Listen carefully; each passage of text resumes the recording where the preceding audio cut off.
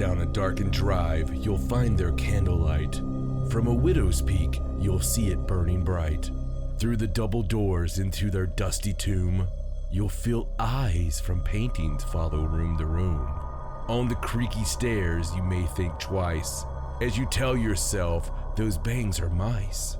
In the upstairs hall, you'll see shadows dance. There's a light from the candle, this is your only chance. You run and you cry as you curse this dark night, only to find at the end there's no candlelight. Instead, there's some headphones you put on full of fear. When suddenly it's every nightmare rolled into one that you hear. And it says, "Welcome to the Paranormal Sideshow with your host, John and Stacey Edwards of ParanormalSideshow.com. Hello and welcome to the Paranormal Sideshow. I'm your host, John Edwards, and joined as always by my lovely wife, Stacey. Hello. And we are here, but our hearts are in that cabin. Yes, that was so much fun. Oh my God, it was so great. Love was in the air. Mm-hmm. I mean, love's still in the air. Yes. But love was really, really kicking in the air. Mm-hmm. And, you know, we got away alone. We did. And Stacey, why don't you tell our friends, our listeners, our confidants, how rare it is for us to get away alone when it's there's conditions here. Mm-hmm. When it's not a paranormal investigation. Right. Because I kind of consider that work. Right. When it's not a paranormal conference, when it's not anything to do with the paranormal. Or with work. Or with work, which hashtag Bruce Wayne job takes up a lot of my time. I don't think people realize. No. Like, I take up a lot. I don't think they realize, 14 hours of that day is normally Bruce Wayne job. Mm-hmm. And with everything I want to do, it might end up being, 20 hours of that day. But I digress. So in all these years we've been together, we've had, chitlins running around. Mm-hmm. So that's great. And we take them with us. We just throw them in a closet somewhere and we still go have fun, but they're still with us. Right. No matter if we lock them in the hot car and hope for the best or, give them toys on a play on the road, whatever, they always come back because they're smart kids. Mm-hmm. Of course, we're joking. We don't give them toys when they go on the road. But listen, for real. How many times has it been that we've got to go by ourselves? Are we including what we just did? Yeah. Okay, so including the cabin vacation that we just took, that would bring the grand total to 1. Yeah. And that's a shoot, people. Mm-hmm. That's for real. One time we've actually got away. On an actual vacation. On our own. And we didn't even take a full week. Once again, Bruce Wayne job. Mm-hmm. I have a problem with taking full weeks, but I wish I had them now because we ended up having what was, I can't put it any other way than perhaps the best time of my life. Mm-hmm. Mm-hmm. I mean, for me. It was great. It was so much fun. We're so relaxing, so quiet. Yeah, it was so great. It was amazing. We just had a really good time. Mm-hmm. Every now and then you just have to be able to reconnect. Mm-hmm. Even people that are super connected. Yeah. You just got to be able to recharge, reconnect, and pull up some wonderful good times. So being us, we wanted to stay away from my work. Hence, I left my laptop. You did. I was so impressed. Yeah. So impressed. That's the first time you've ever done that. Ever. Yeah. So I left my laptop because I can get most of it on my smartphone. But the other thing we left was our aspirations for having anything paranormal happen, except we brought all our equipment. Well, you can't leave the equipment behind. We take our equipment everywhere. It's like an old wrestling thing where I take my gear everywhere just because you're supposed to. You're supposed to show up to every building with your gear. And just in case. Just in case. That's how people get used. So just in case something's haunted and it's us and we didn't go there with the thought of, hey, we're going to, investigate. Right. But again, this was a cabin we had never been to before. It was a new one. So, you got to be prepared. And you're married to a person who attracts spirits. Yes. That's what I do. Yes. 20, 30 spirits at all times. I mean, it's nuts, people. And we'll get into more of that here shortly. Mm-hmm. But we had a great time. Everything was wonderful. And being John and Stacey, we had a great, start. We went and got in the hot tub, just really enjoying things. We basically walked in the cabin, put our stuff down, and went and got in the hot tub. Yeah, we got in the hot tub. We're sitting out there. And this place we got, brothers and sisters, it is Smoky Mountain on the left, Smoky Mountain on the right, Smoky Mountain on behind. It is Bigfoot country. Again, we'll get more to that shortly. Mm-hmm. But that's not why we did any of it. So we come back in. We're going to get the chemicals off of us. So Stacey takes her shower. And we would have took it together, but it's a very small stand-up shower. So she took her shower and she comes out and, woohoo. And I get in, I take my shower, and everything's going good. I'm thinking about what's next. I'm just excited to spend some time, some alone time, some hashtag time. Mm-hmm. And I open up the shower door. And lo and behold, there's a hot tub in there. So it's a jacuzzi bathtub. A jacuzzi bathtub. Mm-hmm. So above the jacuzzi on the wall is the largest spider I've ever laid eyes on. I have to say that I was in the bedroom and I was sitting on the bed. I was just waiting for him to get finished. And he comes out there and he just looks at me and goes, I need to show you something. And I knew it was going downhill from there. And he's like, and then he says my second least favorite sentence. Just don't freak out. Okay, so then I immediately know there's something going on that I need to freak out about. And I was like, okay. Like, I totally didn't want to go in there and see what it was, but he was like, just come look, but don't freak out. So I bring her in there, and she sees the beast, the 8-legged freak. She sees what I lovingly named Monstrifidus Longleggedus. Yes, technical name. Just because Stacey understands Bugs Bunny, okay? She understands Looney Tunes, I should say. So I thought she would get the real feel of it if I said it by its Christian name. It would have come across better if you held it up on a sign. Yes. Time froze for a second and you stood there. Absolutely. Anyway. Absolutely. So no joke, guys. I don't care. Some people are like, well, it looks like maybe a wolf spider and all this stuff. You know what? Go to hell.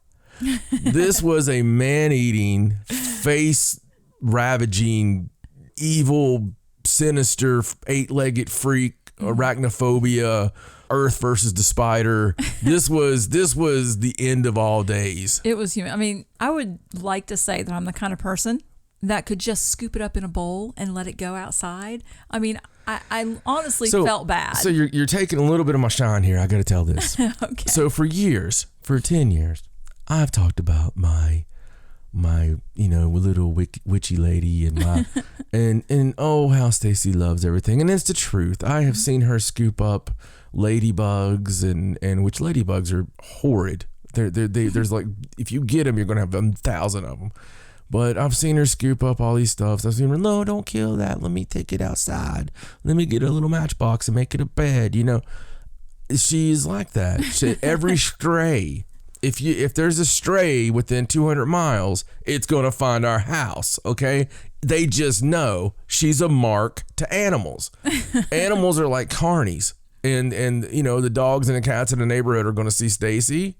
They see her doe eyes when she sees them driving into the new neighborhood, and they're like, hey, got the toothpick hanging out of their mouth, little derby cap, like, hey, Spot, look at there, that's it. I got her first, all right, okay, Tootie, and Tootie. Yeah, that's you his talk name. about my cartoon problem. Well, I watch different cartoons than you. Apparently. I watched a lot of Tom and Jerry and stuff, and that's what would happen on Tom and Jerry.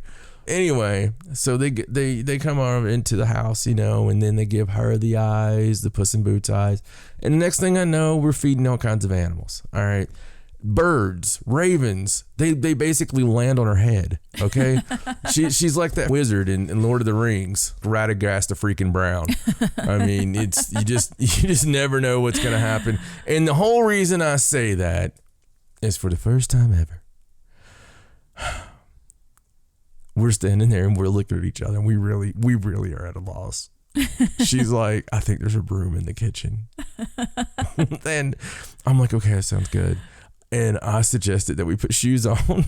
We actually retreated and sat down and like mapped out a game plan. We planned this out. And it was Stacey. She's like, we need to have a plan. Well, I mean, I do love animals, but when you see spiders that are as big as your face, it kind of changes your and when viewpoint. we took pictures of it, it was like it had glowing eyes. And anyway, so the pictures don't do it justice. I'm just telling you. No. When it's you versus the spider. It's because we took the pictures from a really long way away. So we get the broom. When we put our shoes on. Mm-hmm, mm-hmm. And Stacey said, now this is Stacey. She's like, why don't we fill the tub up and we'll kind of knock it down into the water and you hold its head underwater with the broom and we'll drown it and then we'll chop it up and let it go down the drain. So I'm not gonna. It sounds so horrible when you just say it like that. So I'm not gonna argue with a woman I sleep beside, a woman that makes me food. I'm not going to argue with someone when they tell me, let's drown it, chop it to pieces, and let it go down the drain, right?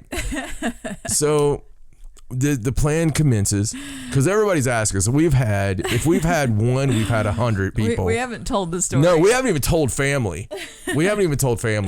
But we so the plan commences and obviously it went poorly. So John had a broom and I had the shovel from the fireplace that you used to I forgot. Oh my God. To shovel the ashes out. I picked it up and I was like, no, I'll never work. forget you picking it up because you pick it up and you gave me this look like, yeah. Like you gave me this like you were very satisfied with yourself and your weapon. You were like you picked up a perfectly balanced sword. Just like, yeah. Well, I was giving you the broom and I just had this metal thing. I was like, all right. So the plan was John was going to knock it down with the broom in the water and hold it under the water, and then I was going to take the shovel and chop at it, dismember it until it was dead. So we grossly underestimated the speed of the spider and agility. We also grossly underestimated the fact that it may be an amphibious spider, which apparently it was. So I used the broom on it, and it instantly started. It sensed danger. Oh my God! Immediately. Oh my God! So it starts taking off. We do good. We freaked out a bit, but I got the broom, and finally I get it down in the water. He's trying. As soon as he touches it, it takes off, and I'm screaming at him to knock it down before it gets away from the vicinity of the tub. Because the whole basis of the plan was that it went in the water. So he's standing on the side of the tub trying to knock this spider down in the water. If it makes it past the wall, right? If it makes it past the wall, we have to go home. and we've rented this thing for days and days, so we can't let it go past because there's no turning back. That's close the door, put a towel under the door, and run. Right. So I get it down there, and I barely got it. I mean, it's like I'm holding like a couple of legs, and it's like pulling the rest of them, and trying to get away. It's wiggling. So it gets in the water, and I'm pretty happy. I'm like, all right. So I've got the broom on top of it in the water, and I'm thinking, it's dying.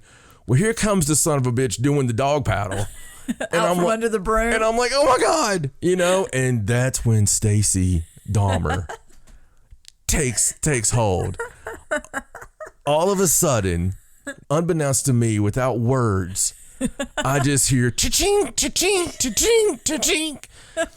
And she is just think Psycho. Yeah, she is just going to Spider Town. She went to Pound Town on the spider, and I see legs that are still jerking. I see legs floating throughout the pool. It was so bad. Of the spider death. So it was so bad. I'm pretty sure he lost 4 of his legs. that were, wherever. And yeah, well, he shriveled up eventually, and she took the main body out for some reason. Yes, I used the shovel and because the big chunk of the body wasn't going to go down the drain. So I took the shovel and I picked up the body, and it was just on the very edge. And I was like, open the back door. And so you open the back door. And I was like, if this thing falls off or it moves, just run away. And so I carried it out the back door off the back deck and dumped it out into the woods. Yeah. Yeah. And then we had to let the legs go down and. Yes, and I think when we made our video, you could hear the drain. Yes, you could still hear the drain as we made the video. The video is still on the Paranormal Sideshow Facebook. Oh. So there you have it. We wanted to give you the full. We like to share everything with you guys, and just so you know, family have asked, can you guys please tell us what happened to the spider? Right. And I couldn't tell anybody. I've had people from work. Good friend of mine works in HR. Yeah. He asked about the spider, and I wanted to tell him, I couldn't tell him. I did actually feel kind of bad afterwards. I know you did. I really hated that it had to go down like that, but it was going to ruin my vacation. We listen. I'm afraid that if I had scooped him up and put him outside, he would have just found his way back in. Yeah. He could have picked the lock with his feet and opened the door. Oh, yeah. He was huge. No, we had to do what we had to do. And, things happen in war. You can't hold yourself responsible for the atrocities of war. Right. And this just happens. I mean, it's the only beast that you've killed. And seriously, purposely, you've hurt a lot of deer. That's the deer's fault over the years, but that's just because for some reason deer like to jump into your windshields. Yes. So I don't know. You're a weird person, but I love you because of that. And that was our spider story. So everything started out perfect, obviously, right? So where do we go from there? Well, the only place to really go from there is, we work up an appetite. I'm not going to do it. I'm not going to embarrass you. So it's time to grill. Now I'll let you know. I like to be a manly man. I think all men like to think that they're, they can work on the car. I can do that. They can do this. They can do that, and they can kill spiders. And they can kill spiders with help. And they can grill. Mm-hmm. I've never been able to grill, but I come from a long line of wonderful people who can't do what they're supposed to do in the kitchen. So we're very forgiving family, right, for kitchen qualifications. And right. But I grilled possibly the best burgers that have ever been grilled. Mm-hmm. Now I'm just going to call it out. This is like the Ridgewood of burgers. Right. Right. And so there's a satisfying moment. I understand now, when a woman says, she really likes when everybody enjoys the food, and I finally got that for the first time, because when you took that first bite of that burger, and I don't know if it was half shock because you've ate my burgers in the past, but when you took that bite of that burger and you're like, what was that? I don't know. That totally wasn't me. You didn't make a screech sound? Not on purpose, but I heard it. It was right here. I don't see how I could have made that without knowing that I made it. Okay, that's weird. That was a weird sound. It was a weird sound. Okay, we're just going to keep going from here, people. We'll keep that in just because the only reason we would take that out is if it's not actually there when we go back and check, which has happened. That was really strange. That was very strange. Yeah, so anyway... She took the bite and she makes the sound, kind of gives me that look, like there's going to be a new hashtag.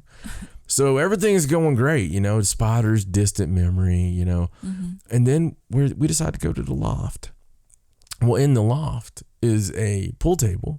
Mm-hmm. And I'm like, yeah, I grew up with a pool table in the house and played it all the time. Just something we always had, And so I played a lot of pool in my day. Mm-hmm. Everybody that came over wanted to play pool, and just because there's a pool table. So Stacy's like, well, I'm not really playing it much. I'm not really that good at it. I never owned a pool table. I'm not really that good at it, and so I don't really play it much. So I should have known. And I'm just glad. I'm just glad that Paul Newman over here didn't have any freaking color of money with her. But anyway, we start playing. Everything's going good. I break. I'm sinking some good shots. Doing pretty good. Stacey's turn, and she's like 1, 2, 3. She's just going, man. And the first game, it ends abruptly because I accidentally sank the 8-ball. But then, like next night we're playing or whatever, and she just goes on a tear. She just goes on a freaking tear, and just obliterates me. I mean, there was some close games, but not really. It was just ugly. And so she's a pool shark, and I'm just wanting that out there that I truly think that Stacey was now raised in a pool hall. I believe that the whole parent thing is a facade. It's just made up. I believe that Stacey was raised in a crazy pool hall and where they killed spiders a lot. I don't know who you are anymore, but you're really good at pool. And that was a fun time. We had a good time, but I had fun. Being who we are, things happened. Weird things happened, like the caricature that we put up online. Well, that was a lot of fun. Yes. We were really happy with the caricature, and we were wanting one for the show. We've been wanting to use one for like the podcast picture and stuff like that. So we went full bore on it. Well, you're gonna have 2 people in there. Well, it's $800. Color. How much is one person? 20. Yeah, color. They're like, do you want it colored? Well, yes, we would like it to have color on it. And he's like, well, how much is that? Well, quadruple, but I shouldn't say that. It was just double. But guys were great, and we even gave them the website address. So hey, guys, yeah, hope you're enjoying the show, and I hope it's everything you thought it would be. So they and I hope you guys don't mind me sharing this, but they definitely had some of my shine, not the moonshine. They had some of that too, but just in the town there, I think everybody gets a little bit. But there was some strange stuff going on there, and they seemed to know a little bit too much about us, right off the bat. I just think that they both had a gift, right? But the one guy, and I'm not gonna say his name or anything like that, but the one guy had an amazing gift that he didn't think was that amazing, where he could see things on people's shoulders and stuff. And I was like, yeah, we don't think you're weird. No. This is that we completely understand. But it was, and we weren't going to go to this one. We were going to go to another one. And it just so happened, just with the way things work out for us every day, we ended up being kind of forced in that direction. And it's like, oh, hey, look, there's a place. And it turned out to be the perfect place, right? So on our way home that night, we had also heard some stories about some bears in the neighborhood, and we had paranormal things happening at the cabin the whole time. Okay, just little things. And we'd also had things, the only bad thing I could think that happened was we wanted the ceiling fan on, and there was no way to turn it on. We tried every light switch. Yeah, none of the light switches would turn it on, and it was so high that you would have to have a ladder almost to turn it on. Like, I couldn't even stand on a chair and reach the chains because, it was vaulted ceiling, and then the ceiling fan was way up there. It was way up there. Yeah. So in the middle of the night, I told you about the woods and stuff, we would hear things like, it seemed like rocks being thrown onto the roof. And that could be anything. It'd be a squirrel throwing a nut. It could. I mean, anything. The woods were very close into, where that cabin was. So then we would hear bangs in the place. Also, not too familiar with it, so there could be bangs in the place. We know all that. Just strange stuff. But going back to town, we come back from town, and we're thinking about some of this stuff, and we stop, and I think some people seen the pictures that we took. We stopped and we were cleaning stones, and there's some stones there in the water, and we were there. This is after we were there like 20 minutes. Yeah, and I'm we talking had been walking down the trail and everything. This is on a trail. There's no people around. Okay, there's no cars around. Well, you'd see them. You would see cars at the road, but there was none parked. Well, you would see the people too, because it was like all straight. It wasn't like they could hide. Yeah, it was a creek. And, exactly. And Stacey's like, look at that footprints. there's footprints there and they're wet. And we looked and it's like, wow, that's weird. And they were wet footprints. It's like 90 degrees, by the way. It was 90 degrees, probably felt about 98. They should have evaporated. So we took pictures of it because it's just weird. It's just strange. And we felt like we were being watched anyway in that place. Just that weird, ominous feeling. So we had been talking a lot about Bigfoot because there had been some Bigfoot stories around where we were at and also the bear stories. But the bear was like, it come out at... Yeah, the bear, supposedly, there's a bear in that particular area that people that had stayed in the cabin before, when you're in a cabin, they always have these books where people write down stuff, about their experience. And I would always flip through and look at it because I'm always curious if somebody's like, there's a ghost in this cabin, And a lot of people were like, yeah, there's a local bear and it comes by early in the morning and tries to get into the trash. And, that's the only time it had ever been mentioned, early in the morning, he'd come by and try to get, into the trash can. So we come back from town and we pull in and the trash has been turned over. Yes. And gone through. So right off the bat, you're kind of alerted because there's a bear. So no big deal. It's too dark at this point, but the sun had just went down. Still, it's very strange for the bear to change his habits and be out in the daytime like that. But it could happen and probably did, right? So we decide to, we're going to go on up to the house. And Stacey's like, look at that. And I was like, what? I was like, oh. So there's 2 heavy rocking chairs on the front porch of this place. And also the grill's out there where I was grilling everything. Well, one of the rocking chairs had been moved to right in front of the front door. No way we could have got out had it been like that without moving it. Right. Because it was right in the way to move it to get in. Yeah, so that was weird. It wasn't, and we're talking about wood rocking chairs, like the big solid high back wood rocking chairs, not like little flimsy plastic. Yeah, not the ones at the restaurant gimmick out front, the Cracker Barrel. Right. The actually heavy ones, good ones, And so anyway, not that those aren't good. Right. But there are heavier ones, and I'm talking about the heavy ones. So anyway, we moved that, and we're just like, no. No Bigfoot, no, we're not doing it. So we open the door, everything's good. I'm going to grill. So I go ahead and start grilling all this stuff, and I walk in, burgers are done, and I walk in and I notice Stacey's turned the ceiling fan on. And in my head, because you know how you don't really think about stuff. You don't think about it's 30 foot up. You just think about the fact she, probably got a chair, because Stacey would. Stacey's the kind of person that would balance 3 chairs when I'm not around just to, get something done. So I'm like, oh, hey. I sit down on the couch and we're having we went through this whole time. I'm talking, we don't fight anyway, but no bickering, no anything. Everything was just so, hey, sweetie. Hey, love. Mwah. Oh, it was just perfect. Right. Really, really perfect. So I sit down and I'm like, hey, baby, good job on the ceiling fan. And the look on her face, it was another one of those looks.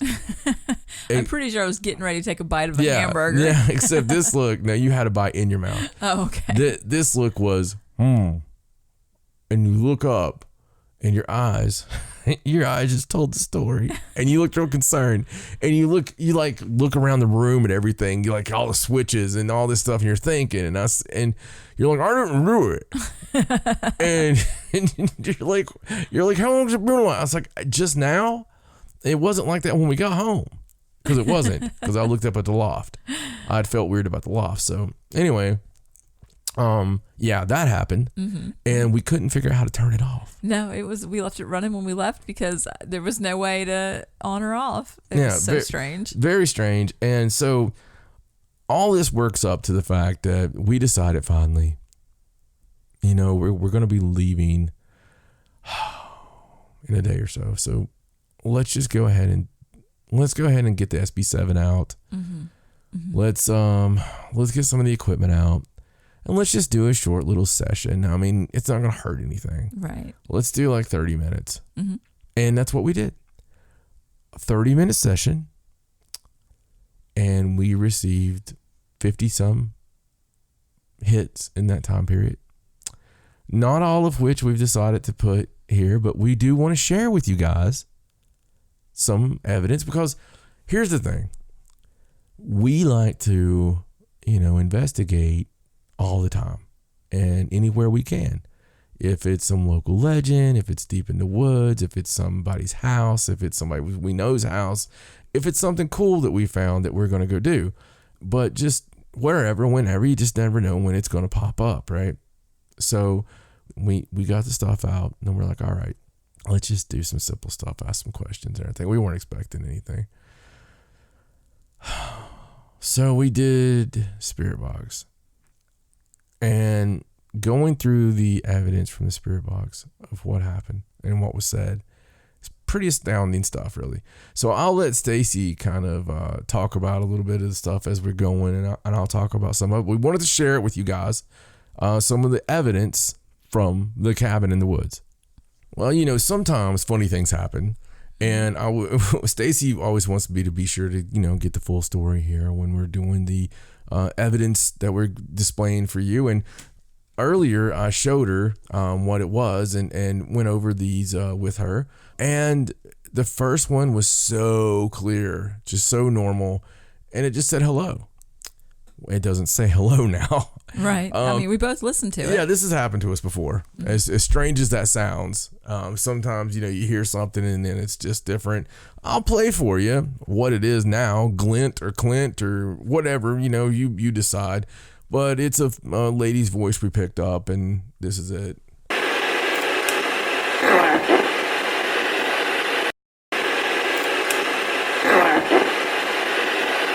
So I have no I don't idea. know what it's saying, but I know the first time I listened to that, there was just a hello. Right. So that's very strange. Very, very odd. So then we go to the next one. And part of the story here is I was asking, hey, did you guys see what we killed in the bathroom? Mm-hmm. I was just trying to make conversation. This is about 4 minutes in. And there was a lot of stuff between those times, but we're just got certain ones out for you that Stacey handpicked. But I had asked, hey, could you tell me what happened? And an older gentleman who we pick up several times says, too hard. Like it's too hard to, too hard of a question, I suppose. Mm-hmm. And when he says that, it's kind of cool because there's another spirit talk to him. And this is only the start of this with the conversation. Another spirit talks to him and says, heard you, because she heard him on the spirit box, which was a very alarming thing, it sounded like. So here is that too hard and then heard you. What did we have to kill in the bathroom earlier?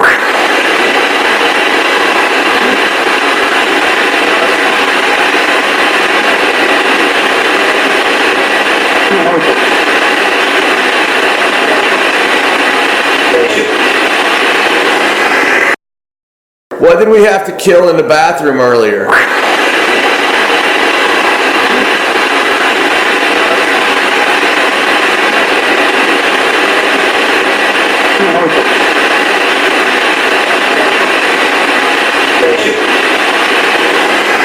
So there you have it. It's one of Stacey's favorite kind. Is when we capture the conversations and they're talking to each other, obviously. So the too hard, and he says it and he's trying to be helpful. And the other one's like, heard you, hello. So this next one, this one's kind of funny. I ask go ahead. You could set it up. Well, John likes to ask if the spirits that are speaking to us know his name. Because that's sort of a validating thing. If they can say what your name is, then obviously they can see you and they're actually communicating with you. So he asks, I don't know how he said, like, do you know my name or what's my name? And we catch like a little voice at first, like a female voice. Can't really tell what it's saying. I like to think that it's saying dumbass, just kind of being funny and saying that's what his name is. But then after that, you very clearly hear a voice say John. Yeah. So this happened. It started at 5:39, and then it ended up at 5:44 of the selection. But if anybody remembers the Tim Woolworth episode that we had, Tim and I were talking about spirit box communication and how for years we were called freak and we were called dumbass and all this stuff. Very strange, but this definitely they have a sense of humor. So I said, "What's my name?" And it instantly says dumbass. And then it's somebody else says John. So here's that selection. Do you know what my name is?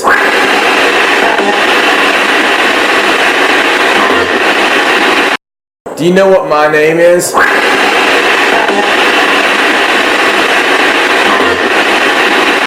So yeah, playing it twice there, as you can hear, instantly she says dumbass, and then couple seconds go by and the deeper voice man says John. I mean, to be honest, she's probably saying don't ask, but I like to think that she's saying, dude, she's totally saying dumbass. I mean, I appreciate you trying to protect me on that. I am not a dumbass, so I am completely confident enough to say that. Gotcha. So this next one is another argumentative one between the spirits, which, like I said, listen, it's getting less and less of a secret, but I pull a lot of spirit activity.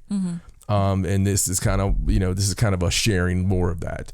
But I talk about, how long have you been here? I was like, have you been here long?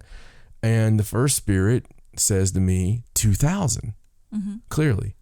So I'm thinking, hey, that's cool. Instantly, I'm thinking, oh, well, he's been here since the year 2000. It's crazy. And then this other man who's very helpful to me and talks throughout the night says bullshit. He just calls him right out. Straight out. Spirit fight. Not the first one of the night either. Right. But been here long, 2000. Bullshit. So here is those selections. This happened at 9:52 through 9:59 of the 30 minutes. Have you been here a long time?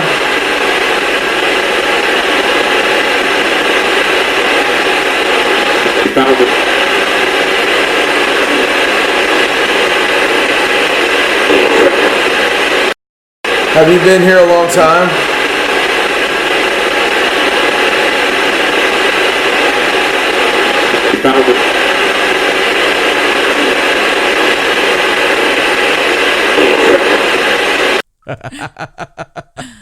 That's funny. I love it. So he just calls him right on it. Just bullshit. Yeah. I mean, either he's calling him on it or he's mad that he told him. Right. I kind of go with he's calling him on it. Yeah, I think so too. Pretty strange. So this was debatable on if we were going to use it or not. And, it's one of those validation pieces though. So I like to ask questions like this. This is the kind of question Stacey and I like to ask. We don't ask the same thing a million times. We like to get creative with it. And this one, because we had not said it throughout the night, is one of those incredibly validating questions. So the question was, do you know what our daughter's name is? And we got a cool answer. Here it is. Do you know what our daughter's name is?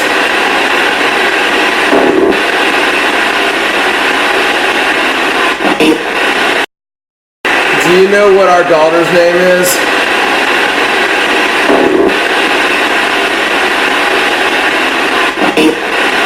So now that you've played that, I can hear her name in there twice. Yeah, well, I didn't let you hear that first part earlier. No. I didn't know anything was there.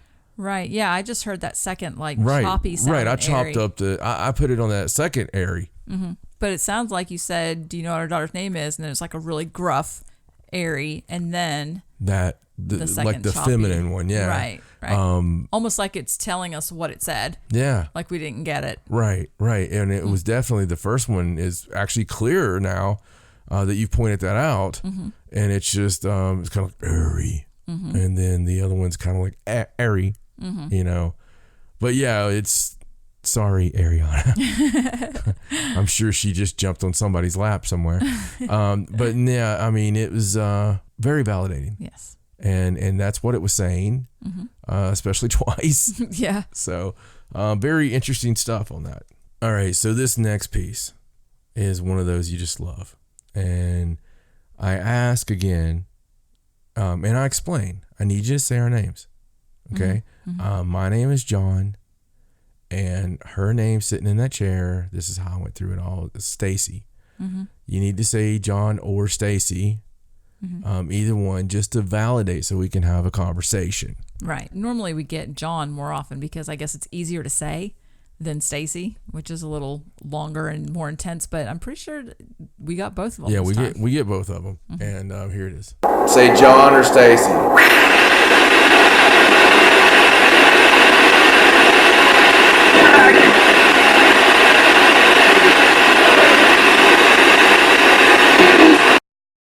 Say John or Stacey.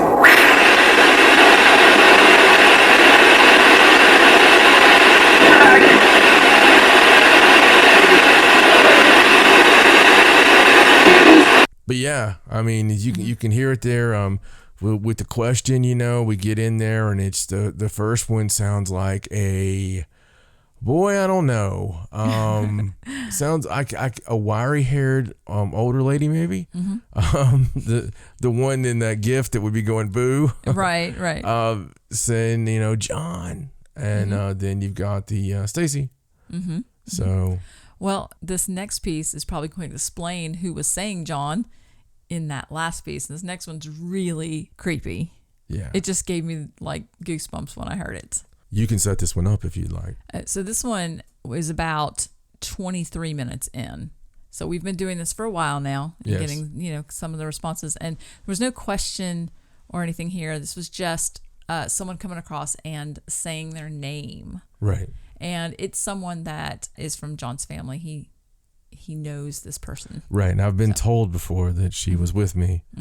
And, so great grandmother, I called her Granny, but her name is this.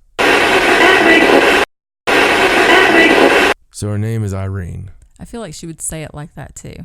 Anyway, that's that was interesting, and we're not done. Oh my goodness, are we not done? So a lot of times when I'm communicating, I'll get many spirits lining up wanting to talk. And again, a lot of cat, a lot of bag here, pulling it out. So I'll have many spirits that want to speak, and some of them are guides, and other are visitors, and especially when we're in a place like that cabin where, that just happens. They kind of see me, the big fog light on the head. Right. So we're just calling this next piece the conversation. And it starts about 24 minutes, 50 seconds into the 32-minute piece that we have. And I'm going to tell you what happens here. So it starts off with a what's up from like a female spirit. And I'm like, what's up? and she goes, how you doing? Yeah. So she's like, because she sounds younger. I mean, she's like, what's up? And I'm like, what's up? And she's like, hey. And I'm like, hey, can you make the lights go up on this, and because we're trying to get them to mess around with, I think, the male meter, or no, it was the K2. The K2. And yeah, it's like, can you make the lights go up on this? And I hear somebody whisper to her, like, tell me you can't do it. And she instantly goes, can't do it. And then the man who we've been hearing all night goes, can too. And she goes, never. Now I'm also speaking during that part, but you can hear never underneath what I'm asking. And then there's another male who is a friend of mine from my past, who in other selections that we're not playing is very apparent who he is. But he goes, for John. And so the funny thing is, after all that, a couple seconds go by, and I said, hey, can you say my name? And do you remember my name, or can you say my name? Something silly. And at that time, my main attachment that we never put over on the show, or pretty much anywhere, but just put it this way, she's always in my evidence, okay? And a daily part of my life, but of our lives.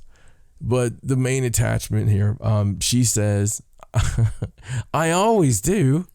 And so we capture all this. So basically this conversation piece all happens pretty quick. We wanted to explain it though. And it's kind of like, what's up? What's up? Hey, hey, could you like these up? Can't do it. Can't do. Never, for John. And then it's like, hey, you say my name. I always do. Right. So it's all kind of in a row, and we'll play it a couple times. You'll have to kind of listen under when John's talking. So. What's up? Can you make this light up again?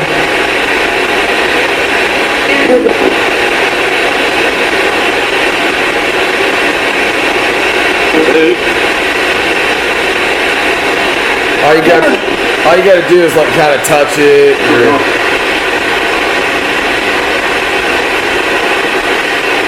Do you know my name yet?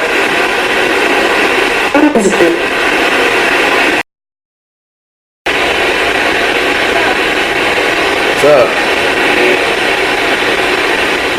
Can you make this light up again?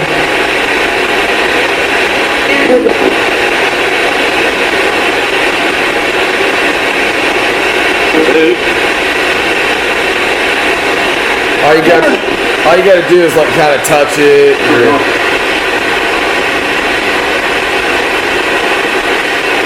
Do you know my name yet?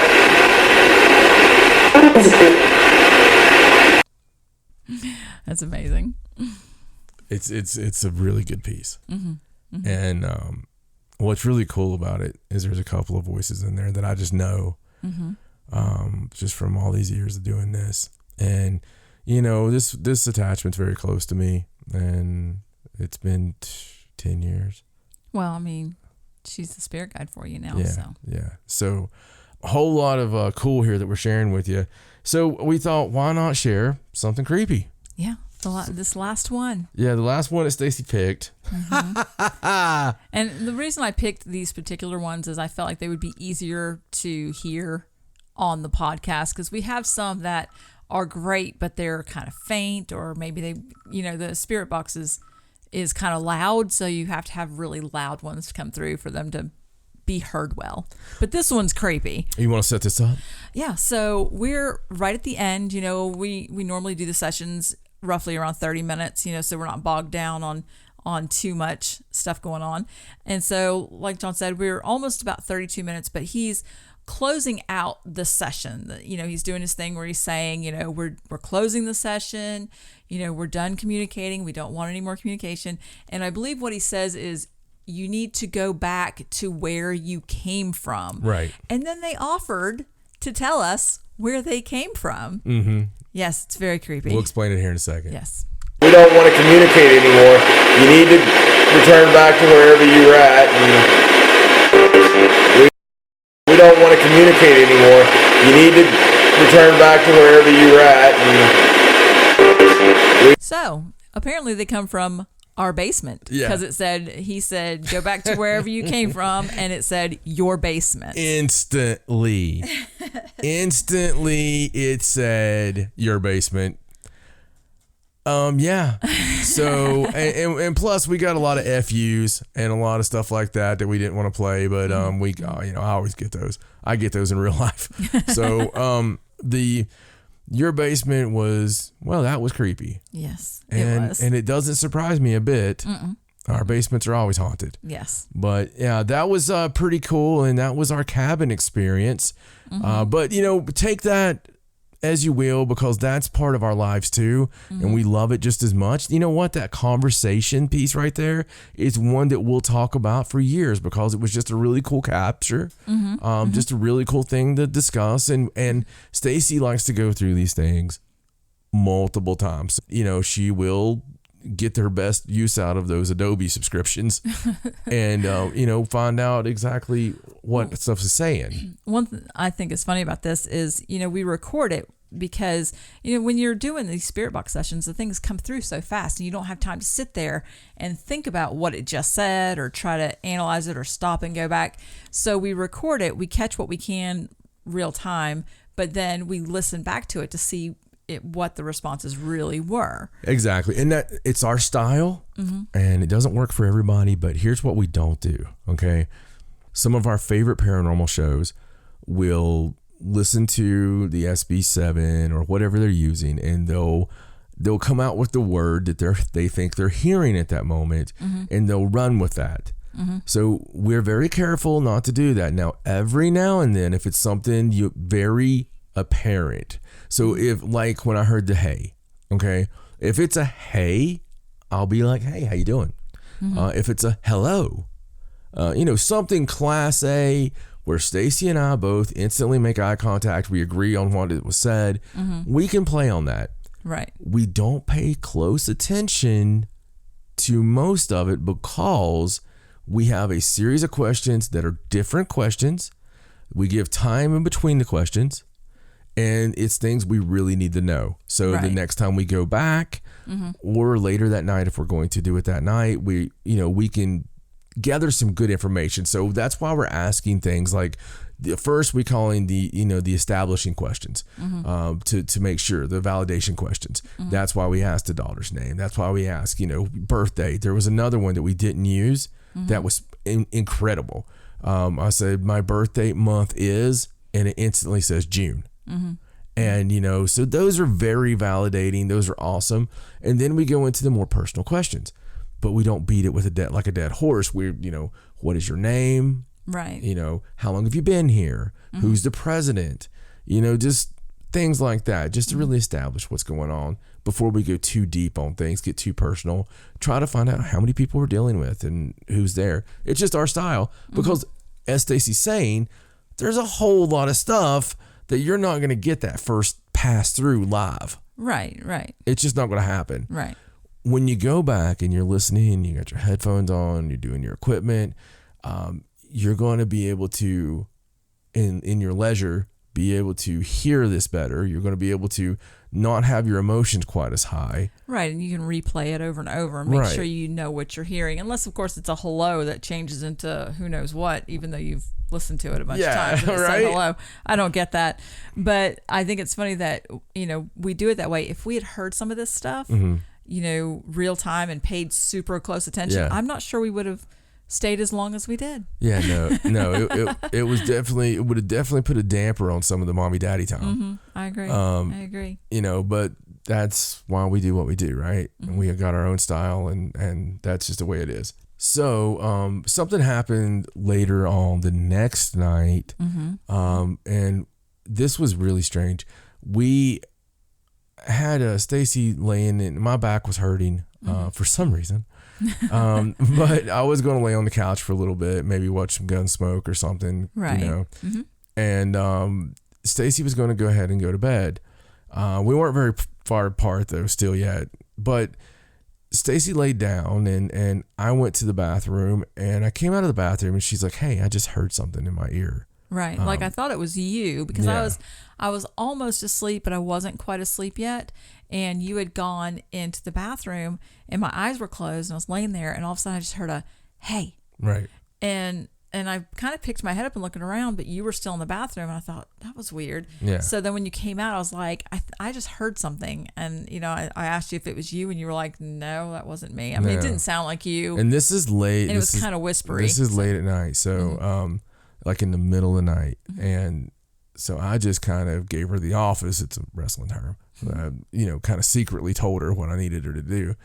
I started the recorder and I said, just put it beside the bed.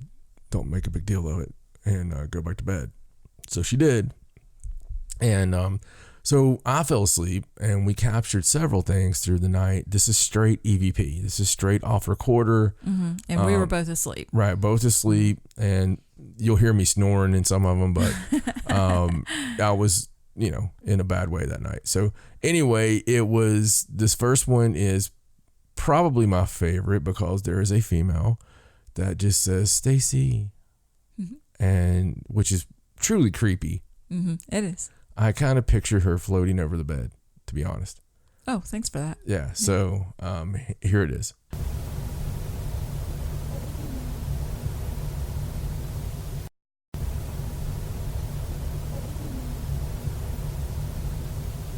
So how do you feel about that? Yeah, I'm glad I didn't know about that at the time. Yeah. So this is all after the whole spirit box. So here's the cool thing. Stacey's only finding out about these right now. Right now, yeah.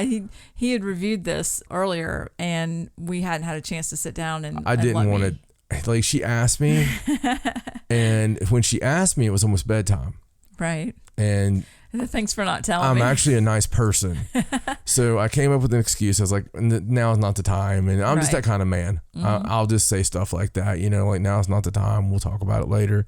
And when I say that, there's normally a really good reason. Right. So anyway, that was the reason. I didn't want her to hear that particular one. Okay. So I did the Stacey one. And that was freaky enough, right? Right. You make it sound like there's going to be some more really freaky ones. Oh, it's very freaky. Okay. This is also in the bed with you. Okay. Because I'm in the other room. Right. And this one says something very unique. Okay. This one says John Edwards. Oh, okay.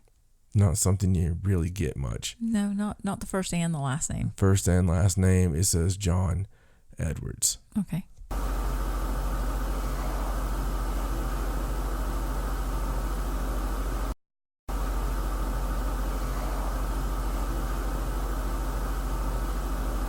I thought that was really cool. Yeah, that's really cool. And it's not like we're asking questions. It's just. No, that was really weird. I thought that would freak you out.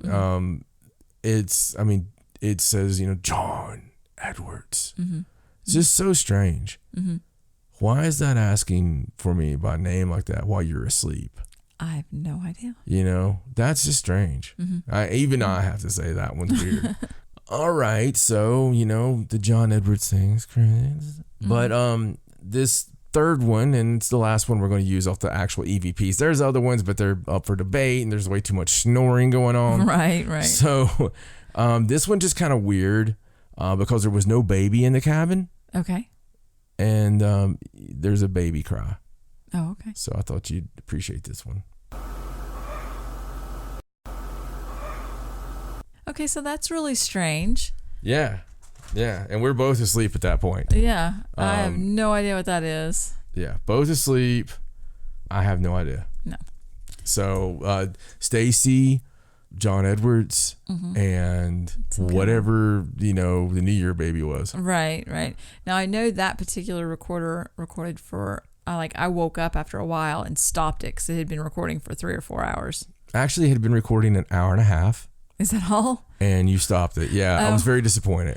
I thought it went for 3 hours. I thought when I woke up, I was like, gosh, it's been running for 3 hours. I should stop it. Nope, hour and a half. Oh, oops. I was pretty tired.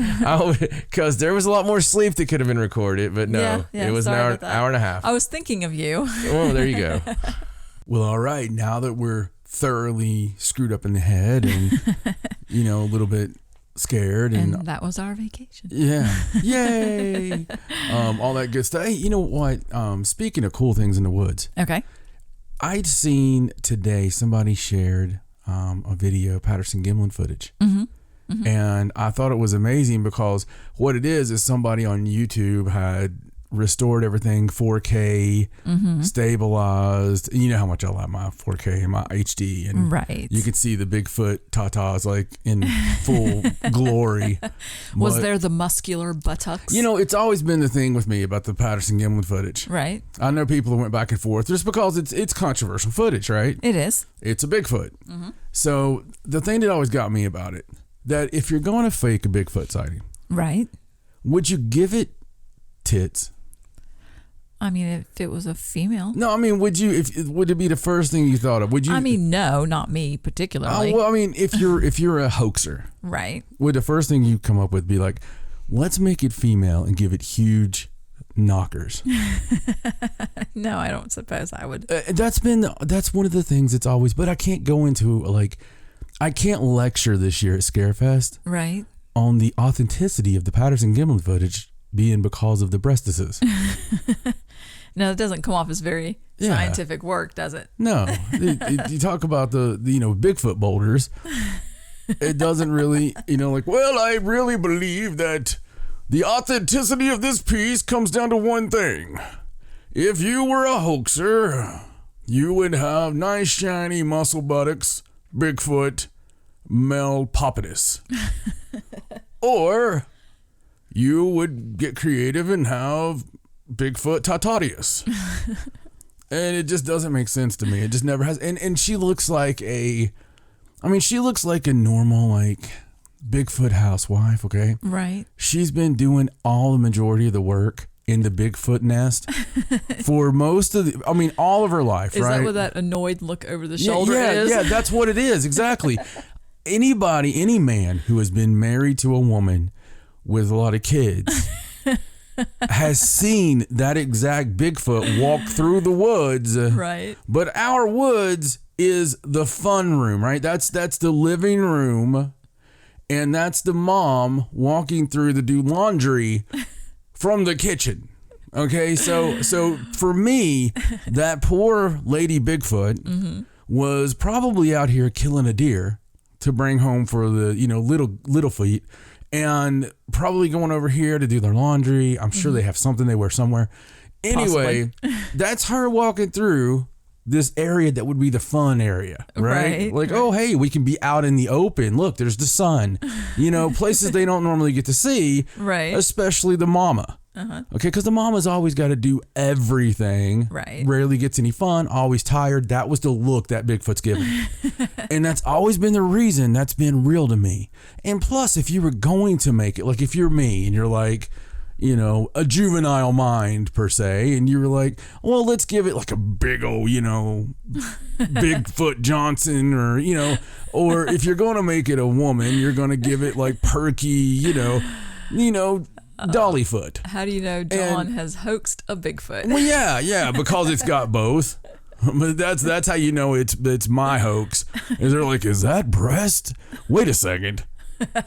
Hold on. There's a whole new theory on Bigfoot.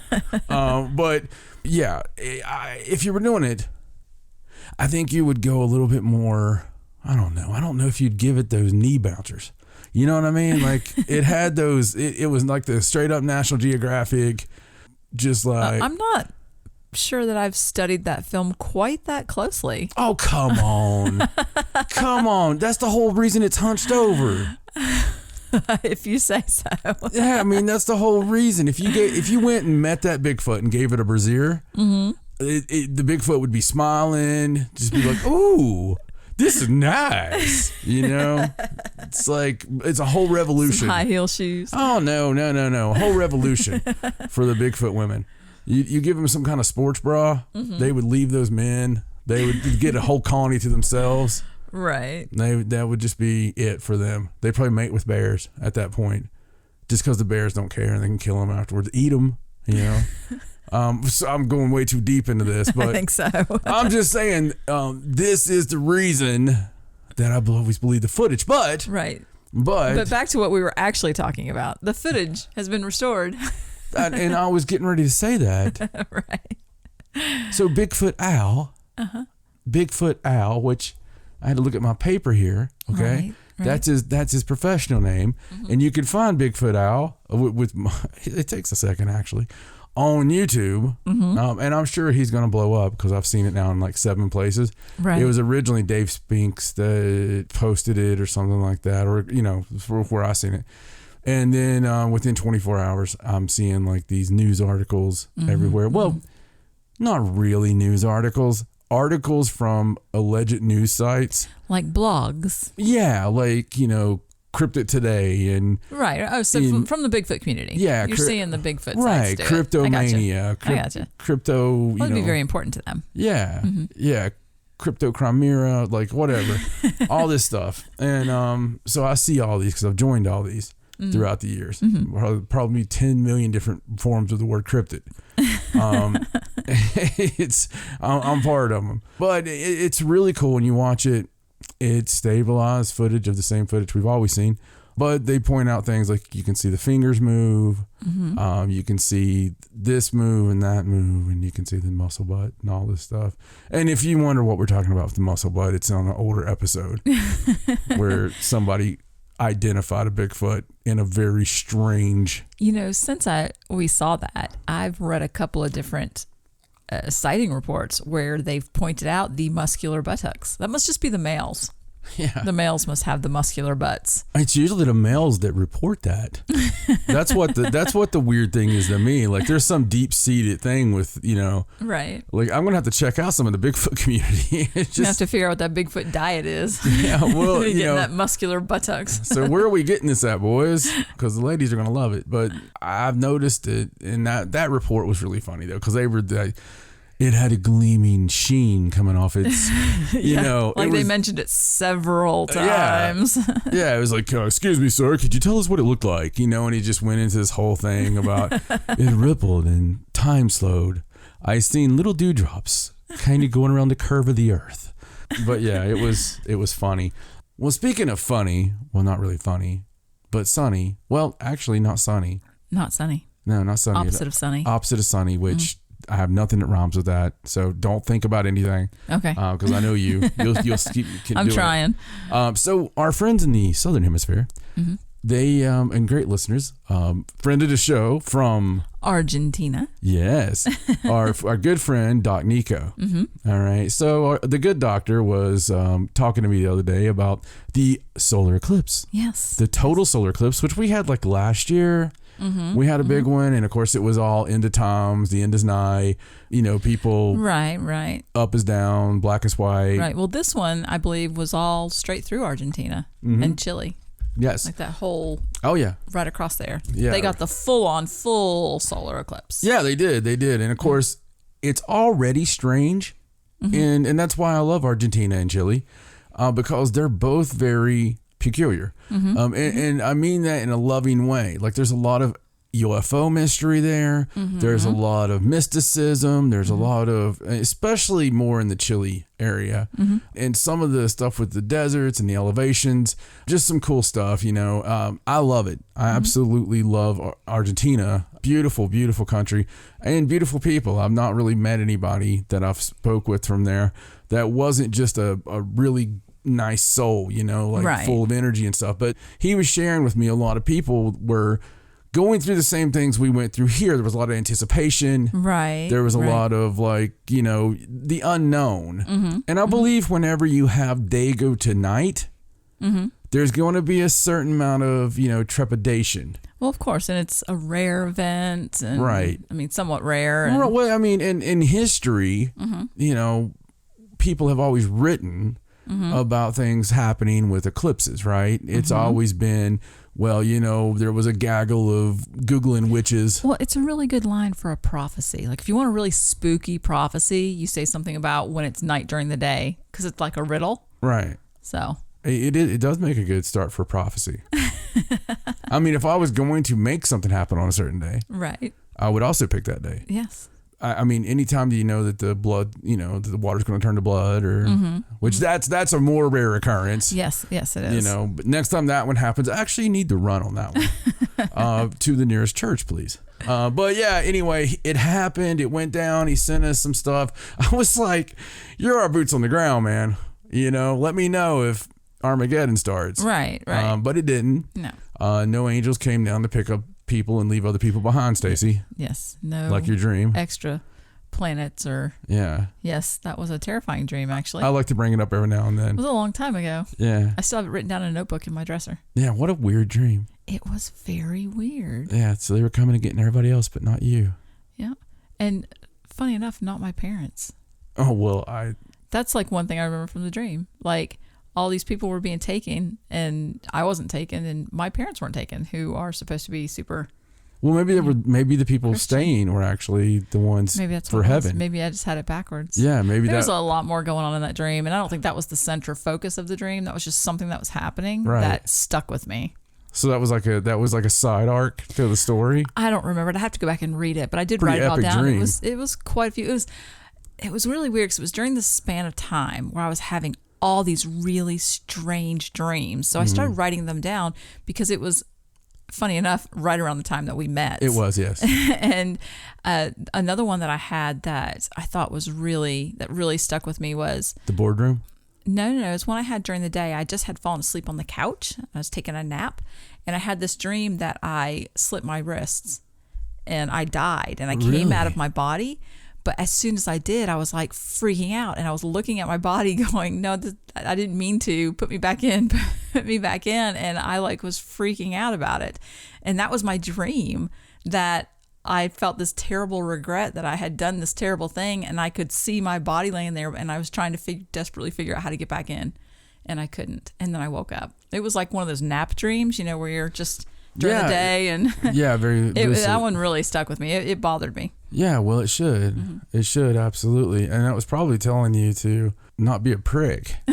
I mean, it was probably telling you something, some things you can't go back from. Right. No matter how much regret you feel, Mm-hmm. I don't know. It's hard to say. It's really weird. It could be many things. I think that was really open for interpretation. Yes, I think so. But I don't remember you ever telling me that dream. I think I may have. I mean, I wrote it down. It's one of the ones I wrote down, along with all the several water ones that I had where I was, being battered with big waves. And those are terrifying. Those are nightmares for me. Yeah, just being drowned and stuff. Mm-hmm. I think that's more of a memory. It's the nightmares. I mean, just, we had to get rid of the witch somehow, right? But no, that's interesting, man. That's very interesting. You got me thinking all about that one now. Sorry. So that's okay. We'll pull the notebook out later, read all the details. Oh, yes, absolutely. The real romantic notebook. All right, so I want to do something pretty cool here because a few things have happened here recently. Okay. There's been the World UFO Day. Yes, World UFO Day. Yeah, not some national stuff. This is recognized this is like worldwide, pal. Everyone. Mm-hmm. Yeah, which is a lot of ones. Mm-hmm. So you put all those together, and what do you got? You got a cool day where, we don't do anything special on, but everybody mentions that it's World UFO Day. Yeah, being that it was World UFO Day a few days ago, and also combining here, being that we are recording this on the 4th of July. Right. So, happy Independence Day for those of us living in the United States. For those of you not living in the United States, congratulations. It's the 4th of July. It is the 4th of July. Celebrate the 4th. So I've compiled a fun list. Okay. Because I wanted to combine the 2 days. And what we've done, we've got the wonderful Independence Day. Right. Which is today. Right. And a few days ago, we had World UFO Day. Right. So I was like, it'd be cool to do something that had to do with the states. Of the United States, and it also had to do with UFOs. Cool. So the National UFO Reporting Center actually helped me out a little bit, because here recently they've compiled a list of where you're most likely to see a UFO per state. Okay. So we go through the 50 of them. But I figured instead of just reading 50 states, because as much fun as I can have with that with few of the states, right? Even though I have a lot of love for you, right? Okay, I love you very much, Kentucky. It's just every now and then it's really fun to point it out. So we could have a lot of good times. All right. But I also wanted to combine it because it's me and give you, like a cool little fact about said state. Right. Which I believe that the National UFO Reporting Center missed the boat on. Probably. I think more people would go and you could generate more traffic. It's like, do you want to look at a report that says Texas 1421 or Texas most likely place to see a shootout? I don't know. it's you'll see a cowboy, which is true. That is true. I went to Texas and I saw all kinds of cowboys. I didn't know if that was a myth. It wasn't. Well, I seen people dressed as cowboys. There you go. They may have never seen a cow. That's very true. They may not actually be boys. I mean, it's hard to tell these days. So anyway, here's my list because it's my list and I'm going to do it and I think it's cool. So how are we doing this list? Are we starting with the least sightings getting to the most? Well, I do believe if we went the other direction that the entire bit would kind of lose steam. I suppose. You just giving away the ending. I fear once we got to around 35, people would be like, yeah. Who cares? I mean, it's not going to get any better. Okay. I see your point. Yeah. That was a silly question. No, it's okay. It's okay. It's a good question. There are no silly questions. Except for that one. On the Paranormal Sideshow. All right. Only silly people. So speaking of silly people, let's get on with the list. Okay. All right. So there's going to be some rules to this. Okay. And the rules are, we're going to let you know here, I did give Stacey the office before the show and, let her know, hey, this is how this is going to go. Here's your part of the list. I thought if we did this in tandem, just like most things, it would be much more fun than doing it by ourselves. All right. And, most of the time. So you eat a big pizza, maybe not. So what's going to happen is I'm going to tell you the state, and you are going to tell me a wild fact about the state. Okay. So now these UFO, the rankings, it's per 100,000 people, right? Per 100,000. So basically, to give you an example, number 50 has 4,969 sightings. But number 49 only has 927, yet they're ranked higher because the per 100,000 is much higher. Gotcha. All okay. right. So just how everyone understands how the list is made. Yeah. So if it's a really impressive high number of sightings, I might tell you this number. But other than that, I'm just going to be 50. We're just going to be ranking them. Yeah. So number 50 is a surprise. Okay. What is number 50? Texas. Texas. Really? Yeah, we were just talking about Texas, and honestly, I didn't know it was number 50 when I was saying all that joke. Wow, and they have the least number of sightings. It's weird because normally if you have a larger landmass, you have a larger chance of said activity. Right. You think they just don't like to report it? I don't think that would be it. Oh, you know what? What? They all wear cowboy hats. They just can't see the UFOs. Wow. Because the cowboy hats have the brim. Nobody's looking up. You're definitely a very intelligent person. Yes, the hat's in the way. Problem solver. Figured out. So give me a fact about Texas. Okay, so interesting fact about Texas: you can legally tag a Bigfoot. Of course you can. Of course you can in Texas. Well, so that opens up a little bit of. Kind of opens some more questions. So has anybody ever actually taken them up on this? I mean, is there a certain season for killing Bigfoot? Are there states where it's illegal to tag a Bigfoot? I mean, I've got problems with this.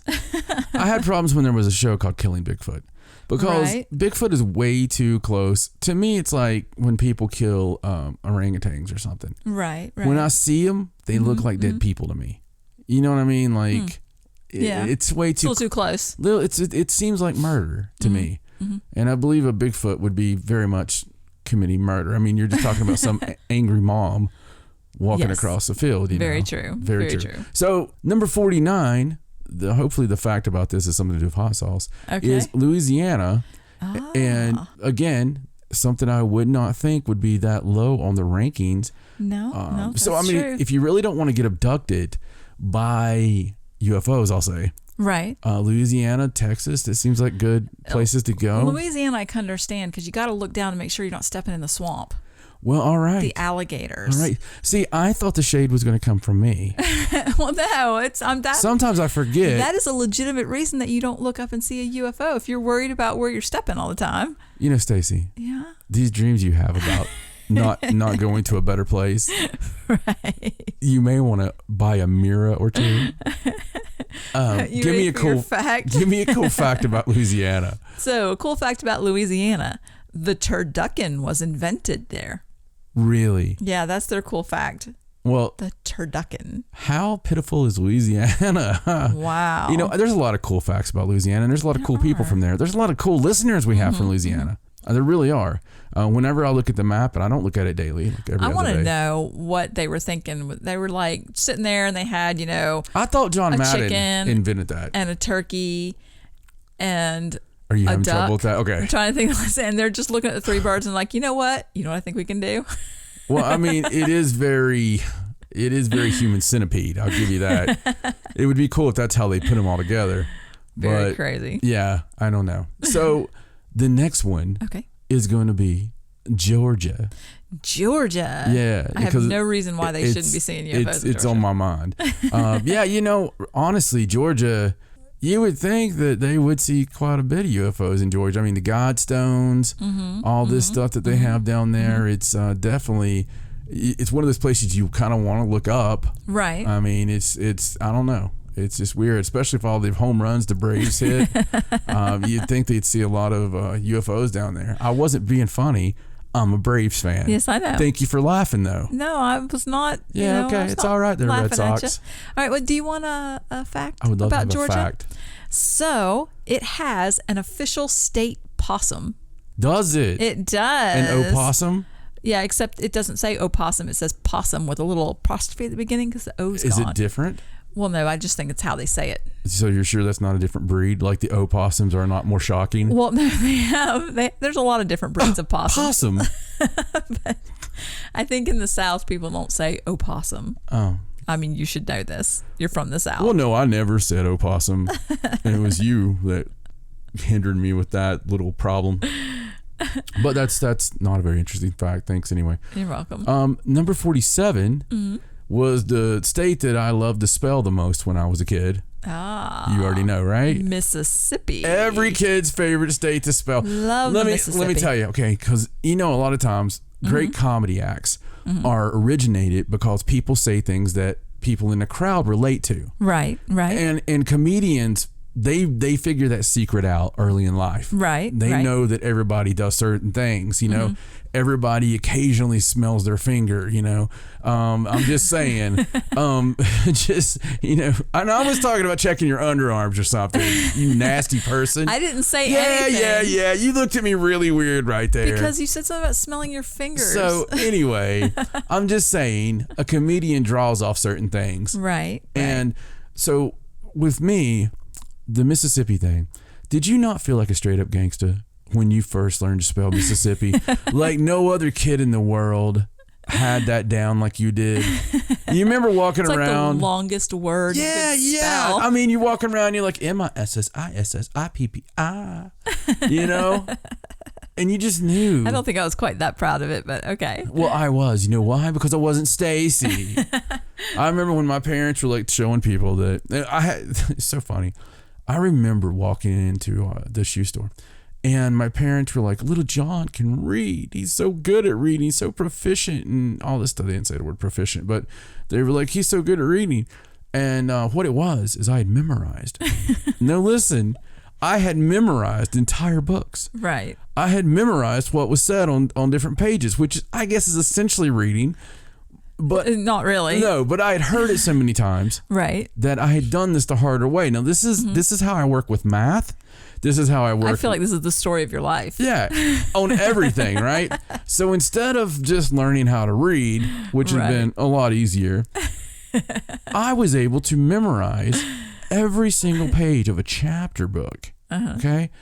This is a real true story. Now, a baby chapter book, like not long. Right. But I remember going through it and I would close my eyes. And they asked me why I was closing my eyes. And I was just like, well, I look at the words and then I see them in my head. And what it was is I was really just closing my eyes to remember.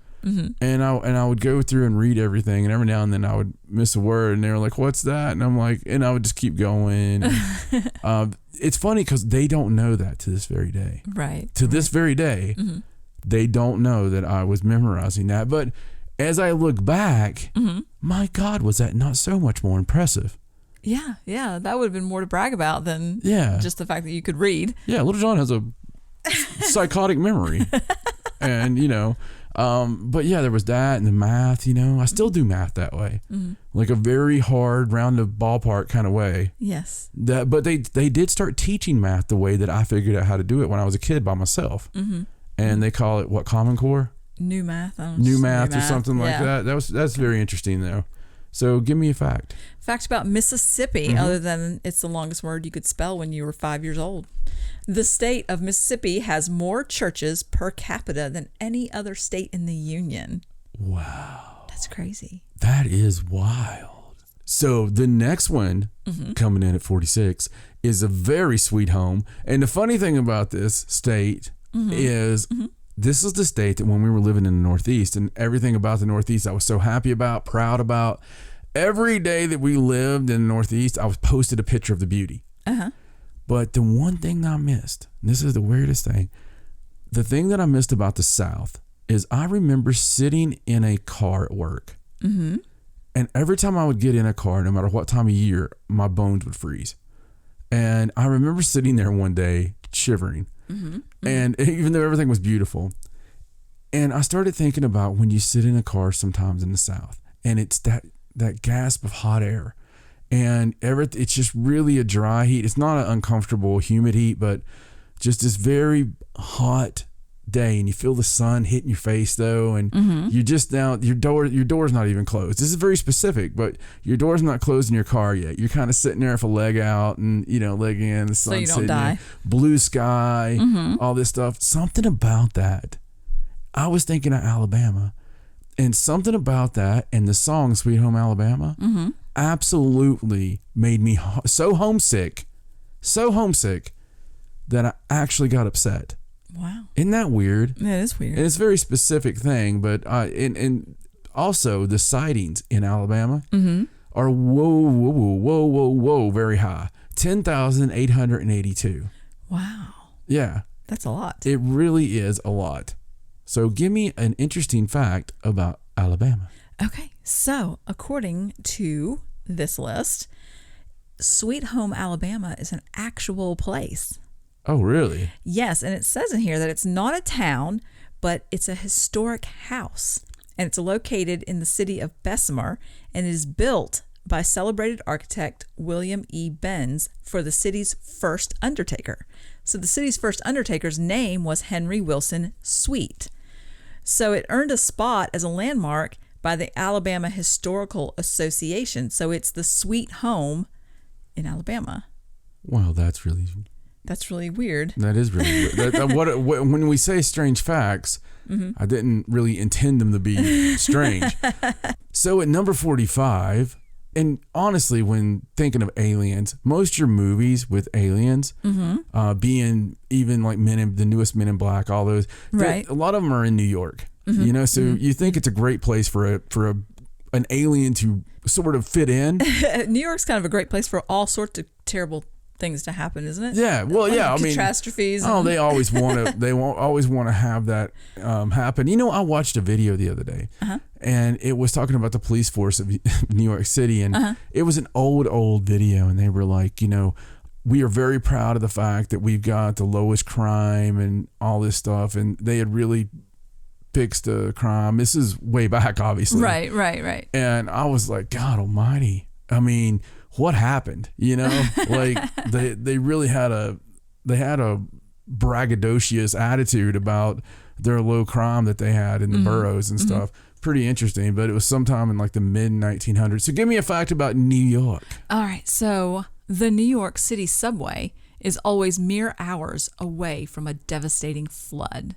What? Yeah. So apparently a lot of New York City is built on swamp and other wetlands, and the city relies on this system of 753 pumps to remove 13 million gallons of water, street draining, and sewer flow every day. Are you serious? So without the pumps, most of those tunnels would be drowned within hours, and I am never getting on the subway in New York. Oh my God. Now that I've read that. What a fact. Because the day that I get on the subway, those pumps are going to start blowing or something. And okay, wait a second.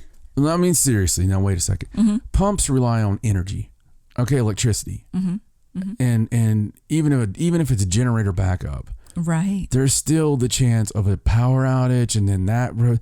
I mean, if you're stuck on a subway, right, which runs on electricity in a tunnel, and you can't get out because it's a little tunnel, right, and it takes too long, my God. Yeah. That's not on the advertising brochure, Right. It's like, come to New York City, watch out for the tunnels. That's so crazy. I'll tell you another crazy thing. When my father first began doing his ancestry, right, and he was going through all the genealogy. Now, he didn't do it from spitting in a tube and sending it off. Right. He did years and years of painstaking, boring as hell. Right. Books and searches. Research. Right. And he's somewhat a perfectionist. Like, he's not going to leave until it's all finished. Right. That's just how he is. Right. Okay. And he found a lot of interesting facts. One of those was that our family, when we landed, we actually we had Manhattan Island or whatever at some point, and lost it in some weird kind of screwed over deal. And he actually was part of this people that were trying to get back their rights of having that. And I'd have to ask him to get more, to get better facts to this. Obviously nothing Right. you know, Right. I would be doing this from on top of the Empire State Building that I owned. Right. If anything had come of that. But it was an interesting little thing. I'll have to ask him. And just so I can get you that fact on that. It was pretty cool. I'm sure, like with most ancestry, it was caca. Right. Because what I've noticed over the years is people like to sort of direct their own, if you're going back through your genealogy and there is a line and the line splits. Right. You have one way that makes you kin to, I don't know, Daniel Boone. Right. And the other one makes you kin to Pat Boone. More people are going to go Daniel Boone, just even though they don't know. Right. Because they're just like, oh, that's cool. Of course I come from that side. Right. And then it goes down here and, are you Shakespeare or are you, what? And you're just going to keep, or are you Henry? Just Henry. Right. He didn't have a last name. He was Simple Henry, is what we called him in town.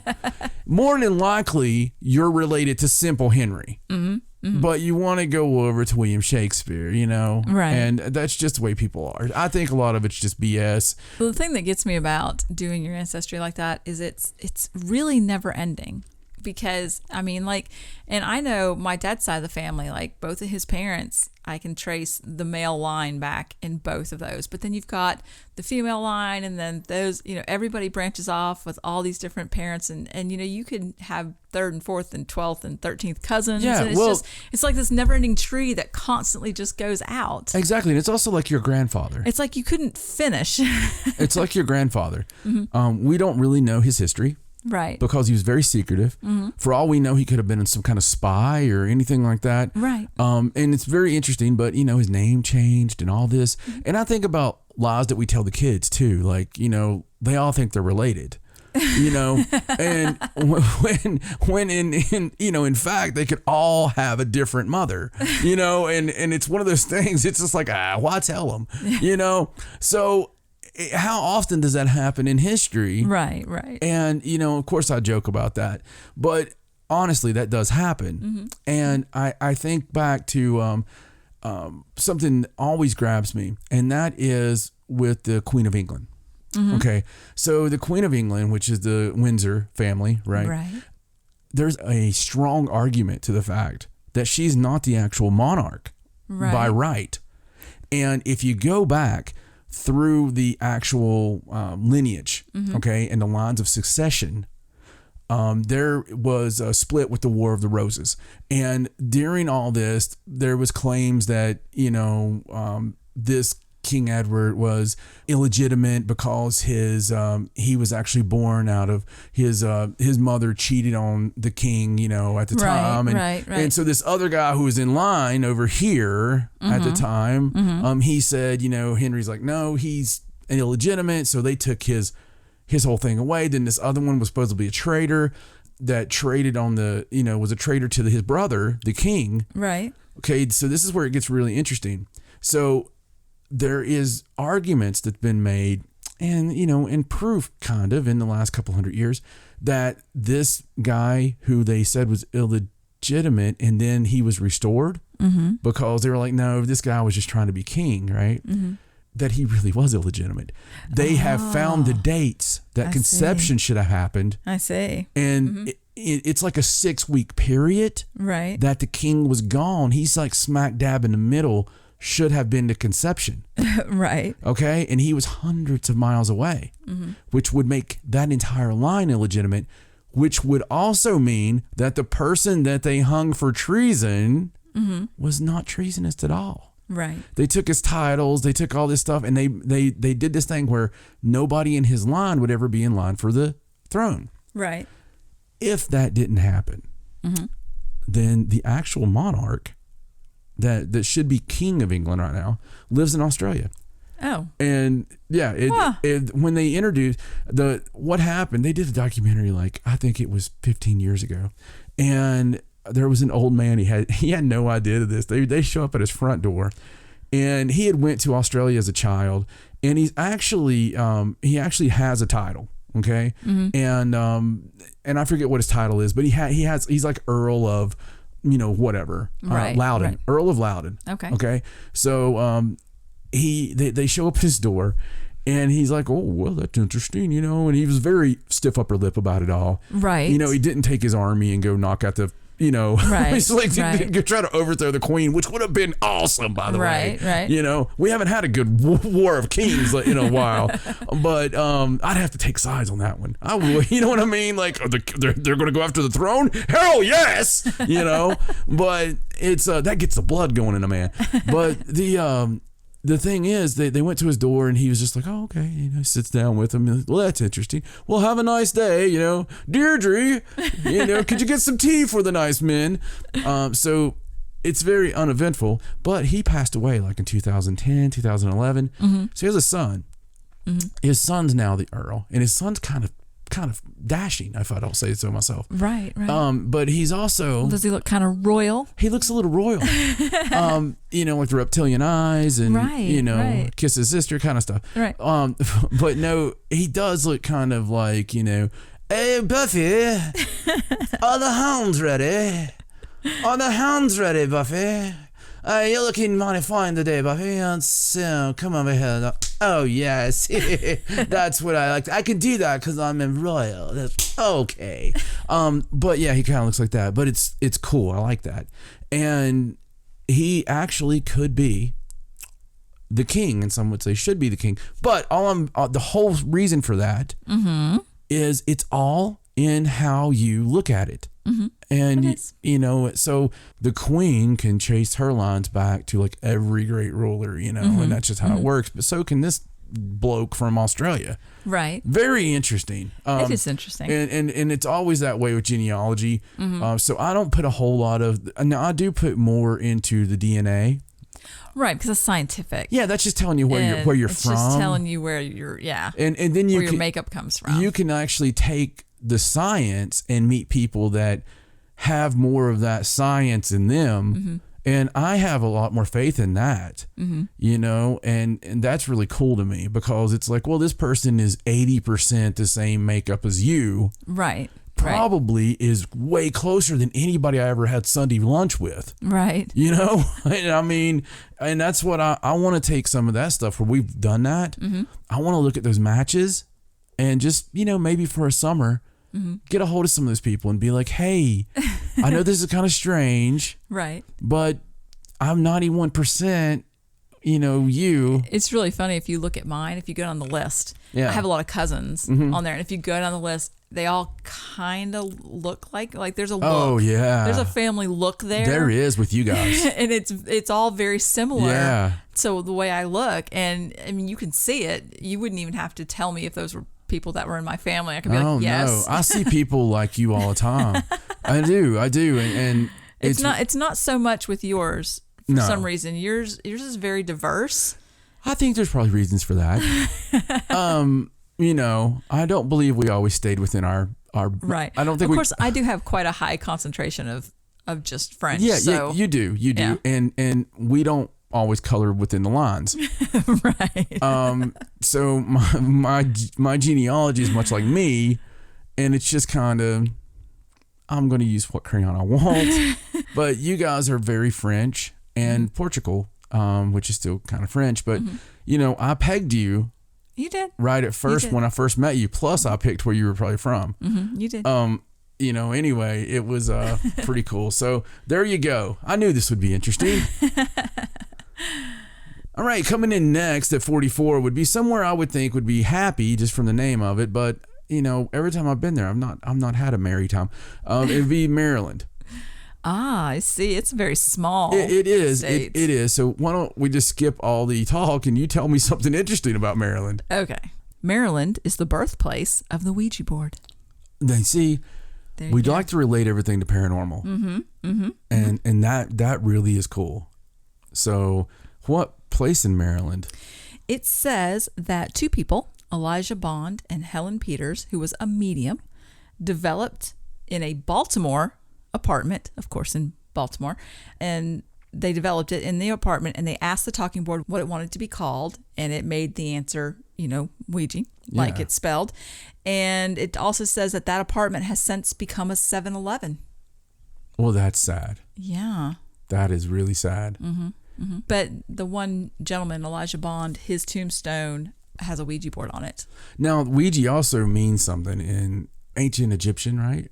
I believe it has a meaning to it. I'm not sure. I actually posted something you can go look at if you have liked the Facebook page, Paranormal Sideshow, which would be facebook.com/Paranormal Sideshow. If you go back through the interesting facts that I post every single day, you'll find one about the Ouija board. I want to know how haunted that 7-Eleven is. Oh, it's pretty haunted. it's pretty haunted. We should actually, somebody should clue in the Ghost Adventures crew and have them go. Just go buy some slushies or something. Yeah, just be like, this could be the most haunted slushie you ever had. I never believed in slushies until the day I came face to face with one. So coming in next would be good old Virginia. I'm a son of Virginia, so Virginia. Yes. Okay. Give us a good old Virginia. A lot of facts we know, me and Stacey, because even though we were on opposite sides of the state, we grew up in Virginia. And, so you get like how many presidents came from Virginia, and you get stuff like remember the state seal? Did you have to draw the state seal? To color it. Yeah, you had to draw it and color it. Freehand draw it, by the way. And learn the state bird and all those things. The Sic Semper Tyrantus. And, I remember having to, put a big thing out to what that meant and on the seal and draw that. I had a lot of fun drawing that seal, by the way. I've still got that somewhere. Do you? Yeah, I really enjoyed that. Wow. So anyway, give me something about Virginia. It is America's vanity plate capital. Apparently, Virginia has the highest vanity license plates per capita of any state. So we're a bunch of vain people. All right, so that's interesting. Throughout my life, I've had several vanity plates in Virginia. Do you know what some of my vanity plates are? Yes, I know you had the notorious one. Yes. And then you had one about being infamous. That's notorious. That's what it means. Yeah. No, there was another one though. It was because I had the NTRIOUS in Virginia. Yes. Did you have something about the Braves maybe? Yes, for Atlanta. Yeah, there you go. And there was another one, but I can't remember what it is. John Incorporated. Ah, of course. How could I forget John Inc.? Yes, John Inc. Yes, I had a vanity plate, but it wasn't Virginia. It was when I was living in Tennessee. So what did it say? It said S fish. Oh. I wanted it to just say fish, but that was already taken. I'd say obviously. Fish is kind of a common. Yeah. So I got one with an S and then a space and then it said fish. And for those that don't know, fish is my maiden name. Yes. I didn't just want a license plate that said fish because I liked fish or something. It's like swordfish. It was my maiden name. So moving on, I like this next one quite a bit because it's very devilish. Okay. And, some people may have their problems with this state. Some people may want to say things like it's the armpit of the United States or, horrible things like that. Right. I personally could never say anything bad about it because the best wrestling, in my opinion, in the world hails from New Jersey. Because it's like where all the garbage wrestling is now, some people would say. So a lot of my GCW deathmatch stuff that I really enjoy watching with Cody comes from New Jersey. But New Jersey itself, I would think would be much higher on the UFO scale. But being so urban, maybe not. Maybe it's harder to be able to tell if that's a UFO or a plane. Kind of like New York. I mean, right. Because when we're up in like Boston and stuff, it's always like, wow, look at that. Oh, okay, that's a plane. Oh, that's another plane. It's really hard to differentiate, what you're seeing. So give me a cool fact about Jersey. Well, here's a pretty cool fact. It has a volcano. Okay, I didn't know that. Yes, and it says it's a 440 million year old volcano. It's called Beamerville Volcano. It's located in Sussex County, but it's no longer active. But it does offer some attractive hiking trails. Mount St. Helens was no longer active at one time. Has become a desirable area in which to buy property. Yeah. Yes, please buy property on the not active volcano in New Jersey. Would you do that? I wouldn't. No. I mean, not knowingly. No, because if you had proof that had erupted at some point, even in the past, I'm not going to live there. No. So next, I'm going to go to one that we've definitely had a sighting in. Good old Tennessee. Ah, Tennessee. That's pretty far down the list. It really is. Considering. I know. Considering. So Tennessee, again, is one of those that I would have so many stories about and so many cool facts. But what do they say is a cool fact about Tennessee? The fact about Tennessee is where Jack Daniel's whiskey was born and died, it says. Yeah. Well, So. that's kind of crazy considering yesterday there was the giant Jim Beam fire.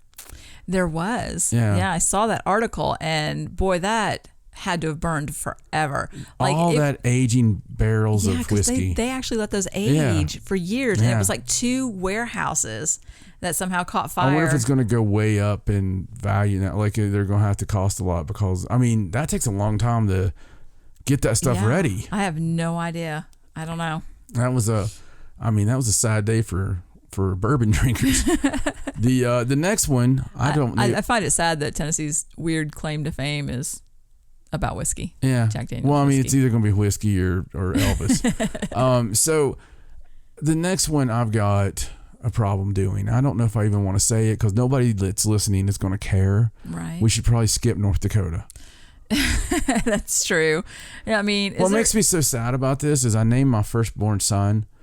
You know, I opened up. We couldn't agree on a name, and so I just, I opened up the good old encyclopedia and had my eyes closed and had my finger on North Dakota. Right. And I was like, oh, Dakota. And at the time, it was like nobody has got a kid named Dakota or Cody. Right. And it was really like one of these things that I couldn't think of a single Cody. Right. And I swear to God, I did that. And then that evil demon succubus, Kathy Lee Gifford, had the morning show and had the kid named Cody. And she talked about him every morning. Cody. Right. And everybody's named Cody. Like there was like, in the high schools, it was just like Cody. Cody. It was really probably one of the most common names. So that's just how it goes sometimes. So give me an interesting fact about North Dakota. Okay, so in North Dakota, big chain pharmacies aren't welcome. Oh. They do not allow the big pharmacies like Rite Aid, CVS, Walgreens. They can't go there. They just keep it all local pharmacists. Wow. I bet they're all Not very friendly there, are they? I bet that's because all the politicians are hooked on pills. They're like, we can't get rid of Giffies. If we get rid of Giffies, I ain't going to get my gimmicks. Yeah. There's always a reason. People try to make the reason sound good, but there's always a bad reason behind good things. Right. The next one, Illinois. Illinois. Not Illinois, but Illinois. Been a lot of Mothman sightings up there lately, Chicagoland. Okay, so Illinois' interesting fact is about Chicago. It says the Windy City nickname for Chicago has nothing to do with its weather. That's weird because it's very windy. Isn't that weird? It says it is believed to have been coined in 1890 by New York Sun editor Charles Dana, referring to its competitor for the 1893 World's Fair as full of hot air. While Chicago would win the hosting gig, the nickname stuck. Oh my God. So there you are. It's a shade name. Yeah, like he was throwing shade at them, saying they were full of hot air, and called them the Windy City. So they thought that was something good, or Well, good for them. Good for them for taking that negative and turning it into a positive. Yeah. Way to go, Chi-Town. I love it. All right. So the next one, North Kakalaki. Now let me just say, I truly believe from living in North Carolina that North Carolina should be in the top 3 of anything weird. Right. But I'll give them this one and just say that they forgot to report them. Well, I think if they counted the Brown Mountain Lights as UFO sightings, it would be much higher. Absolutely. Or, Cam Newton crying. Not saying that if you're a Panthers fan, then, we don't like that. Yeah, you know what? We're taking sides on this one. Sorry. We're just going to have to agree to disagree on that. So give me an interesting fact about North Carolina that has nothing to do with Cam Newton. All right. The fact from North Carolina is it's the home to the most American Idol finalists. That is really, really, really strange. Weird. I mean, that is just crazy. But when you think about it, when we lived in North Carolina, I remember them doing a lot of competitions in Charlotte. Like, right. Where it's like, bring your kids, we promise we won't diddle them and we'll take them to Hollywood, all this stuff. I remember hearing those commercials. all the time. Right. And right. it was like one of those places where they really preyed on that. And, Right. you know, come try out here. And also in North Carolina, it's one of those places where you grow up country, singing the country music. Right. And a lot of the American Idol, it just was. A lot of it was country Yes. artists. And I know they had pop artists and stuff, but I remember a lot of the ones that made it from down there being those country type artists. But that's a very interesting, strange fact. Right. I think it's interesting that it says the highest number of American Idol finalists, like Yeah. the ones that actually made it through, not just people that tried out. Right. So that's pretty awesome. It really is. So the next one, if there's not a fact about football for this one, Nebraska, they've only got 568 sightings. Right, but it's Yeah, Nebraska. but per capita, Right. you know, they've got like 569 residents, so it's actually pretty crazy. Nebraska, give me some kind of Cornhusky type of cool thing about Nebraska. I'm very interested because I don't know many cool facts about Nebraska. You know, a while ago I was making fun of North Dakota.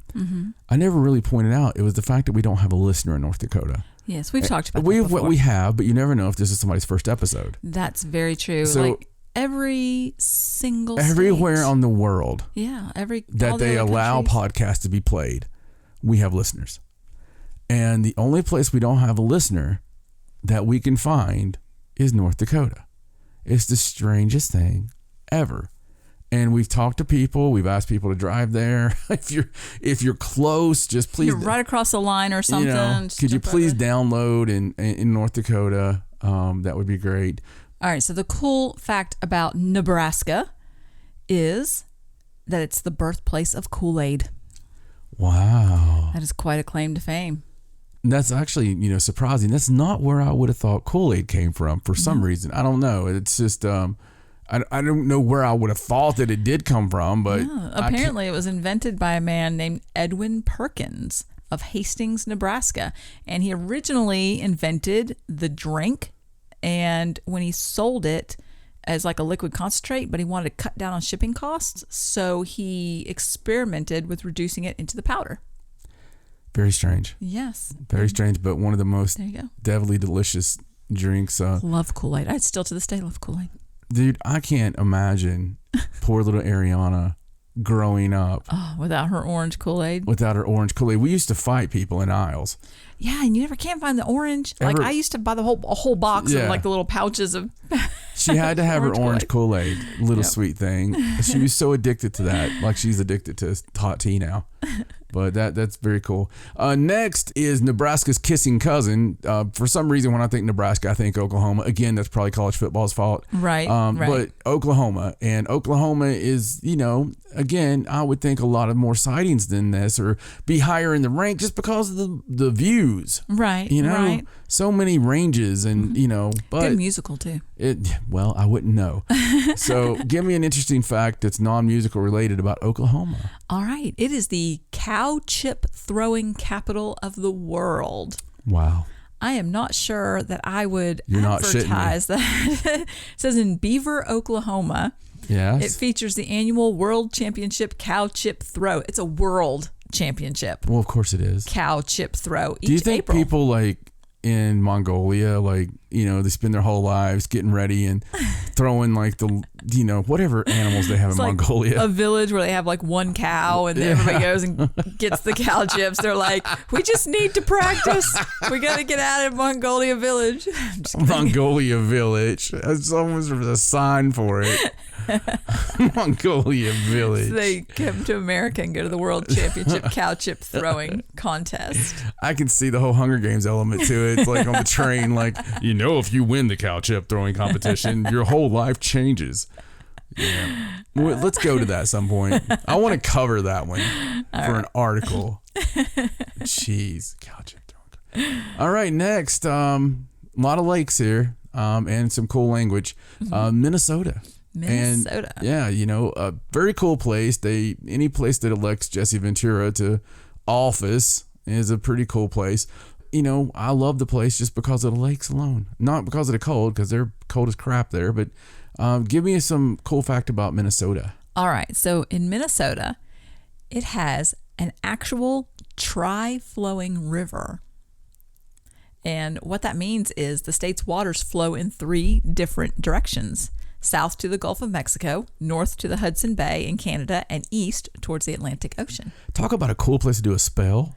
Really, where the water runs out in 3 different directions? That's crazy. If you ever just really wanted to maybe affect a lot of people, that would be an interesting place to start. Yeah, I'd carry it everywhere, wouldn't it? Yeah, maybe I shouldn't have said that. Possibly not. Look, here in a couple of weeks, it's going to be like, well, they found the terrorist peeing in the river right at this spot. That's crazy. Yeah, it's very cool. I didn't know that wasn't a... I mean, you don't think about... You kind of think they're all connected anyway, right? Right, the way they flow and stuff. But really, there aren't any spots where they flow out in that many different directions, you wouldn't think. Not normally, no. But it is they do have like a million bodies of water there. They do. All right, well, moving on with the list here. And I'll tell you, I really think that this next one missed a golden opportunity at being number 1. Okay. Because, I mean, not that anything weird ever happens here. But I really think that Michigan should have been considered for the top spot. Because we hear about so many crazy things in Michigan. Yes. I was doing the little Michigan frog thing. So, hello, my baby. Hello, my darling. Go ahead and tell me a weird fact about Michigan. You're going to love this one. Okay. So the fact about Michigan is that it's the magic capital of the world. Ooh, like witches? No, like magicians. Oh. Not like the card game, like Right. actual, sleight of hand. Gotcha. So the city of Cologne, Michigan. Ooh, like Cologne? No, like colon. Oh. It's the self-proclaimed place that claims they're the magic capital of the world because they host a 4-day magic convention every summer, a magician's walk of fame, a magic-oriented museum, and a magic capital cemetery, which is the final resting place of no fewer than 28 magicians. Wow, I wonder if they're really in the graves. I don't know. I was thinking the same thing. Where you? Yes. You would almost have to think that, right? So I wonder if you're like a magician, a regular stage magician, Right. if your final goal in life is to be worthy of being buried in this magic capital cemetery. No, I think your final goal in life as a stage magician, as you were talking about, would be dying while doing a lot of cocaine and having sex with a lot of strippers in Vegas during your residency. From what I understand, for comedians or magicians or anybody of that nature, Right. the residency in Vegas is a big deal, right? And even like now, I think, oh my God, Aerosmith. You know that, right? No, I didn't know So that. Aerosmith has one of these residencies because they're now so fossilized that you can just go see them any day of the week. I want to go see Aerosmith. Well, yeah, you can go see them In Vegas. In Vegas. I mean, from what I understand, I think they're still there. I think it's cool. Yeah, that's And, awesome. and it's easier on people that are, up in age to not have to travel. Right. So every day you're staying in some wonderful, let's say you do 100 dates a year, Right. 50 dates a year. It's not going to be like you're in Bismarck. Right. You're in Right. freaking Vegas. Yeah. You're going to have cocaine and strippers every day.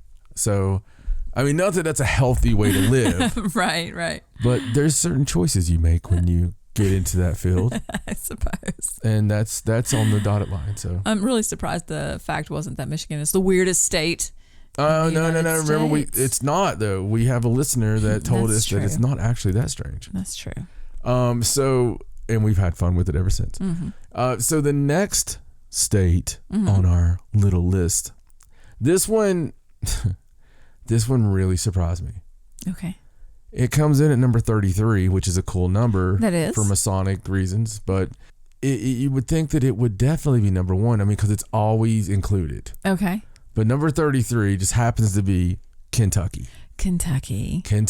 The bluegrass state. I guess maybe they're going by actual sightings that are reported and not just, people that claim they saw the one the next one over. I know what I saw. So Kentucky, we kid, but a lot of our best friends in the paranormal are all from Kentucky, and we Yes. love doing this because when they listen to our show, and we know that you're listening, we like you to hear that, and it's a lot of fun. We look so forward to this year being at Scarefest. Hope everybody comes up to Lexington to join us for Scarefest. We'll be doing a lecture there, and we'll be having a lot of fun and bringing our goofy shenanigans to lecture hall there, and be meet and greet with everybody. Yes, we'll have our booth, selling our books and pushing our T-shirts, and using skin of Stacey to draw people to the booth and all this. So a lot of good stuff, and really Kentucky is one of our most beloved places we enjoy being. So many great haunts in Kentucky, and so many great people. But a lot of times the ones we joke about the most, all except for Ohio, are really just ones that we love. And Ohio's the only exception of ones that me Stacey has no problem with Ohio, and mine is purely football related. So it's not really that I have any problem with any Ohioan. Is that how you say it? I think so. It would have to be, right? I would think so, yes.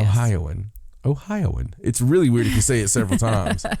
So I don't have any problem with any Ohio resident. There you go. I have a problem with a certain Buckeye school. Anyway, so there you go. Anyway, do you want the fact about Kentucky? I would love to have a fact about Kentucky. All right. So Kentucky used to be a part of Virginia. Oh, wow. That is the fact. You didn't know that? I didn't. It was originally a county of Virginia, established in 1776, but citizens in the western part of the state were frustrated because their state capital was so far away, which it would be. So they petitioned for statehood and became the America's 15th state in 1792. And Virginians have been thankful ever since. So the next one, this one is another one that's, it gets a little bit old saying it surprises me every time. Right. But this one really does surprise me. Okay. This one surprises me because of certain Air Force bases. This one surprises me because of certain events that have happened throughout time. Some of the most famous UFO cases have happened in this state. Okay. Pennsylvania. Wow. Pennsylvania, when I think of Pennsylvania, I am instantly 2 or 3 giant cases pop in my head of ufology over the years. You would think with the way that a lot of the fields and, there's a lot of agriculture areas and actually there's a lot of flat lands up there, to be honest. A lot more than you would think. I know when we were there earlier this year, it was like one of the first times that I know you lived there, but you lived more in the Pittsburgh area. Is one of the first times that I had been there for a prolonged time. Right. And I didn't really ever realize all the flat areas there were. Right, all the farmland. Yeah, where you could see for miles, it seemed. And it was really cool. But I would think that they would have a lot more sightings than that. You would think so. Give me an interesting fact other than the Pittsburgh Steelers about Pennsylvania. Okay, so an interesting fact about Pennsylvania is that you can see Edgar Allan Poe's Raven. Wait a second. Shouldn't that be in Maryland? It says you can see the raven that inspired Edgar Allan Poe's famous poem, The Raven, at the Rare Book Department of the Free Library of Philadelphia. It was originally the pet of Charles Dickens, which was then taxidermied and mounted. Oh my God. And the bird makes an appearance in Dickens' story Barnaby Rudge. Oh my God. So, okay, wait a second. So the same damn raven is in a Dickens story, and it's also that also it's the one that inspired him. I mean, come on, that's weird to write. Yeah. So that same bird, and this is a big deal because Stacey loves ravens. I mean, just not that most people don't, right? But I mean, she loves ravens and they love her. But that's a really cool deal. I never knew. That's a fact that I didn't know. Well, you wouldn't think that because Edgar Allan Poe's not from Pennsylvania. No, yeah, I mean, you think you just associate everything with Baltimore, and, right? And for a good reason. But that's so neat. That is. I would like to go to that bookstore. I don't think I realized that actual raven was taxidermied and available to be gazed at. I had no idea. No. I would like to put a mail meter near that thing.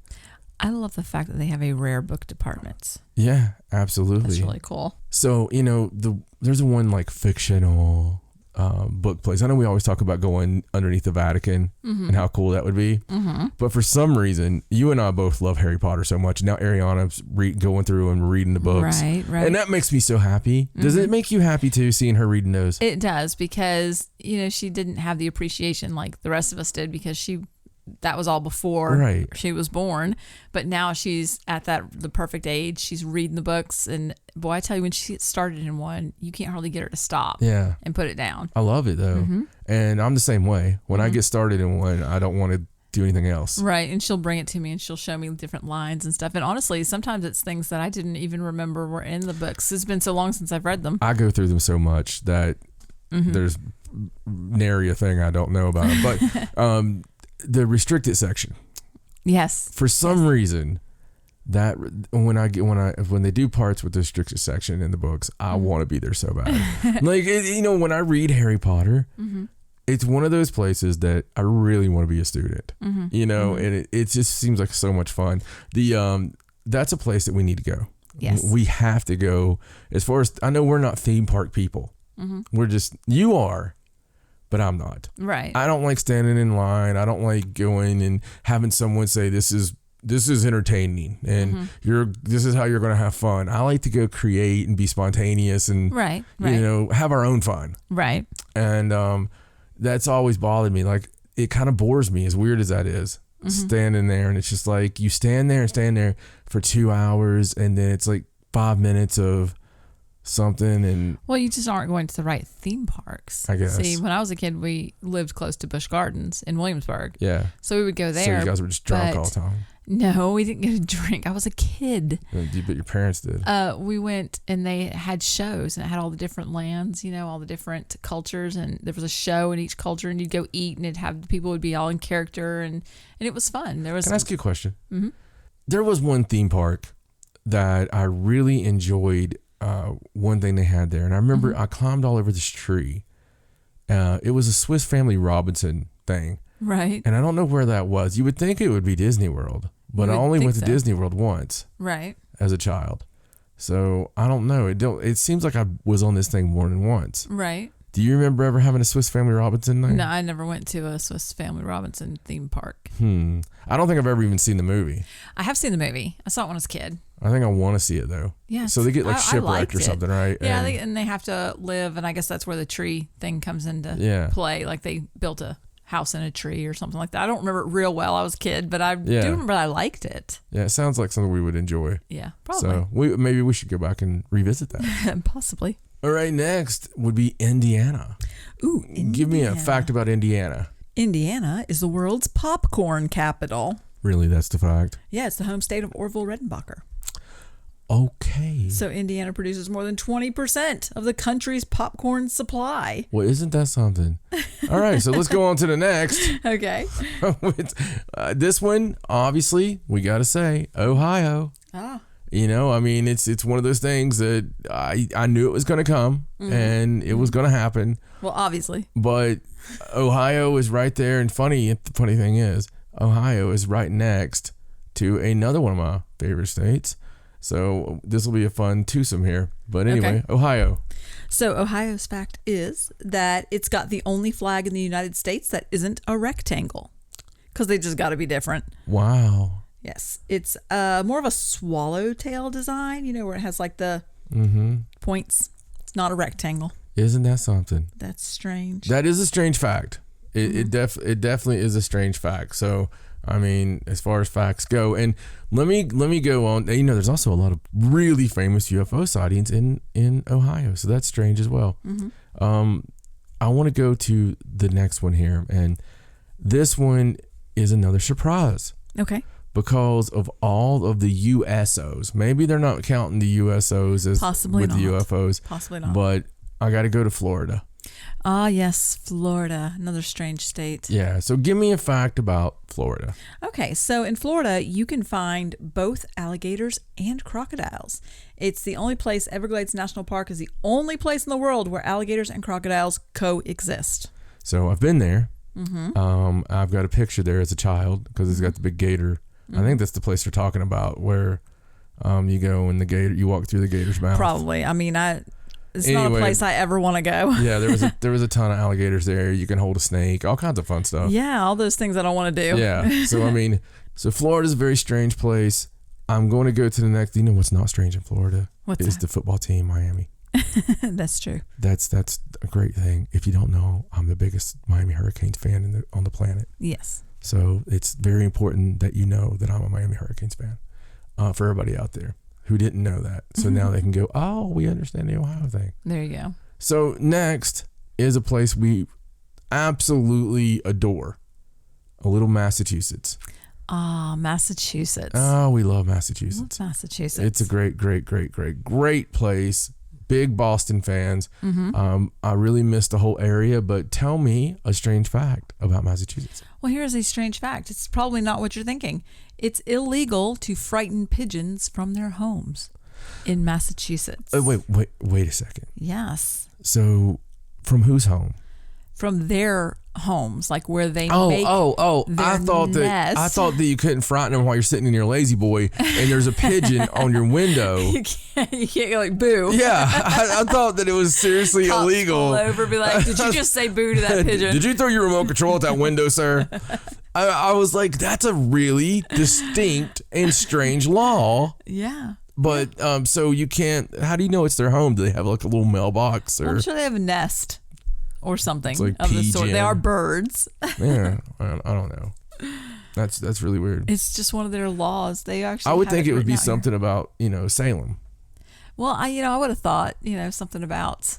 Something weird. Yeah, but no. I mean, that's weird.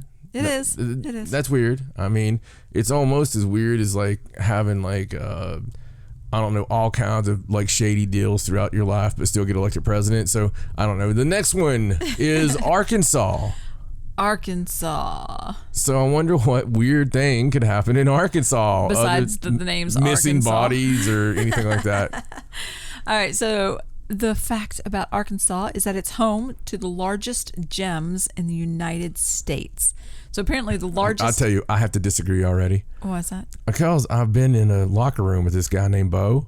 Right. And that was the largest gems I've ever seen. So let me be more specific here. We used to talk about them every time. The largest diamonds ever found in the United States came from Arkansas, including an 8.52 carat gem discovered in 2015 with an estimated value of $1 million. So that was just discovered like a few years ago. Yeah, they have an Arkansas Crater of Diamonds State Park.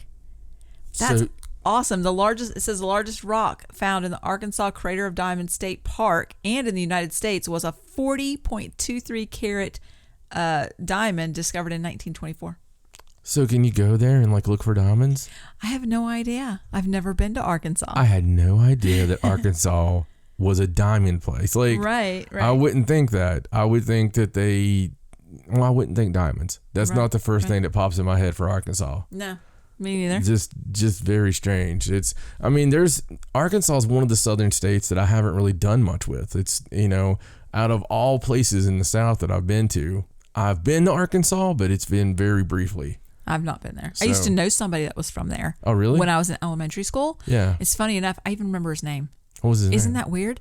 I was in like 4th or 5th grade, and there was this kid that moved into the area. His name was Seth Schwandegger. Was it like a crush? I guess so. I don't really remember. I just know that I remembered his name. Yeah. And he didn't go to school with us for very long, but he was from Arkansas, and I thought it was so weird because I never knew anybody from Arkansas. And then I guess he moved back, and I never saw him again. Kind of funny. One of my friends, Jackie, Jackson, as everybody called him when we grew up, but he was an Arkansas guy and very cool person as well. But I went over there for wrestling once. It's the only time I've ever been to Arkansas. So yeah, I've wrestled in quite a few places, but that's one of them. So next we're going to go another place I don't know a whole lot about. It's one of the places I've never been. So Iowa. Iowa. I've never been to Iowa either. All right, you ready for this cool fact? So it says a mammoth amount of mammoths died here. Oh, wow. Yeah, so it says the state is lousy with mammoth bones. In other words, I guess they have tons of them. It says that ancient creatures were once abundant in this region, and areas like Mahaska County have turned up a number of the creature's remnants. So do you think that there becomes a time as an archaeologist in the state where it doesn't excite you? Like someone calls and is like, I found a mammoth. And you're like, oh. Great. All right. I'll be right over. I mean, it's kind of funny, when they say something like that, like lousy with mammoth bones. That's nuts. It's well, I tell you, next is another one that kind of surprises me because of the open skies. I mean, if you're going to carry on, my wayward son, right, you'll probably do it in Kansas. So you would think that it would be a little higher on the list. Yeah, you would. I mean, considering there's witches flying around, and sometimes you get carried to magical lands and all the flatlands and stuff. But yeah, so tell me, there's no place like home. What's a good fact about Kansas? Well, it's home to the world's largest ball of twine. Oh my God. Have we not talked about going there a million times? I think so. Is this their claim to fame? Apparently it can be found in Cawker City, and the tradition started in the 50s, and this man started it. He eventually donated it to the town, and the residents continue to add onto it every year during the annual Twine-a-thon. Well, I'll tell you, Stacey and I, we have certain things that made us fall in love. And one of our big loves is we both love sideshows. Mm-hmm. So the whole paranormal sideshow didn't just happen because we needed a name. We are absolutely fascinated with the whole sideshow deal because we both kind of felt like we didn't belong in normal groups. Mm-hmm. And, there's all kinds of cliques out there. You've got your preps, your jocks, your greasers and your socias, right?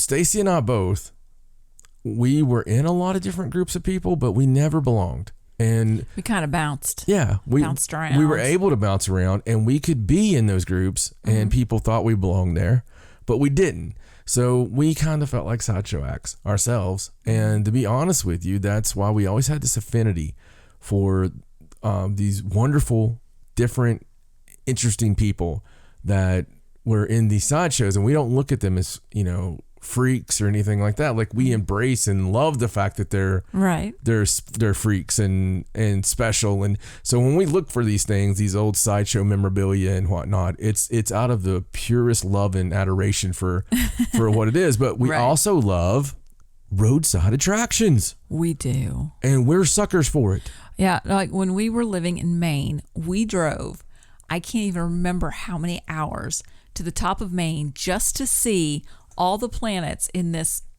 solar system they have laid out there. It's the coolest thing. Like, it was a project, I think, that some college did where they have all the planets, and it's like to scale how far apart they would be, but you have to drive miles and miles and miles, and you have to watch for them on the side of the road, and there'd just be like this big pole with a planet on top. It takes about it took us 8 hours to go through it all because where we lived and where we started at.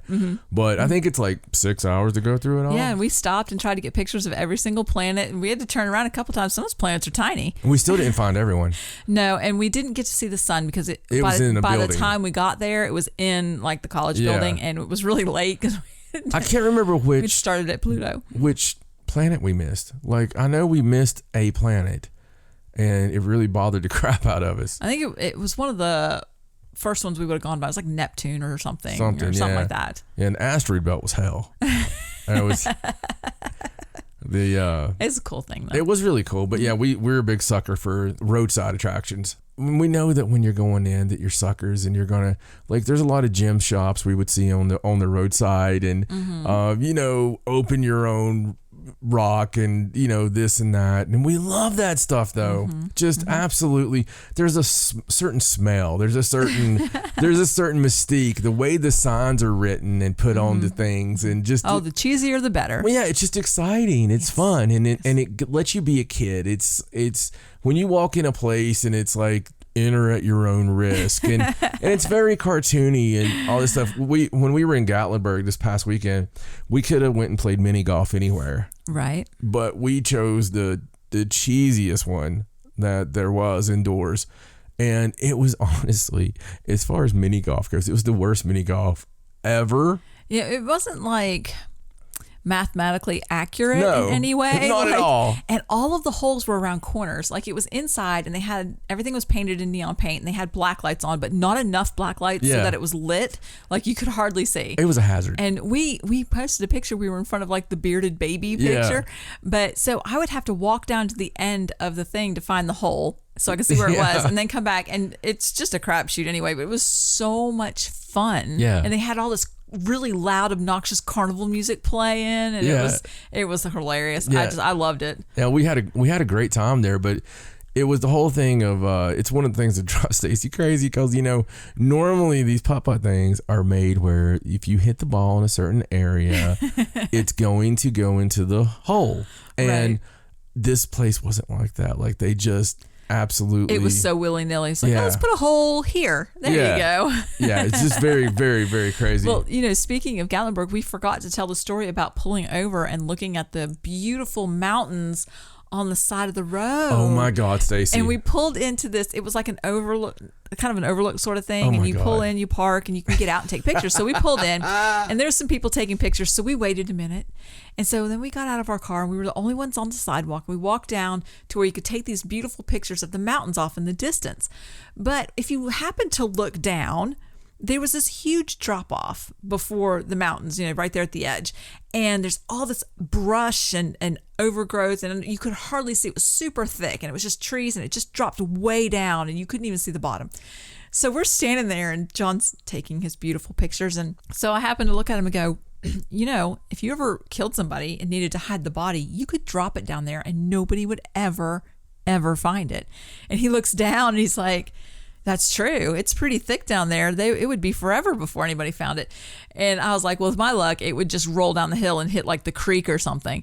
And he starts laughing, and we're laughing about throwing dead bodies down this canyon. Yeah, we're laughing about And he's a bear finding it and bringing it up. A bear would find it, and he goes, and it would probably drag it all the way up here. And as he was saying that, he turned around to motion to the parking lot and motioned right into this huge family that's standing right behind us, waiting to take a picture of the mountains and like these little kids. And we're speaking very loudly about how we're going to dump a dead body off the edge of the cliff. Mommy. So he just stopped talking. I mean, he's like, oh yeah, a bear would drag it right up here to the, and then he just started walking to the car.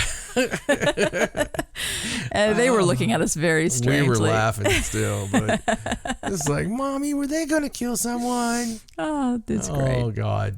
Anyway, continue. Yeah, no, that's just funny. That's just the way it is with us. But coming in at a very high rank of 24 Okay.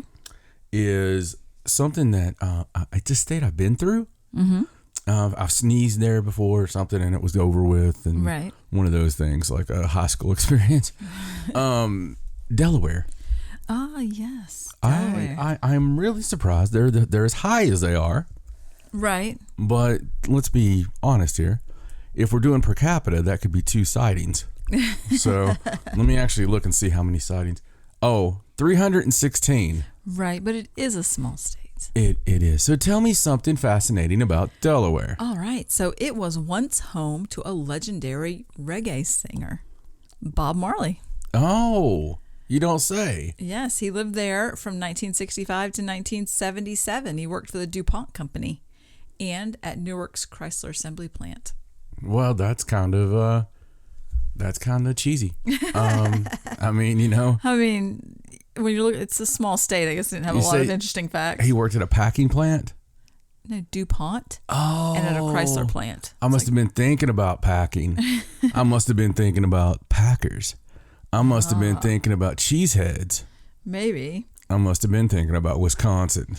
Is that the next one on the list? Wisconsin, the land of beer, kraut, and the Green Bay Packers as a religion. So, again, pretty high on the list. So tell me something fascinating about Wisconsin, Stacey.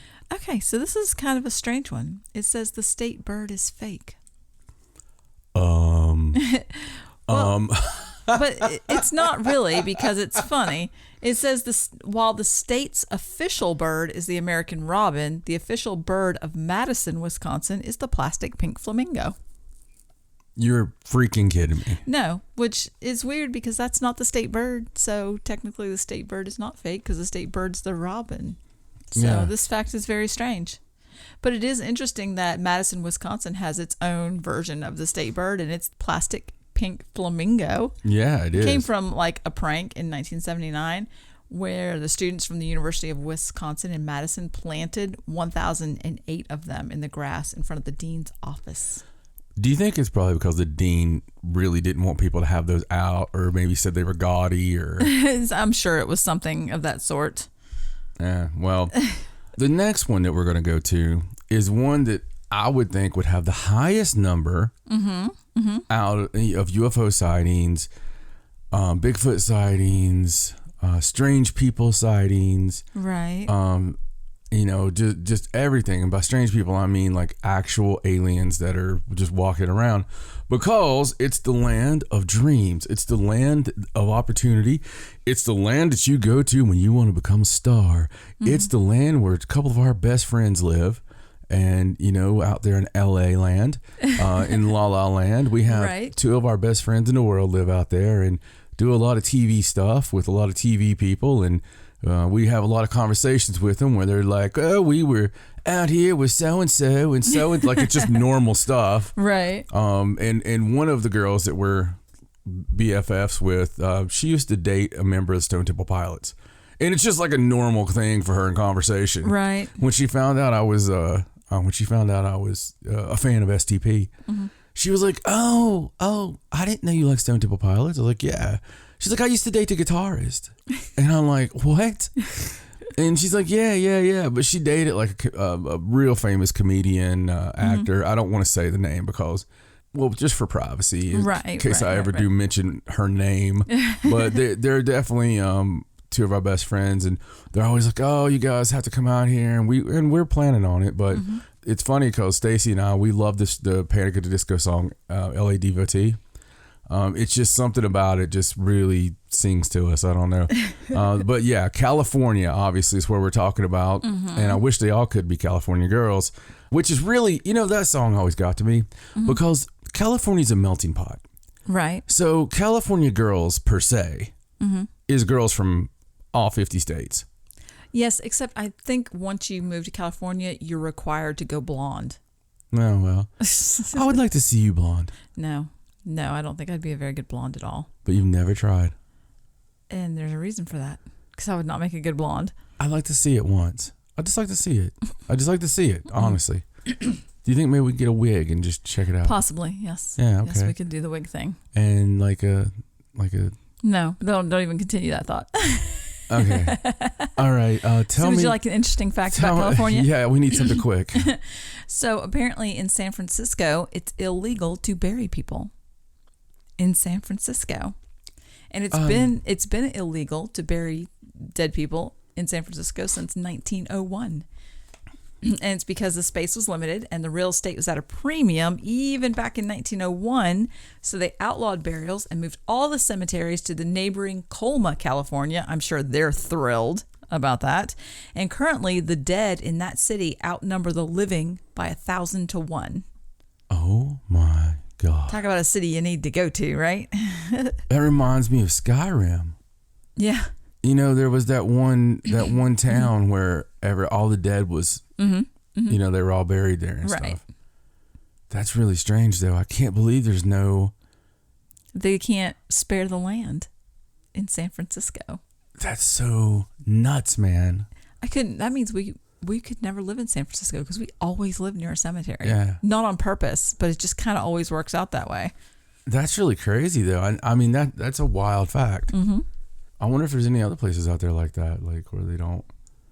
It's just weird, man. I don't know. I mean, I think, isn't there places like in Louisiana where they bury them above ground? Yeah, but that's swampy. Different. That takes up a lot more, a lot more room. All right, man. Next, we're going to go to a couple of South towns here in a row. Okay. The first one is going to be South Kakalaki, a little South Carolina, a little Jim Crockett Promotions, just like North Carolina there, a little wrestling. You got all kinds of stuff, Myrtle Beach. We've all spent a lot of endless nights at Myrtle Beach before and caused a bunch of problems and chicanery. Wait until you hear the facts. You're going to want to live in South Carolina. Oh, well, tell it to me, baby.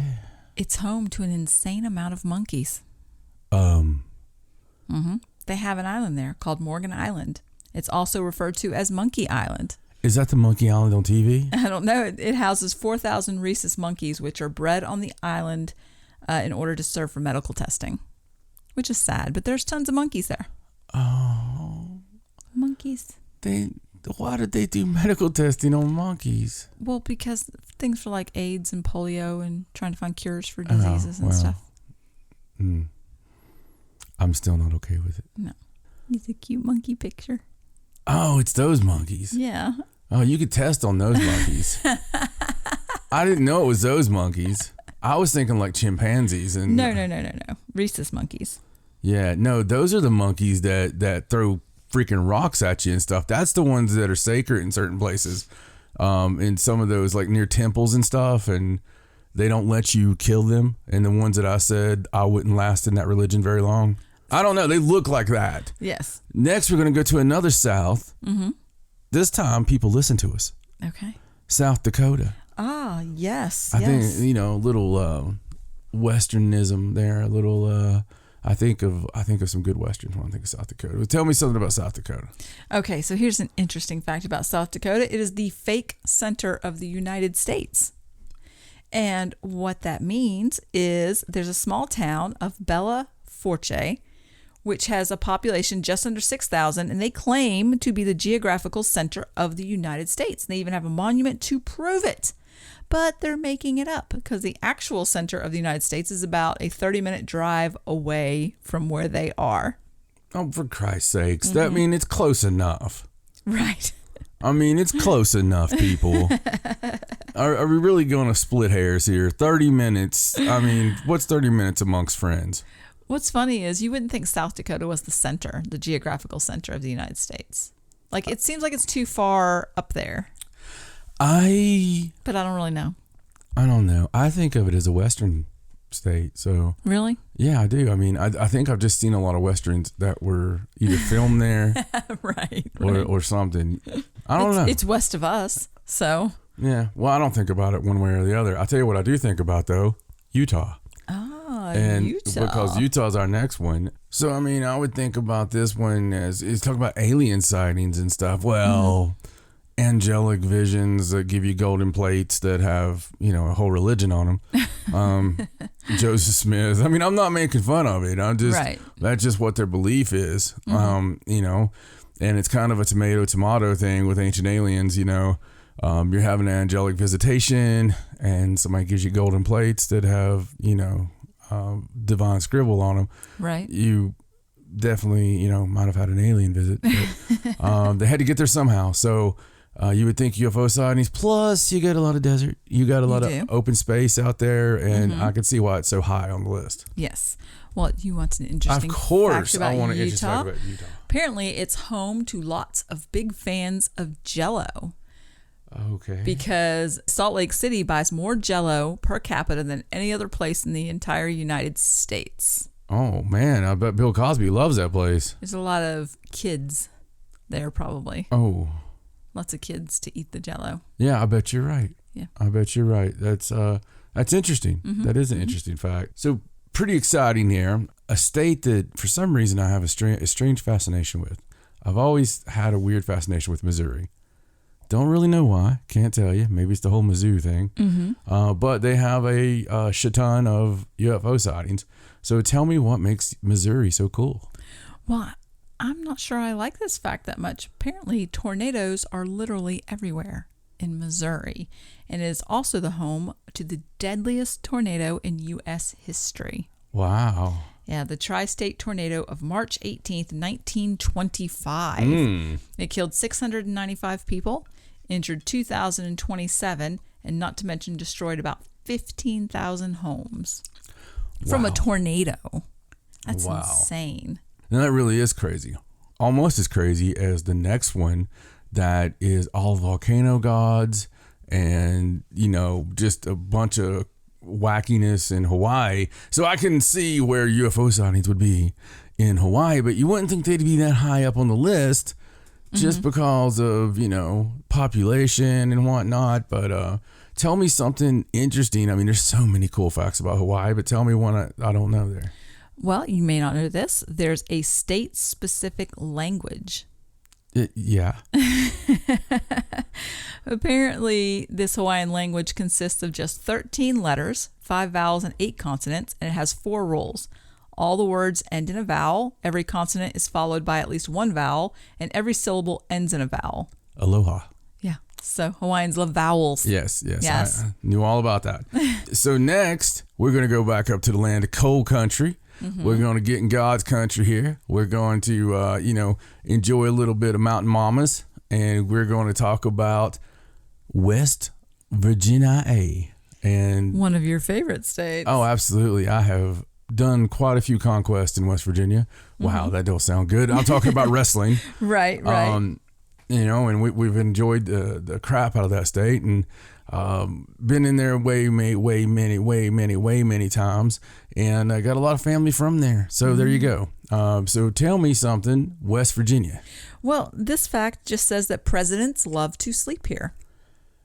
Isn't that weird? It's because the state has the famous Greenbrier Hotel, which was originally built in 1778, and it's hosted more than half of all the U.S. presidents. Mm-hmm. And it also says that for over 3 decades, it offered a secret bunker where the U.S. Congress could convene in case of a nuclear emergency. It's still there. Yeah, but they don't use it for that anymore because it was exposed by the Washington Post in 1992. So now it's not really an emergency use anymore. They just turned it into a meeting room.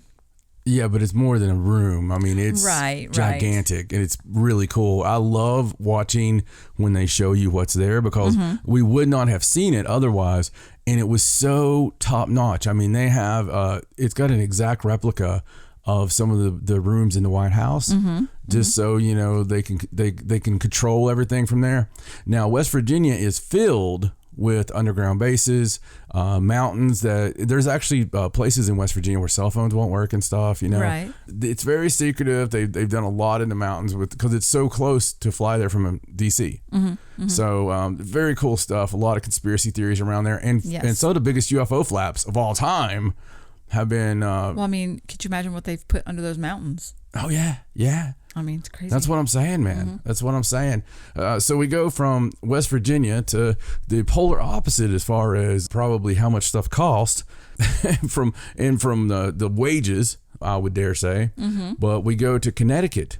And Connecticut's one of those Northeast states that I'm not that in love with. I don't know. I don't feel the warmth when I'm there. Right. It might be the fact that almost every gas station has the attendant that'll actually still pump the gas for you and all this stuff. I don't know. It's a very, very weird place for me. It is. So tell me about Connecticut. So here is a cool fact. It's the birthplace of the hamburger.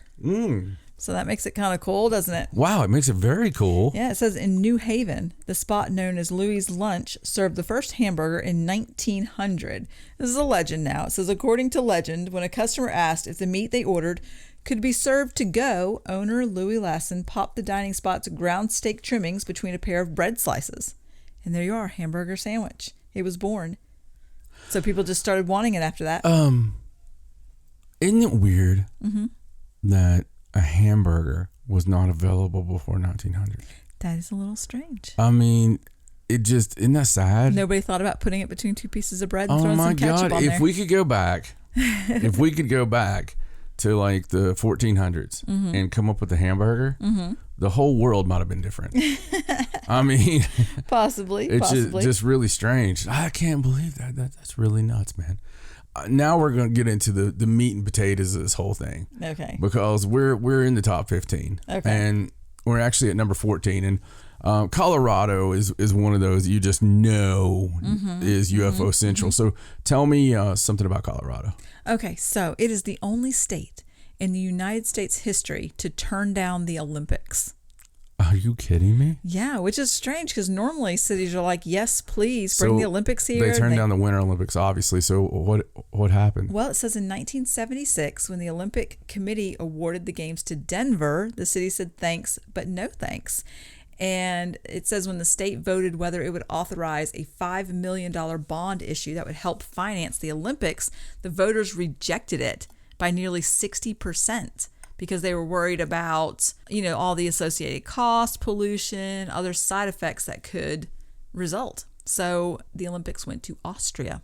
Yeah, that went really well. That was a famous Olympics. So it's funny they all get high now. I mean, they didn't have a problem. They could afford the Olympics now. They didn't have a problem voting that in because I mean that's the place where didn't Peyton Manning buy some pizza joints like when that got legalized, and that's a Because really, he's a smart guy. he is a smart guy. Well, he's got a big old head to have that brain. So this one surprises me. I've Okay. said that a lot, but I Right. think this one's going to surprise you that this is not at least in the top 10, Right. because when you think aliens in the United States, what's one of the top states? I think you will give me this. What would be like one of the top states you would think of when you think aliens in the United States? I would think Nevada or New Mexico, one of those two. Okay, so Nevada is our next one. Oh, wow. Okay. And so tell me something interesting about Nevada. Nevada is the national capital of nuclear testing. There you go. That's one of the That reasons. should be one of the reasons why it has a lot of UFO sightings. A lot of UFO sightings, a lot of the Minuteman rockets, stuff like that. Right. Well, they have that, that whole testing site, and it says here that was 928 nuclear tests conducted at the Nevada test site between 1951 and 1992. And that's pretty close to Las Vegas. It says it's only just over 60 miles from Las Vegas. That's just nuts. That those seems really people close. have all kinds. I'd like to see what the difference in cancer. That must explain what happened to Las Vegas. Yeah, that's nuts, man. Very, very nuts. Well, that's a big place. Let's go somewhere small. So tell me something about Rhode Island.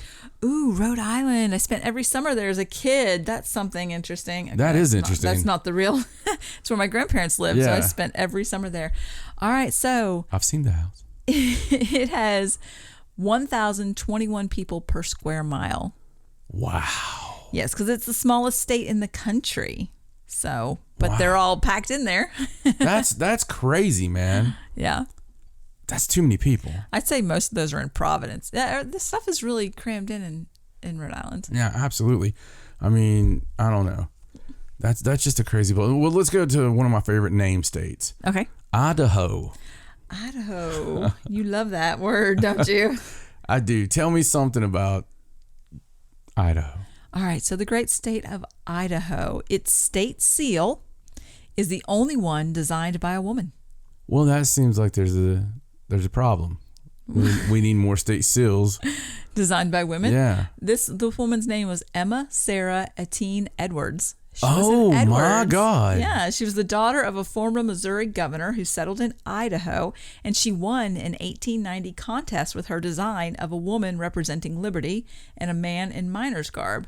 So here's something interesting. I told you I didn't know what I liked about Missouri. Right. That there was something that always drew me to Missouri. And there's an Edwards that was in Missouri. You Yeah, know? apparently former governor. Wow. You just never know.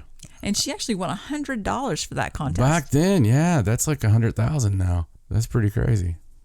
I mean, I'm not sure what I don't know what the translation there is. I'm sure it's at least 10,000 because I used to work all week for $1, So let's go to another hot spot of UFO activity. Okay. Little Phoenix Lights. I mean, that should count for most of this list. But Yes, that's true.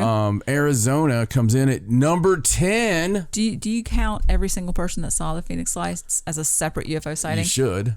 Because that was a lot of people. I mean, you really should. But yeah, I mean, they are pretty high on the list. Yeah, top 10, man. Yeah, This is the yeah. top 10. This is the gold nuggets of UFO sightings. Well, apparently in Arizona, cutting down a cactus can get you prison time. Prison time. Prison time. What if you need the water? Well, I mean, I don't know. It's the native saguaro cactus, and they take a really long time to grow. So laws have been put on the books prohibiting the removal of them, and you can't cut them down even on your own property because you can get fine or jail time. So the thing here is you want to make sure that if you're buying land in Arizona, Right. that it doesn't have a whole lot of saguaro cactuses on it. Right. I mean, I'm sure if you're out in the middle of nowhere and you're thirsty and you need water, nobody's going to see you cut it Yeah. down, So. Makes me want to just go cut one down, just to say I did. I wonder what the sentence is on that. Like, It doesn't say. It just says a substantial fine or even jail time. Yeah. Well, let's go to number 9, and that would be the great state of Wyoming. Wow. Wyoming, which is famous for, well, let me think for a second. We have listeners from there, so that's something. That is something. Tell me something about Wyoming. I need to know something. Okay. A crazy fact about Wyoming is that it has a serious escalator deficit. Oh. Apparently, this state is home to only 2 escalators, and they're both in the city of Casper.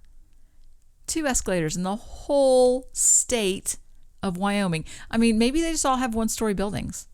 There's just not big buildings in I don't Wyoming. know. They don't have malls. I don't know a whole lot about it, but I'm completely blown away right now, and I'm very happy to let everybody know I'm going to be moving to Wyoming.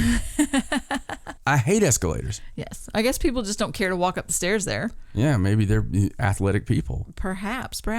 Well, next one makes sense because it's New Mexico. Ah, yes. I knew that one was coming up soon. Absolutely. So New Mexico makes sense. I would think it'd be higher, but, tell me something groovy about New Mexico. Well, apparently the state's capital is the highest capital in the country.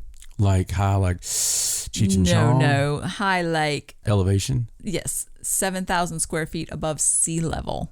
7,000 square feet. Yes, above sea level. Santa Fe is the capital. And it says the highest city in the world belongs to Colorado, but this is the highest state capital. Wow. In the United States. Well, that's pretty interesting. I mean, it's not exactly a crazy fact. I guess it is crazy. I mean, it's a little bit crazy. I mean, it's different, so. Well, the next one, it's another one of my favorite states. Not Old Hampshire, which would be over in England, but New Hampshire. So tell me about New Hampshire. All right, this one's really cool. So apparently New Hampshire is the home to possibly the oldest man-made construction in America. Wow. Yeah, this is a 4,000-year-old complex known as America's Stonehenge. It serves as an astronomical calendar and includes inscriptions in Ogham, Phoenician, and Iberian Punic script. That's very, very It says, or it cool. might be a 20th century hoax created to drive tourism here. You never know. It says to cover all the possibilities, the site has been named Mystery Hill. Love it. Yeah, so Absolutely it could be a love it. hoax or it could be a real thing. Yeah. Well, I guess you just have to go there and see. That's the point. let's go with the real thing. Okay. And speaking of the real thing, let's go for a little duck country. Tell me about Oregon. Oh, Oregon. What number is Oregon? Oregon is 6th. Number 6. Yes. Oregon. Number All 6. Right. Oregon. Apparently in Oregon, they have the largest living organism on Earth. It lives in this state's Blue Mountains, and it is a honey fungus that is 2.4 miles across. Honey fungus? Yeah. That sounds disgusting. And it says it's calculated to be anywhere from 1,900 to 8,650 years old. Wow. Isn't that insane? I want to know who measured a 2.4 mile fungus. Probably a bear. Oh, that's insane. The bear was like, I'll do it. The honey fungus got mysteriously smaller. So next, we're going to go home. Okay. We're going to go to a great place to live. Ah, yes, I know what you're talking about. Vacation land, baby. Maine. Love Maine. I bet they do have a lot of sightings. All that open space and how cool is it, woods man? and big Top sky. 5. That's cool. Top 5. That's cool. So tell me something about Maine. All right. So this fact, and I already knew this fact from living there, but it has an actual desert. Yes. There's an actual desert in Maine, and it's 40 acres. It's called Desert of Maine, and it's an expanse of silt and sand that came about due to over-farming, but which has since become a popular tourist attraction, which it has. Yeah, because they actually screwed the land up. Yeah. That's and it's wild that can happen. But yeah, that's nuts, man. Maine has everything. Forests, mountains, desert. Yeah. Yeah, it's insane. So you've been waiting for it. You've been asking why it hasn't showed up. All right. There's mysterious wildernesses. There's crab fishing. There is deadliest everything. It's our own version of Australia. Ladies and gentlemen, it's time for Alaska. Yes, and I'm really surprised. I mean, I am and I'm not surprised. I expected this to not be so high on the list, but I guess because there aren't a lot of people there. Yeah. And it is a lot of weird stuff going on up there. Yeah, well, you got to think, man. I mean, it's a hella big place too.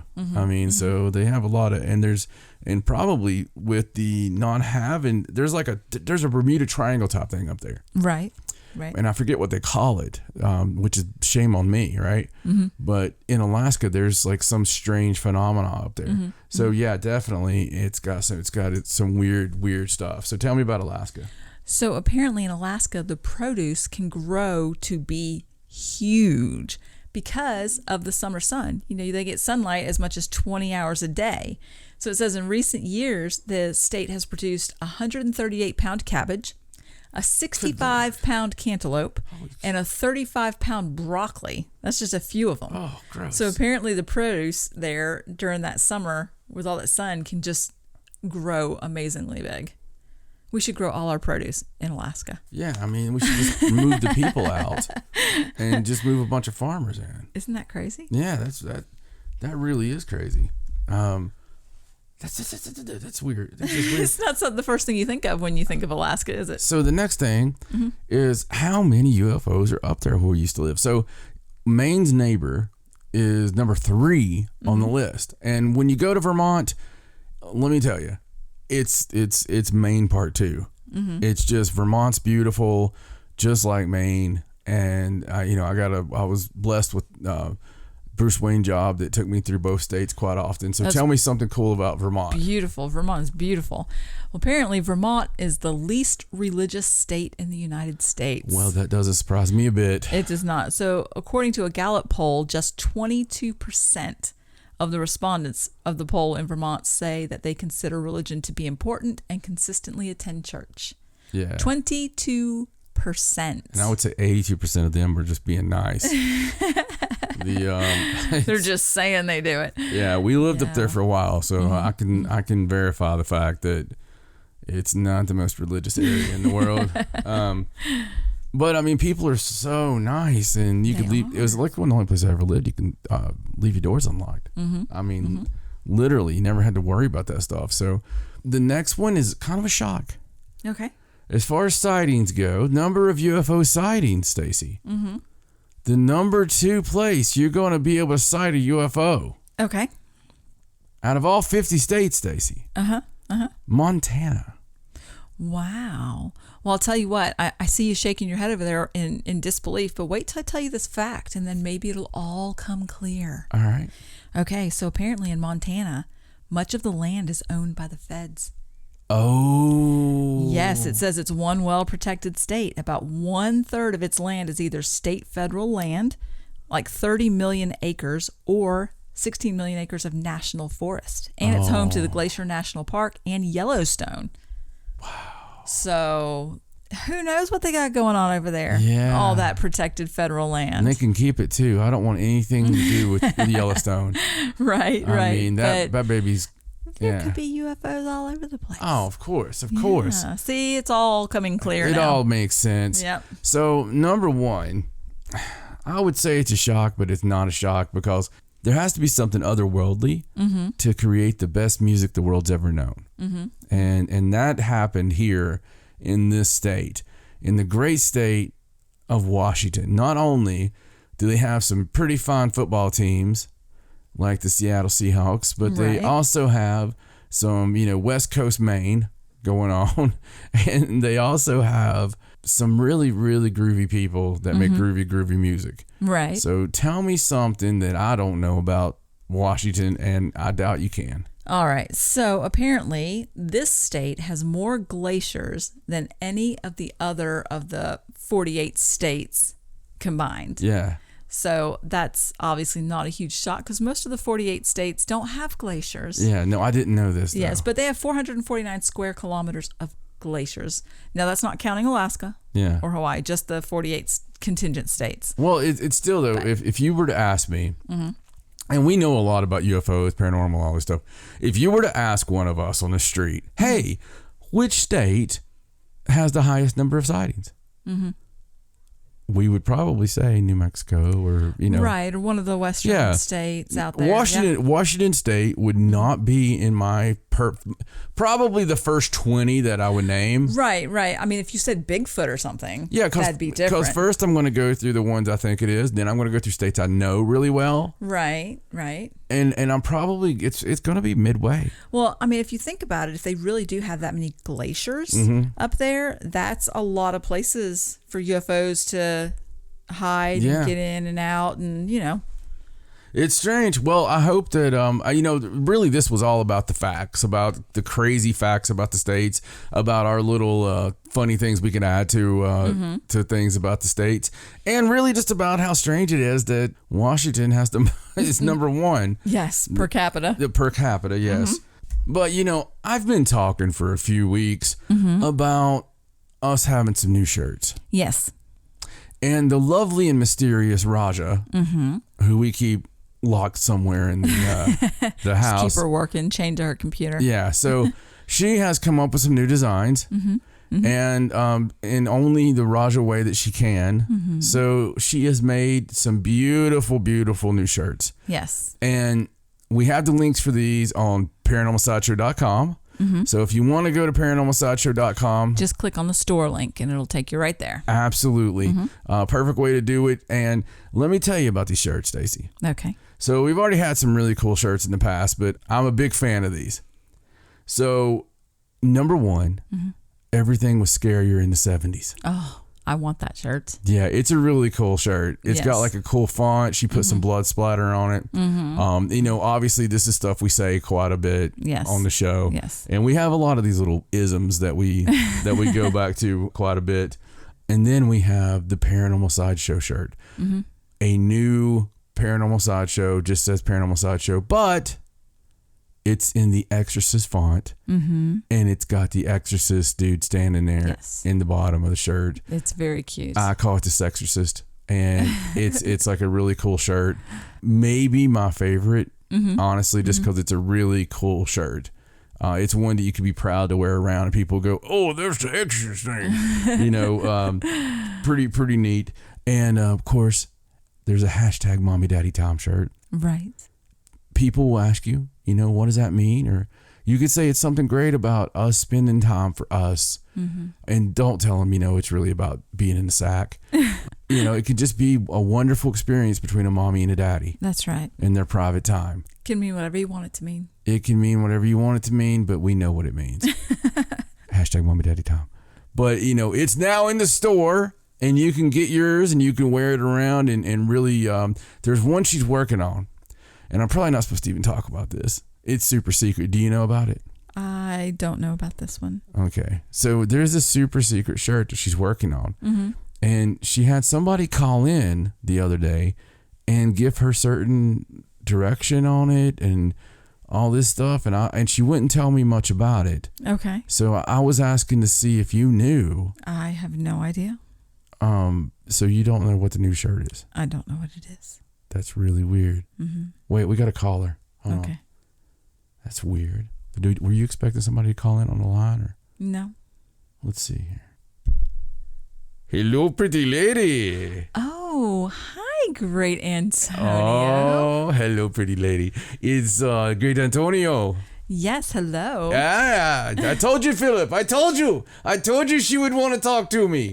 Yes. Oh, so I've been missing you, pretty lady. Oh, I see. Why are you calling in this time? Well, because I wasn't invited I missed my invite to the cabin. Oh, yeah. That was just for me and John. Yeah, so, but, I thought Grand Antonio could be there and tell you things. I'm a psychic and a medium. Yes, I know this. And I could talk to the Sasquatches. I know their language. Do you? I do. I stood out there and and then they tap on woods for me.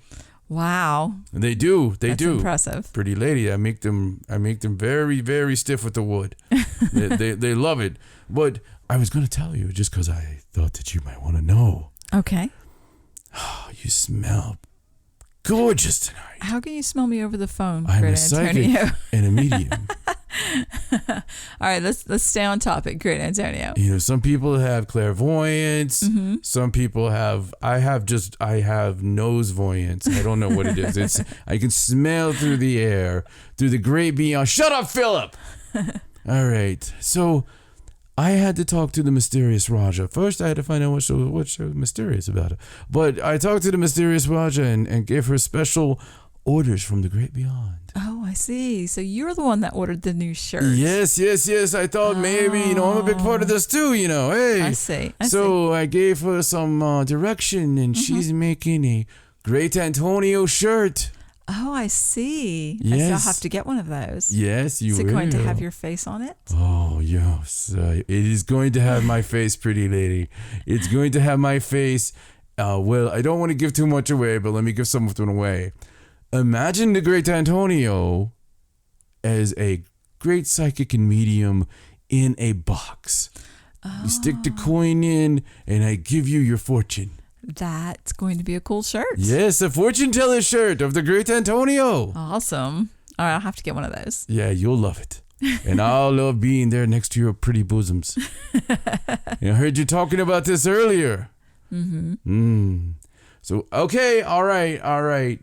Clicking it off. So, okay, there you go. There's the fourth shirt, the Great Antonio shirt. I think you just hung up on the Great Antonio. I meant to put him on hold. So, he should have known it was coming, right?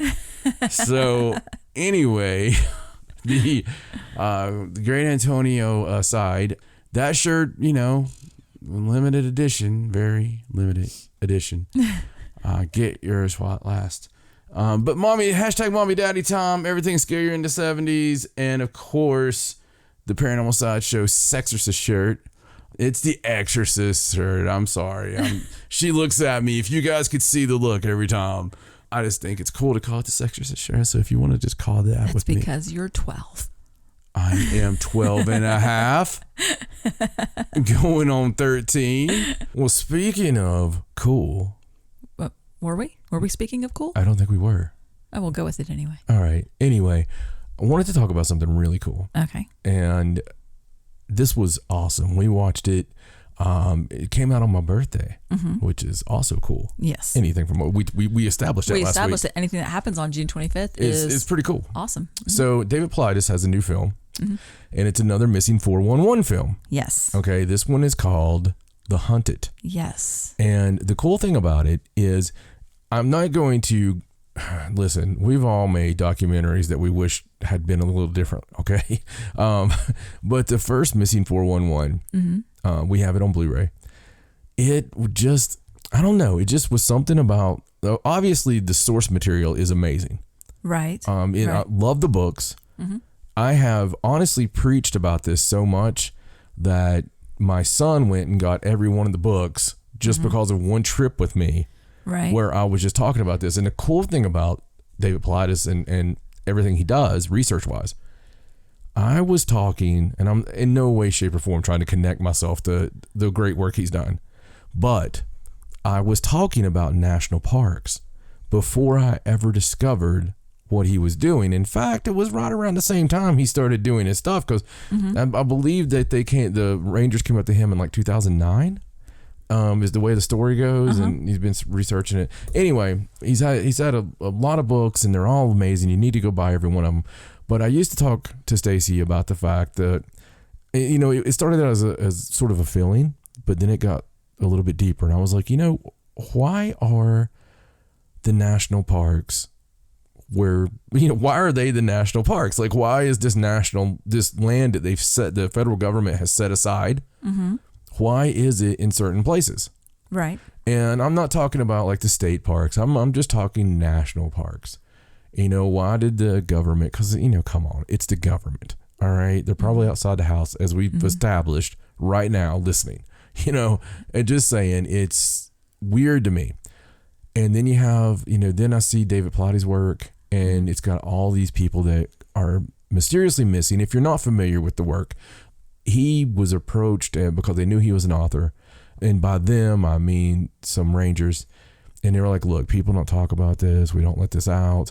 But there's people that go missing here, and it's never in the news. It's never talked about. And they're not found. It's mysterious circumstances. Right. And then there's, he started doing some research in it because he has just an extensive background. You just have to read for yourself. But the cool thing about it is, and the scary thing about it, is all this is 1,000% documents. This is him going and finding these cases, real people, and the similarities between all of these. Okay, but from these thousands of cases, all over Canada and the continental United States, he has found these similar traits to all the disappearances. Sometimes these people are found, and they'll be found, maybe it's the body, and it's found 20 miles from where it should have been. No way for it to have got there. Right. There's a lot of things. I won't go into all the things. Let's just say very mysterious, and he never really alludes in his interviews or his books to what that may be. Now, if you're listening to a Coast to Coast episode, you're going to go, well, he's talking about Bigfoot, because I did at first. But then sometimes I'm listening and I'm like, well, he's talking about aliens. And then I'm like, well, he's not talking about anything. No, he's just putting the facts out there. He lays the facts out exactly the way they are, but he also lays out this case and this case and this case and shows all the different similarities and how this case and this case and this case all happen in the same location, just this many years apart. And they're all cases where taken individually is just, oh, that's a missing person. And nobody was taking them all together like he's done. Well, people forget after a few days, and then it's out of your consciousness. Right. And, one thing I noticed about watching this film that I guess I didn't really think about is, when somebody goes missing and they do the search, they only get like a week long. Yeah. If they don't find you, then they basically call that search off. Yeah. So, if you're not found in that little space of time. I believe after 48 hours, they're no longer looking for a missing person. Like, I think they're looking for more a body. Of a recovery instead of a search. Right. But and another thing I like about it is all of his people he talks to, all the witnesses, it's all like sheriffs, rangers, very credible people because they're actual missing person and they cases. trust him now too. Yes. There was a particular, I don't want to give anything away about this because I want you to buy this, and I don't say that very often, but I want you to buy this. I want you to find a way to watch this. This particular film is fantastic. Oh, the way it was laid out and the chronology of it, and the way they did the case, it was so just kept going, interesting, and kept going. If you're a fan of the paranormal, okay, and you like the weird, you like this one goes into some of that, okay.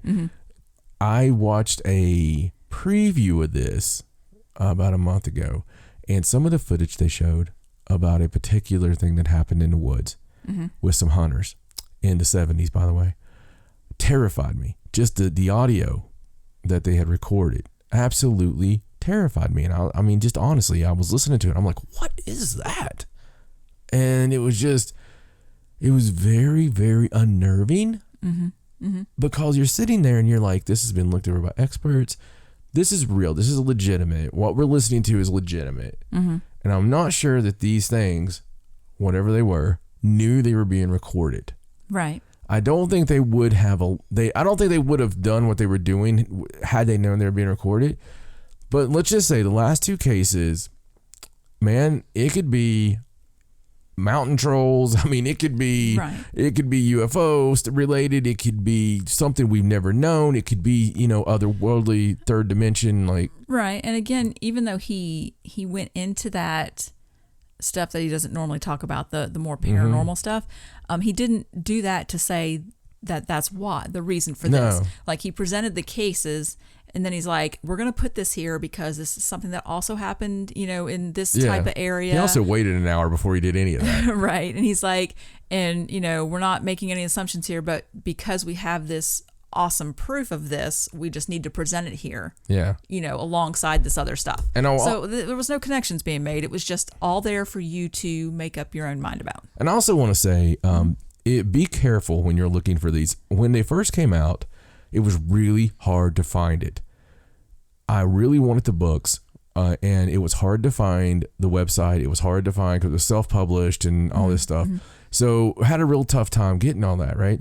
So now I'm friends with David on Facebook, and he's had a time and a half with people stealing his identity on Facebook and putting up fake pages and acting as they are him.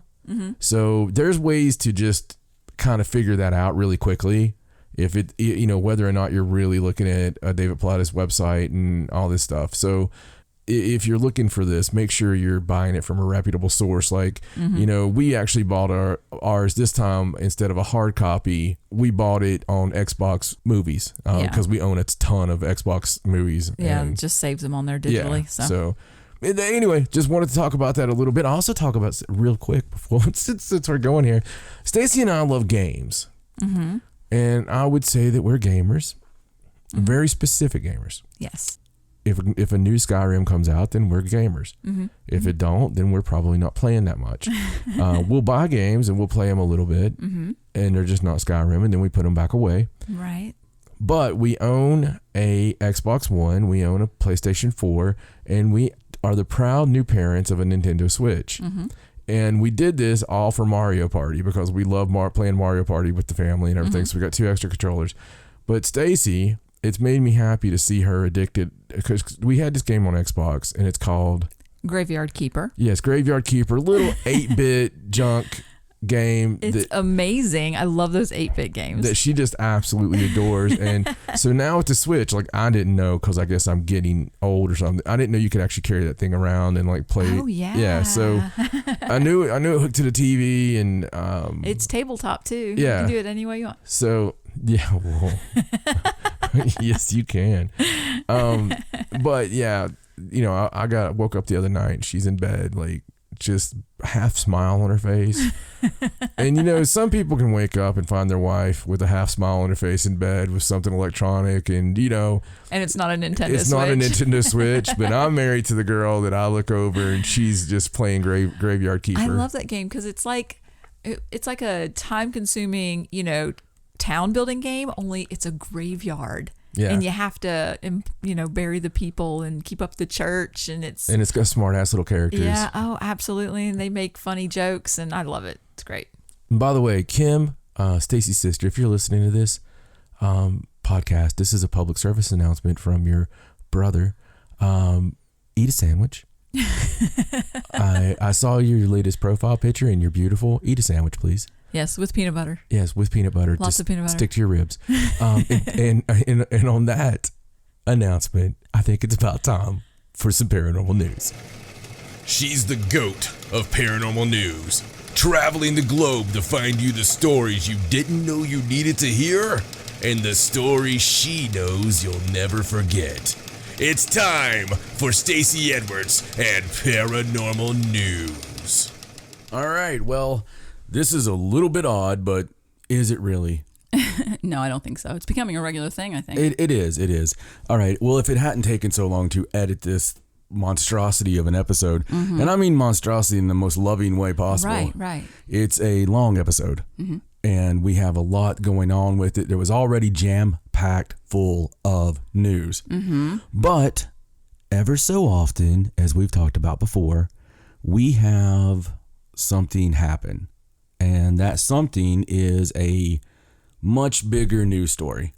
Something happened between the time we record and the time we complete editing, right? Which is normally just a 24-hour turnaround. Right. It's a little longer this time. A little longer this time, more like a 36-hour turnaround. Yeah, and this is not something that we wanted to wait until next week. So. Because it's just too big of a story. And in fact, I do have 2 stories just because, you know, we are doing this. So I figured we'd go ahead and throw them both in there. One is just a major news story and the other is just I liked it.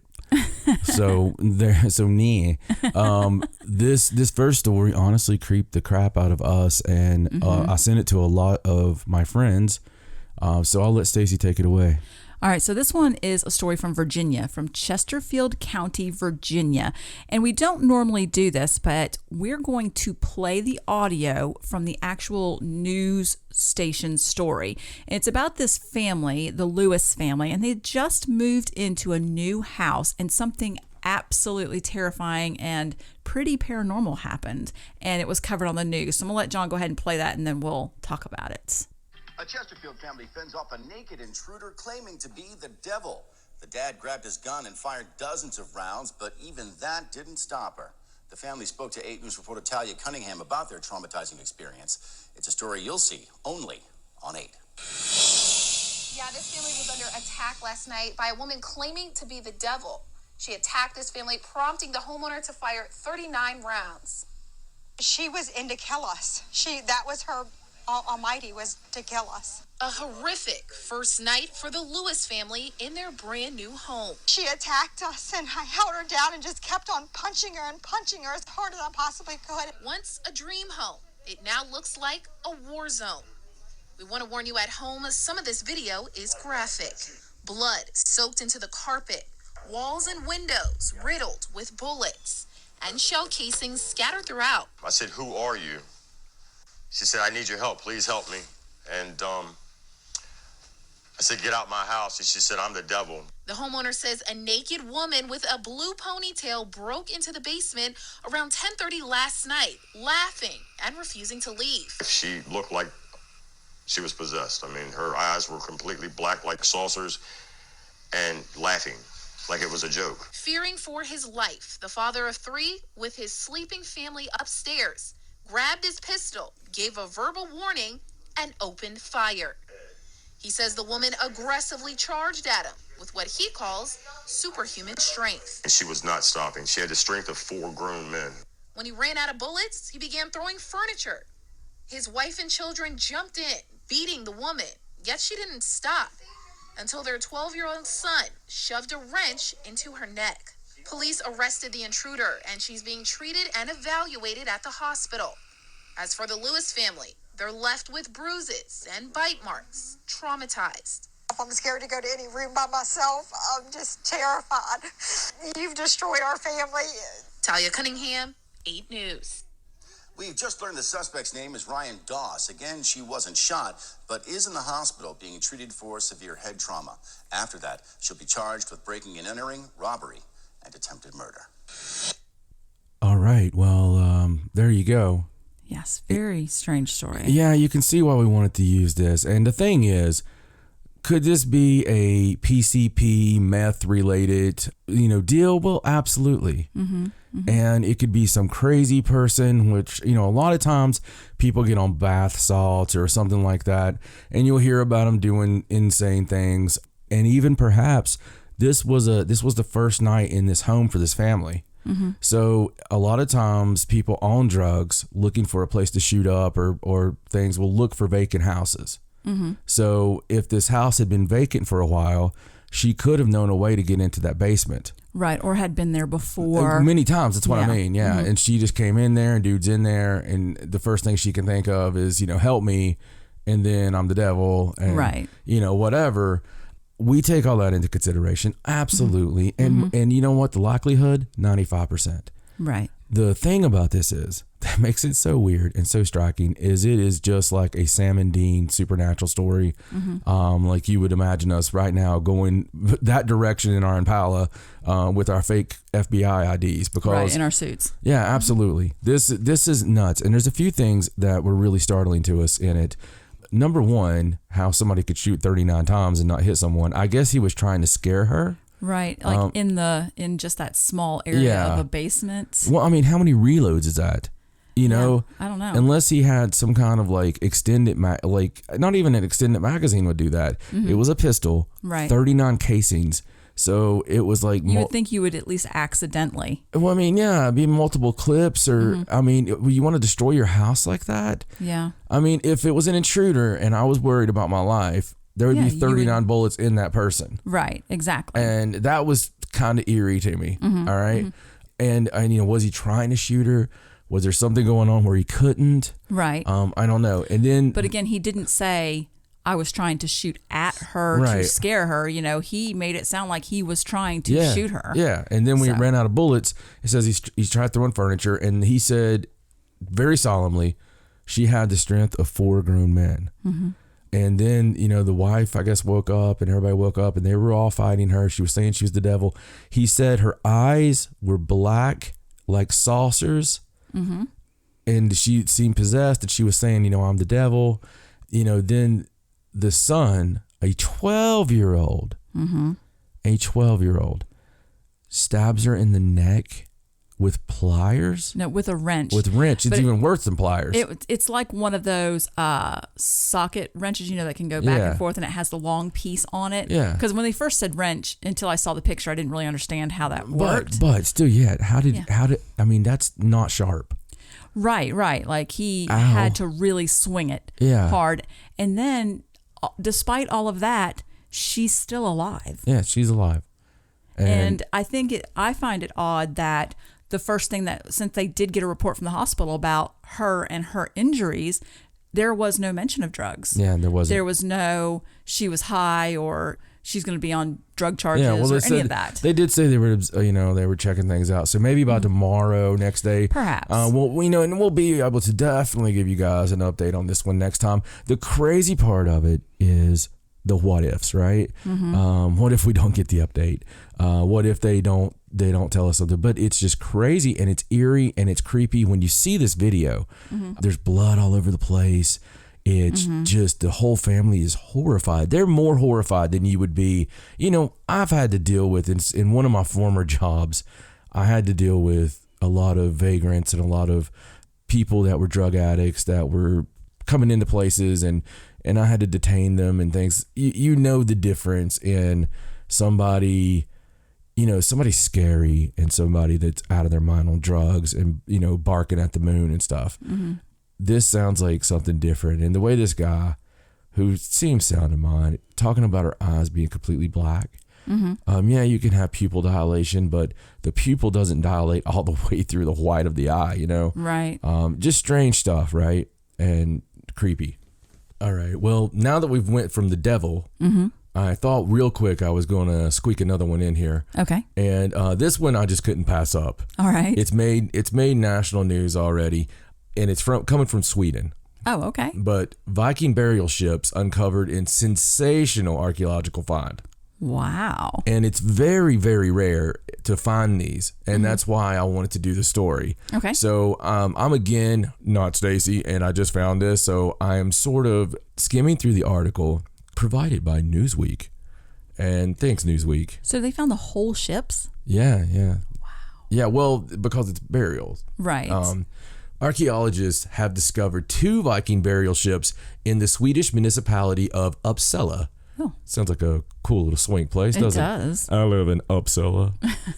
So you see, a find of this type is very rare in the country. In fact, only around 10 discoveries of this kind have been made to date in the Scandinavian nation. Wow. So, it's that crazy. 10, dude. Right. This is a unique excavation. The last burial ship was examined 50 years ago. Wow. So that was Anton Salo, an archaeologist who works with several Swedish museums. The 2 vessels, which Seller describes as sensational finds, were excavated near the grounds of a vicarage in the village of Gamma Uppsala last fall. These types of burials, where individuals were placed in full-sized boats, were not available to common folk.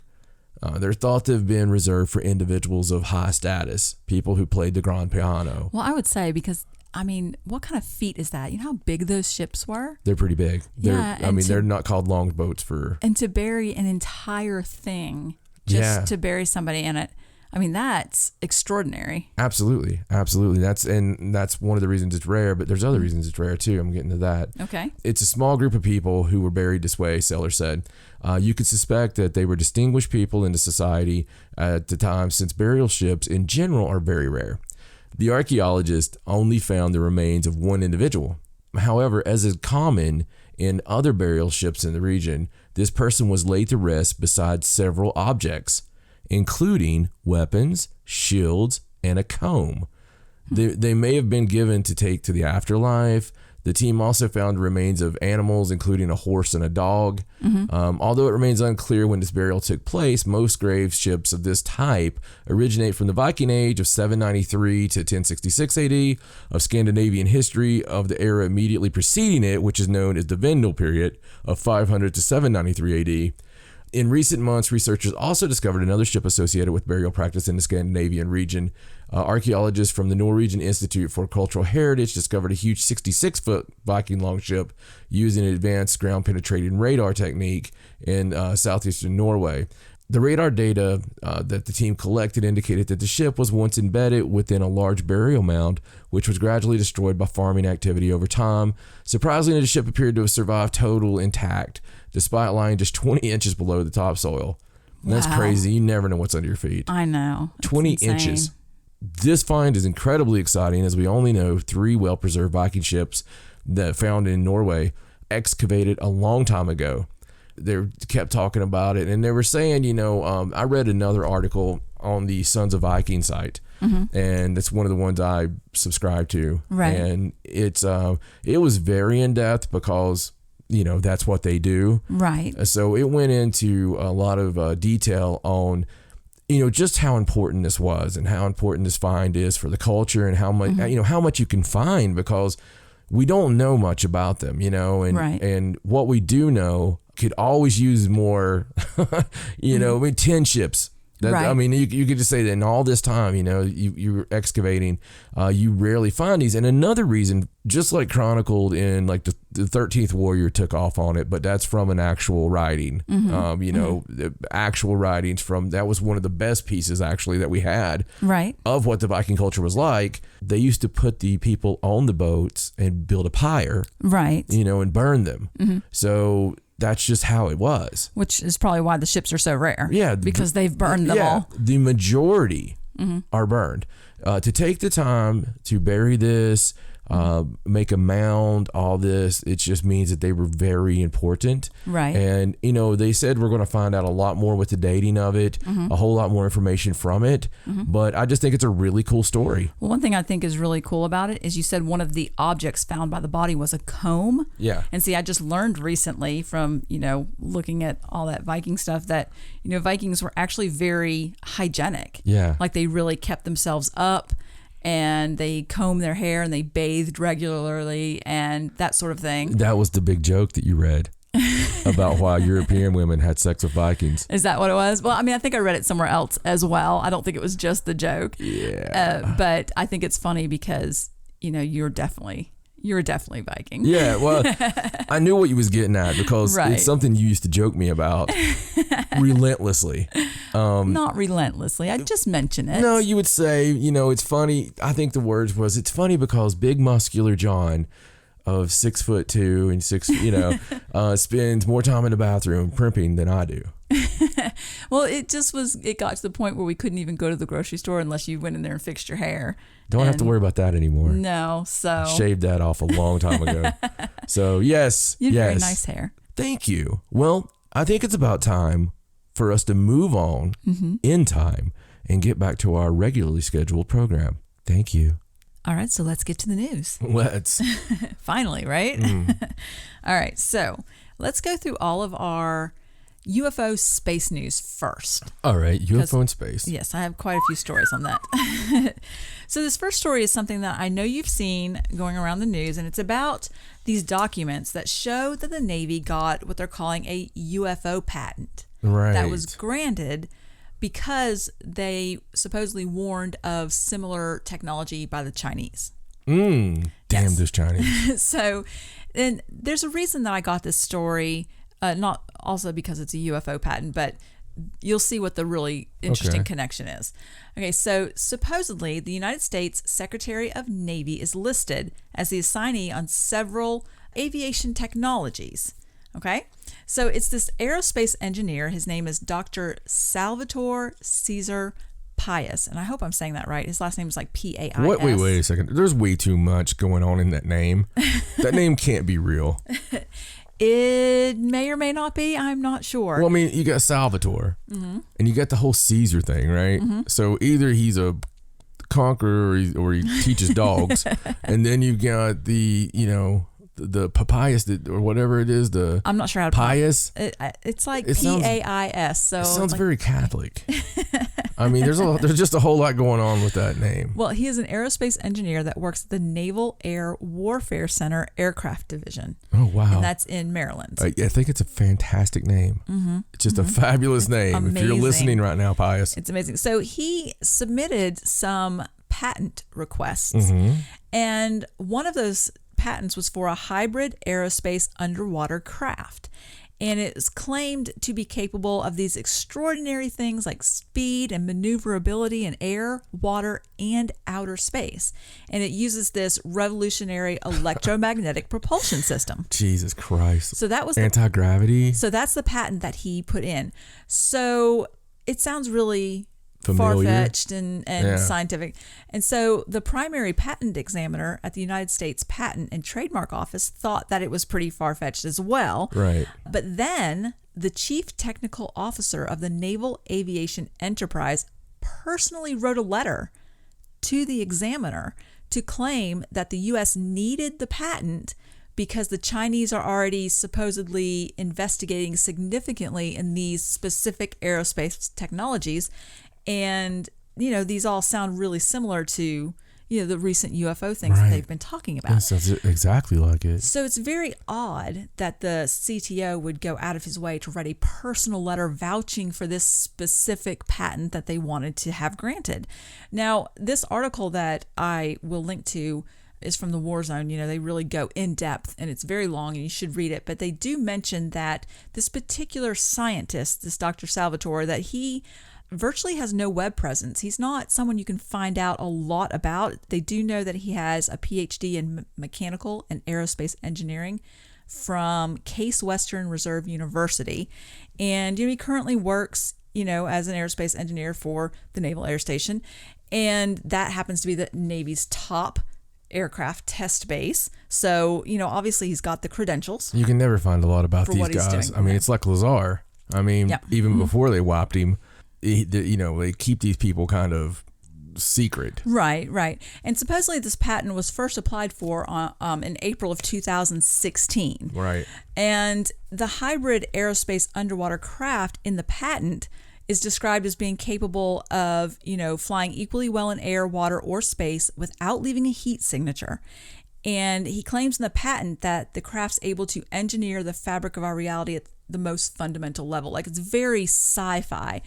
And the hybrid craft is claimed to be able to create a quantum vacuum around itself, which allows it to repel any air or water molecules in which it interacts. So its own, Oh yeah, it's creating its own reality. It's creating its own gravity. Right. So like a force field. Now, it just turns out that the other patents that this same engineer applied for were for the different generators and things that would work on this supposed hybrid craft.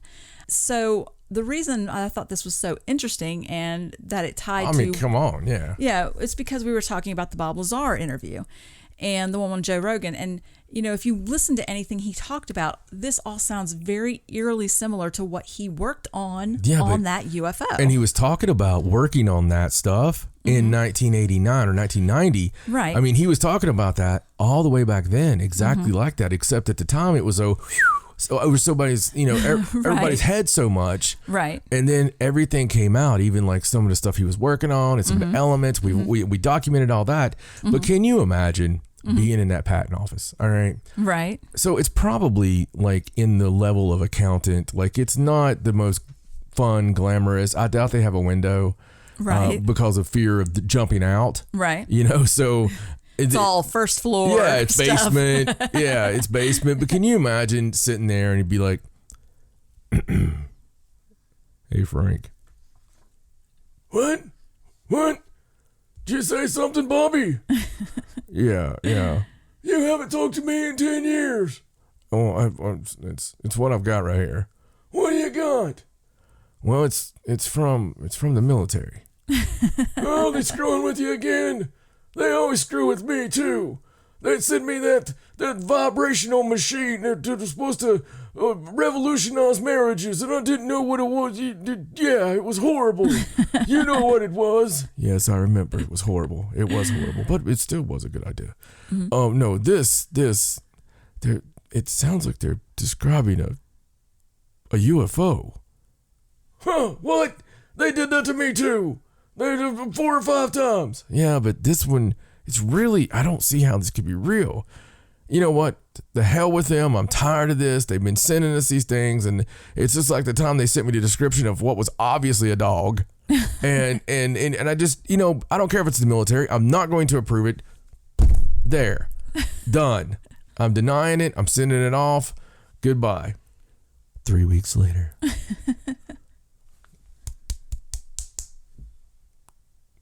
What was that? I'm not sure. It sounded like a knocking.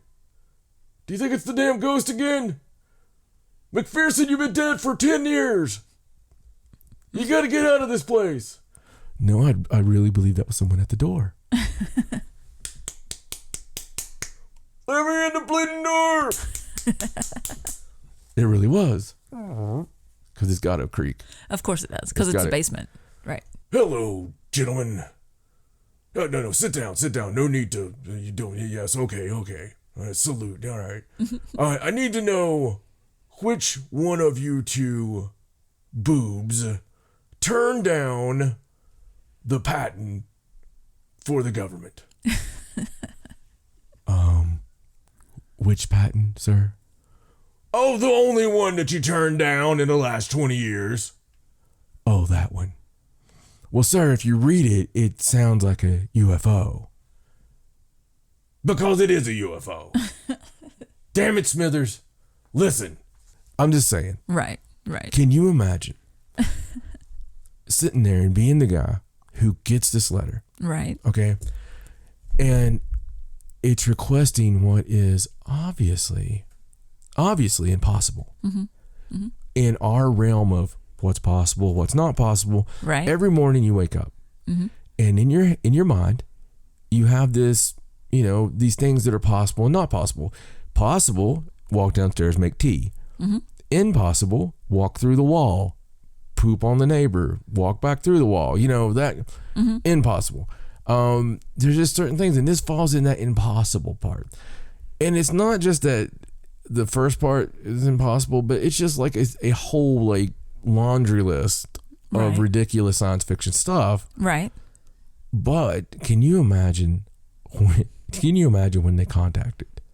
When you get the big dude contact and go, hey, I need you to, this is real. I mean, can you imagine?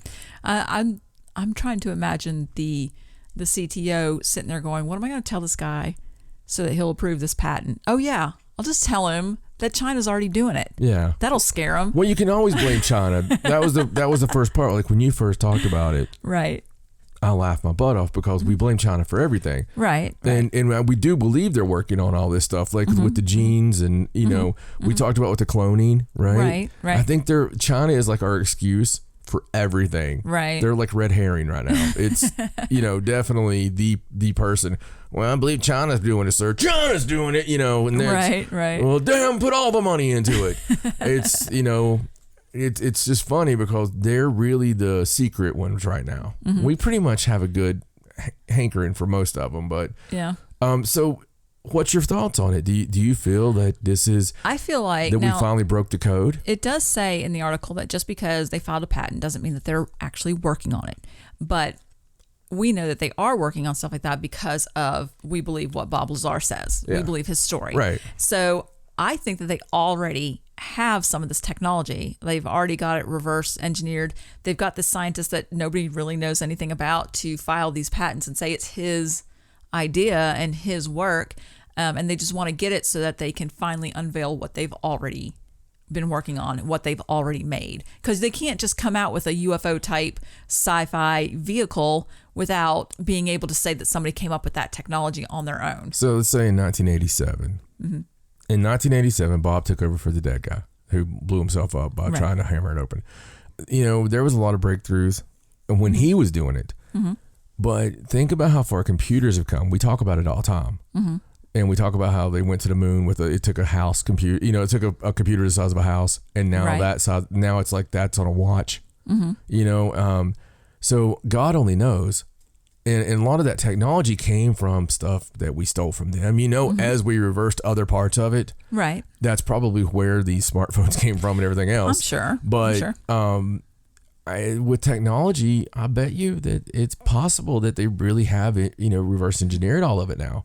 So do you believe that an incredibly highly advanced alien civilization came here in the distant past before the last cataclysm, all that stuff, and jump-started us from monkeys or whatever.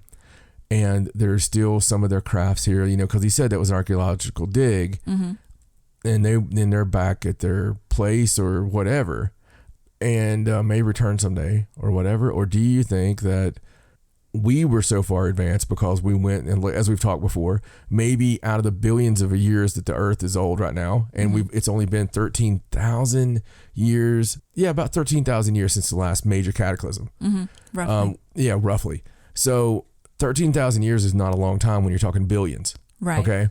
So if we were around if we were around 500 million years without being wiped out from an asteroid or anything, right? Where, how far could these monkeys have went with making their spaceships? So if that's us from the distant past, if those were our machines, if we created that, almost like time capsules, like we buried them on purpose so that they could be found at some time in the future to be discovered. Exactly. And I think that some people, if that's really what happened, I think some of us did survive through the cataclysms. I do think that some of us survived, and I think that goes back to like Göbekli Tepe. Okay, that happened right around the time of that last cataclysm. What if there was like some people that had the bunkers or whatever, and they, because that place was purposely buried. Oh, I hope there's a UFO in there. I hope there's a UFO in that place somewhere. But they only had like 30% of it done. I know. And so there's so much left to dig out. And what they have already has like it's almost like it's telling you, like it's got all these different animals that are on the planet. It's got different kind of things. You know what I'm saying? It's like, here's what we had. It got wiped out. I mean, by the time they uncover the whole thing, it could be a whole timeline. It could be a whole chronology of It could be. Well, what's come and gone. On the Sumerian tablets, it talks about, and which are the oldest written thing we have. Okay.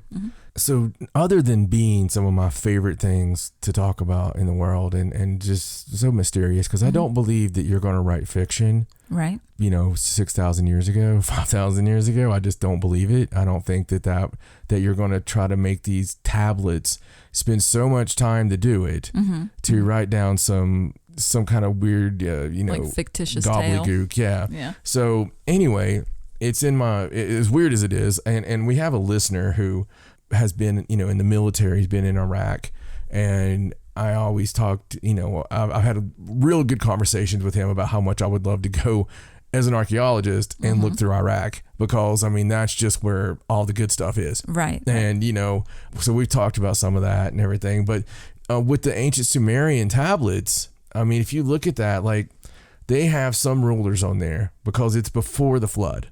Okay.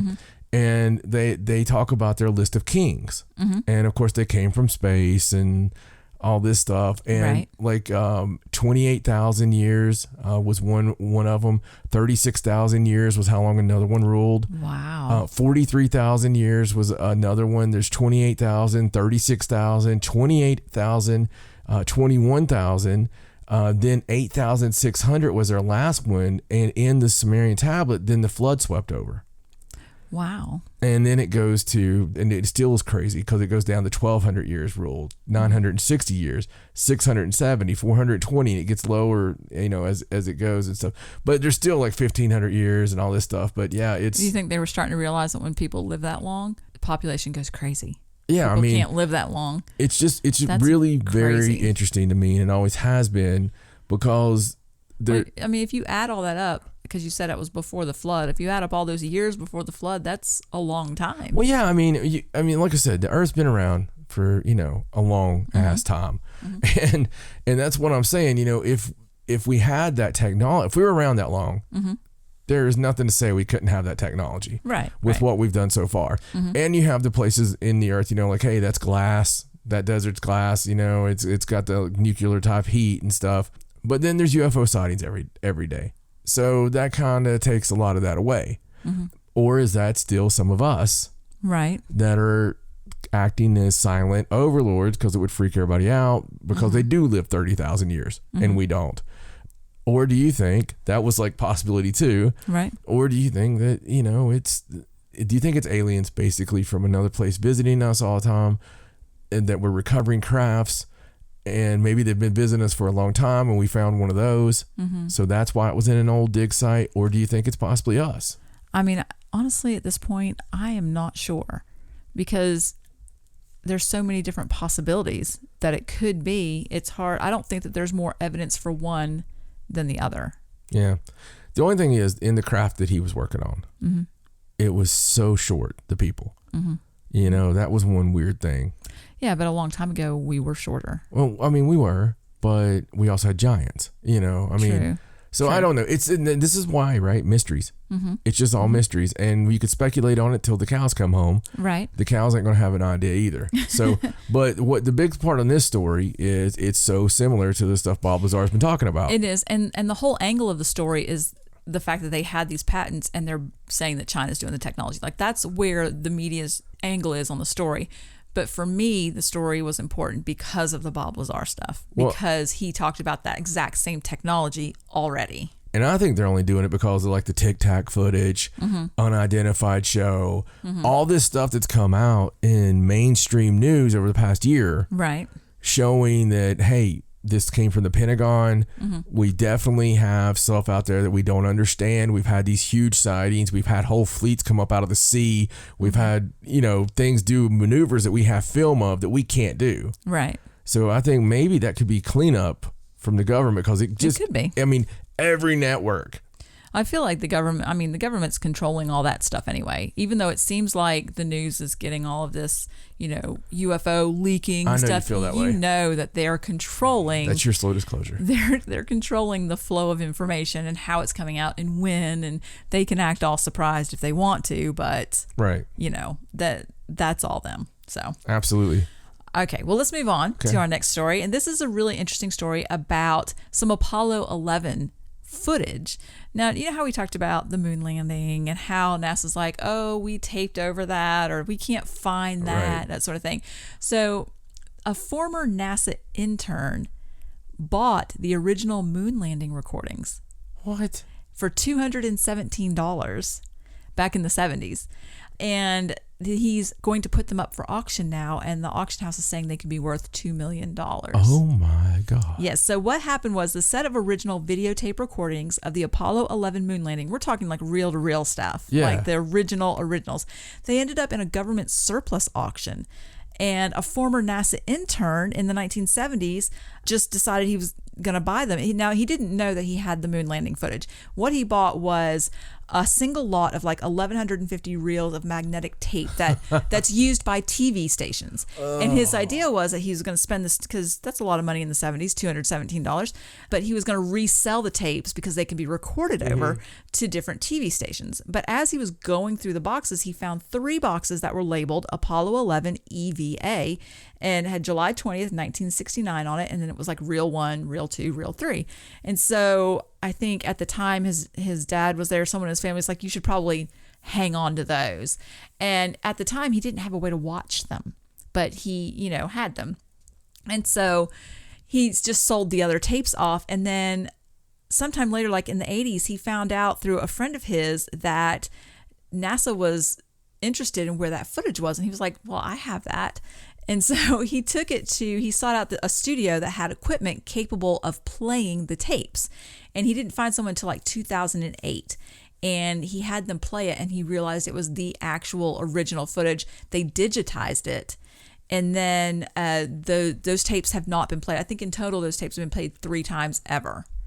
And that's it. So he has taken them to the auction house, and the specialists viewed them. That was the 3rd time to make sure they were authentic. And now he's putting them up for auction and can possibly get millions of dollars. Wow. Isn't that insane? He'll get millions of dollars. That some of these billionaires out there that would love to have that and comb over it. Right. Absolutely. I mean, so, God, I wonder what could be on there. I don't know. And I think it's funny because that NASA didn't mean for those to be put in. I don't know, man. Remember the room? With all those tapes. With all the mold. And NASA can't just take them back because they sold them legally at a surplus auction. The guy bought them. They're his. Yeah. So, and he just hung on to them for all these years. Well, I'm surprised the brain ray hadn't got that guy. I just think it's funny because NASA's just like, we don't know where the moon landing takes. Well, I mean, that goes to show you, right? You should really always go to surplus auctions. I'm telling you. You just never know. It's like that story we did months ago with the lady that bought the moon dust bag. Yeah. And they tried to take that back from her, and she was like, no, she went to court and she got to keep it. Well, that's because every company has a Smithers. There's the guy who hates his job. Right. And poor Smithers just can't stand what he does, and they ask him to do all this crap, treat him like poo, and he's just in there, and they're like, hey, don't throw away the red ones, but the blue ones, and he's just like, yeah, okay, yeah, whatever, and he just throws them out there for sale. He don't care, and I think Kevin Smith had a perfect representation of the people that are, not really enjoying their job, like in clerks, right, and that employee or those employees are really out there everywhere. Yeah, absolutely. And they will just play hockey on the roof. Right. And, when you're not looking. All right. Well, let's move on to our next space story. And it's official now. NASA is sending a mission to Titan. Really? Yes, because it is a top candidate to find alien life. God. So their newest planetary science mission is going to be called Dragonfly, and they're going to, they aim to land a flying robot on the surface of Titan. It's going to be equipped with instruments capable of identifying large organic molecules. Now, it's not slated to launch until 2026. It won't arrive there till 2034. Wow. And it'll fly to multiple locations. Right. But that they've decided officially that they've picked Titan because they feel like that is the most likely place. And they've been talking about that for a long time. Oh, yeah, they have been. They have been. Now, it was Titan, and what was the other one we always talk about? Enceladus. Yeah, the incestuous. Funny you should say that. I have a story about Enceladus as well. Oh. Yes. So there's another article about Enceladus where it says it could support life. There's more evidence. There is more evidence now that it could support life. And this particular article just says that the evidence has strengthened after researchers determined its ocean is likely 1 billion years old. Oh my God. Yes. And this was a scientist named Mark Naveau. He's a NASA Goddard Space Flight Center scientist. Right. And he was speaking at the 2019 Astrobiology Science Conference. And he said that the time frame is long enough for life to have emerged. Wow. So why they're not going to Enceladus, I don't know. I'm pretty sure this was announced after they had already decided on the mission to, to Titan. It looks like they could change. It's not like the people of Titan are going to be very upset. They're like, yeah, right. They could just change it. Well, they said that additional research is still needed because they figured this out by doing some different simulations and things like that, and they're trying to tweak it, make it faster and more precise, so they can get a more precise date of the ocean. But right now, they're saying it's likely 1 billion years old, and that is plenty of time for life to have emerged. And of course, they have all of the things that you need. That's part of the reason why they say there's probably life there or on Titan. So. How cool is it? I mean, I wonder where they're at in the lifespan or what kind of life it is. And I don't know. It'd be awesome to go there and find some fish people that I'm serious. That, no. Really. You mean octopuses? Yeah, no. Please God, no. No more octopus for you, miss. Let's just go to the next story. All right. This is not really a story. It's just sort of something that Tom DeLonge mentioned on his Twitter that I wanted to mention because it was really unusual. Yes, it is. And, he has made lots of proclamations regarding aliens and UFOs and things. But supposedly on his Twitter, and this is on his Twitter. I went to his actual Twitter feed to make sure that this was a real tweet and not something that was fabricated. He sent out this really cryptic message. It said, "Everyone will know the reality soon, and unfortunately, it's just not something to laugh at. It's pretty unnerving with some bad news, some good news, and with that in mind, all we can do is deal with it honestly and openly." Wow. So that's pretty cryptic, don't you think? Yeah, I mean, yeah, it is. You can read a lot into it. Yeah, well, I mean, after everything that's happened with the To the Stars Academy and the videos coming out and the, all the articles in the media and all the senators being briefed and the extra information, I mean, it could mean anything. Oh, yeah. It could mean anything. It's really, really, really, really interesting, actually. Mm-hmm. I mean, and it's not like anything the guy's put out because, he was attacked and we talked about that before, but it's not like anything he's put out has not really been followed through with, like stuff he said he was going to do. Right. He's done. And exactly. So I wonder what he's found out. I wonder what he knows. I wonder if it's like good news, bad news. Would it like religion isn't real? I don't know. Like, yeah. Well, and he makes it sound like that something big is definitely coming. Mm-hmm. So, I don't know. We'll just have to keep watching and see what, if he has any other announcements, or definitely follow him on Twitter. Yeah, if you want to know firsthand. I think somebody on our on the Paranormal Sideshow Facebook was started following him after. Yeah. All right. So speaking of the whole alien thing and more information coming out, there's this really interesting article that I came across where members of the UK SETI Research Network are going to launch what they believe will be the largest ever survey of public attitudes towards alien contact. Now, they're launching this at the Royal Society's Summer Science Exhibition, and what they're trying to find out through the survey is how we should respond to alien contact should it happen. Right. They want to know what people think, what they feel about what we should do, how they would react to it, that sort of thing. Like, scientists want to know what the public would do. And I think that's really interesting that they're launching this humongous survey. It really is. I mean, to find out what the reaction's going to be. That's strange. That's obviously a scientific study to see what. I mean, that's weird. But that's not going to be accurate.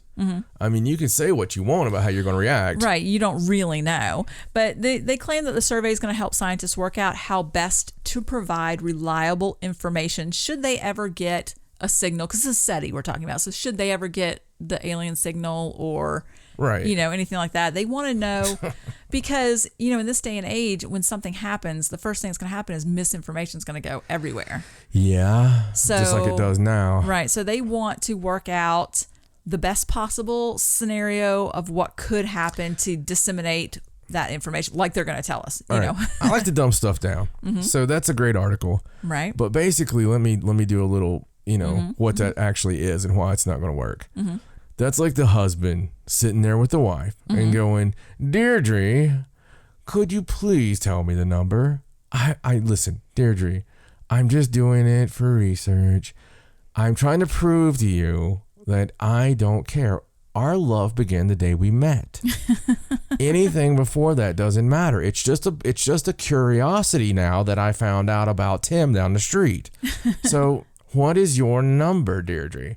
I promise you, I just need to be able to listen, I'm going to react perfect. I'm going to react fine. It doesn't matter the number. Okay? It just doesn't. Deirdre, quit looking like you're annoyed. I'm just letting you know that you'll tell me the number and we'll go to dinner. It'll be fine. It's knowledge. That's it. 112. What? 112? What? Do I need to pay you right now? What the hell is that? How do you even close your legs? Oh my God. And I thought maybe I was smaller than normal. Oh my God. Oh, Deirdre. And that's what would happen. So that's why somebody can say all day, right? Well, I would actually react pretty fine. I'm not going to bother me at all. In fact, could land right on my lawn. I'd be like, "Hi there, come on in and have some tea." You know what? I'm going to take it just like the other immigration things here in the UK. Obviously, the immigration's done fine for the UK. London is still full of Londoners. It's nothing's happened. There's nothing to see here. Look how great immigration went throughout Germany. I mean, it's completely fine. And if these aliens come down, I'll welcome them at my shop too, and everything will be fine. I ain't going to be scared about anything. And then, Deirdre, what was that? Another one of your gentleman callers? No, honey. It looks like a little. It looks like a little craft. What do you mean a little craft, Deirdre? Seriously, what do you mean? Well, get up and look. That's an alien. Same guy. Right. Would freak out, start firing guns in the air. Absolutely. Set himself on fire. Set Deirdre on fire. Right. And that's what would happen. Do you agree? I think so, yeah. I don't think there's any reason. I don't think that people can honestly say how they would react because you don't know how you would react. Perhaps they're going to ask questions about how they would like to be told. I mean, that would be useful information. I'd be like, as quickly as possible. Yeah, perhaps. Yeah, like 10 years ago, 20 years ago. But interesting article. And it does mention the thing about METI. You remember us talking about METI, where they're going to beam the information out? That's going to happen later this year, where they're sending the information signals into space containing references to like the periodic table and different kind of information. That's the thing that Stephen Hawking warned us against. Right, like trying to attract the attention. Yeah, that's when he was like, please don't do that. It's not a good idea. And right. But what does Stephen Hawking know? Yeah, it's not like he's a genius or something. He's dead. I know that. Oh, well, you didn't know the last person that was dead. So, let me ask you a serious question. Okay. Absolutely serious. Okay. I want you to clear your mind right now, and listeners, you do the same. So, I want an honest answer. I don't want an I don't know. I want you to put yourself in this situation to where you have to accurately describe what you're doing. I want you to put yourself in this scenario, okay? Mm-hmm. So you wake up tomorrow. Uh-huh. And you go down and make yourself some tea. Mm-hmm. You pull out your iPad because you're not going to turn on the television to look at news or anything. You're going to look at your iPad. And on your iPad, you open Facebook first. You notice a ton of notifications. And as you're scrolling through, you see video after video after video of UFOs landing not only on the White House lawn, but in the Kremlin and in Japan and China and everywhere. And there's video after video after video. And every story is completely it's completely the aliens visiting with our world leaders. How do you react before you see anybody else react? Right. What do you, and be honest here. I want to know how this really would affect you. Like how would it really affect you? Well, personally, I think first I would be a little bit annoyed that I slept through the biggest thing that ever happened.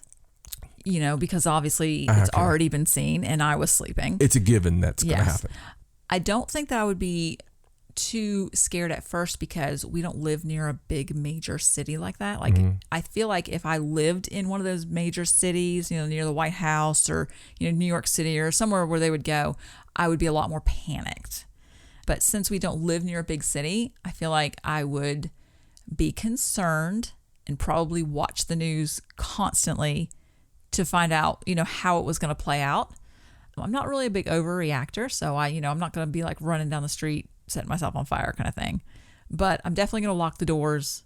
I'm going to make sure we have provisions, we get the gun just in case. Yeah. And just watch the news as long as I can and figure out what the next logical step would be. So I'm definitely not going to go to work. No, absolutely not. So not at first. Right. I'm going to, stay with my family because the world has changed forever. There's no putting that back in the box. Right. And I think this is what they struggle with. You cannot put Pandora back in the box. Nope. And it's a big decision. So does this crumble religion as we know it? This is just one of the questions that normally come up. Okay. Right. Maybe it doesn't take away God, but maybe religion as we know it changes. That's a big deal because that's a lot of people, thou shalt not kill, thou shalt not, covet thy neighbor's wife. I'm not sure the religion thing would be as big a problem as it maybe once was because the whole, even the Pope has made allowances for Right. there being For some of our earthly problems. right, and for even if we were to discover that there were other life forms, that's still God still made the universe. Right. It's still a godly thing, Right. so it's not something that He has actually to be, said that. Yeah, it's not something that has to be something that destroys your religion. I mean, you remember when the Pope and I think a bunch of bishops or cardinals or something, they got together to decide the same stuff about the UFO stuff, and they have like the observatory on top of the Vatican, and remember all that? That's really crazy stuff. And even it's like you kind of think everybody's known something for a long time, Right. and it's like they just won't pull the trigger, but it seems like they've been pulling it a little bit at a time. But if you did, that's the whole thing. If you did see them, if you saw them, I would really be interested in what they knew. Like, I want to know everything right off the bat. That would be the problem with me. Right. Is I would be like, I want to know all these secrets of the universe. I want to know where you came from, how many times have we been through? Do you have pictures of dinosaurs? Do you have dinosaurs? Are you a dinosaur? Can I go with you? Yeah, I mean, and see dinosaurs. I mean, pretty cool stuff. And it feels like it's getting close, because the reason I say that is when we started doing this show, everything was speculation, and it was just like, well, there's this leaker that says this, or there's this. But now we've had the actual government release tapes that actually show crafts that do impossible things. Right. And that makes it so close. I feel like the problem with all of this is the disclosure and everything is that I feel like it's a lot more complicated than just are there aliens or not. Right. I feel like there's a lot more to it, and it touches a lot more areas than just are you seeing a UFO from outer space. Well, yeah. Do you know what I mean? Yeah, Like, I do, because then it comes, at first it's going to be the excitement or the fear. Mostly excitement. But then when that wears off, you go into about a month in the news cycle, and then people are going to be coming forward, like my mother, who feels that her whole entire life was changed because of an abduction situation. So you have all these abductees come forward, and that's probably going to create a little bit of an issue if everything else lines up with who the aliens are. Right. And that's not even considering if it's a time travel thing, or if it's it's us, or, our government faking it, or, I mean, any scenario that you could possibly think of could be possible. Yeah. And it just complicates the whole situation. And us being in virtual reality. I mean, all that stuff. The Matrix thing, yeah. The whole thing of us actually being in a tube somewhere, hooked up to a machine. Right. That could have been their way of trying to tell us. And that seems plausible all the time. It really does. I mean, it's so bad. Yes. But it does seem like, because one day comes and everything you knew changes. And all of a sudden, all this stuff can be absolutely possible. And then you have the bleed through, like with ghosts and stuff. Right. You can talk to ghosts. You can, you can, all this stuff's there. And that could totally be a computer glitch. And some of our brains glitch and other ones don't. Right. So we talk to other people in the universe that have already, Yeah, it could be it's all like that. A huge rabbit hole. It's a huge rabbit hole. Yeah. So, all right. Well, let's just move on to the next story. We're almost done with the space stuff, but I need to talk about some fast radio bursts. Oh, no. FRBs. Yes. So it turns out that a mysterious fast radio burst has been traced back to its home galaxy for the first time ever. Ruh-roh. Where'd it come from?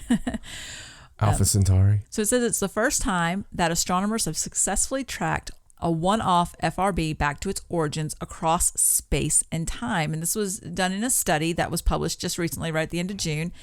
And in their new study, they detected this one lone FRB using an array of a bunch of satellites, and they kind of determined which direction it was coming and how fast, and they used that information to trace it back to a Milky Way-sized galaxy about 3.6 billion light years away from Earth. Oh my God. Yes.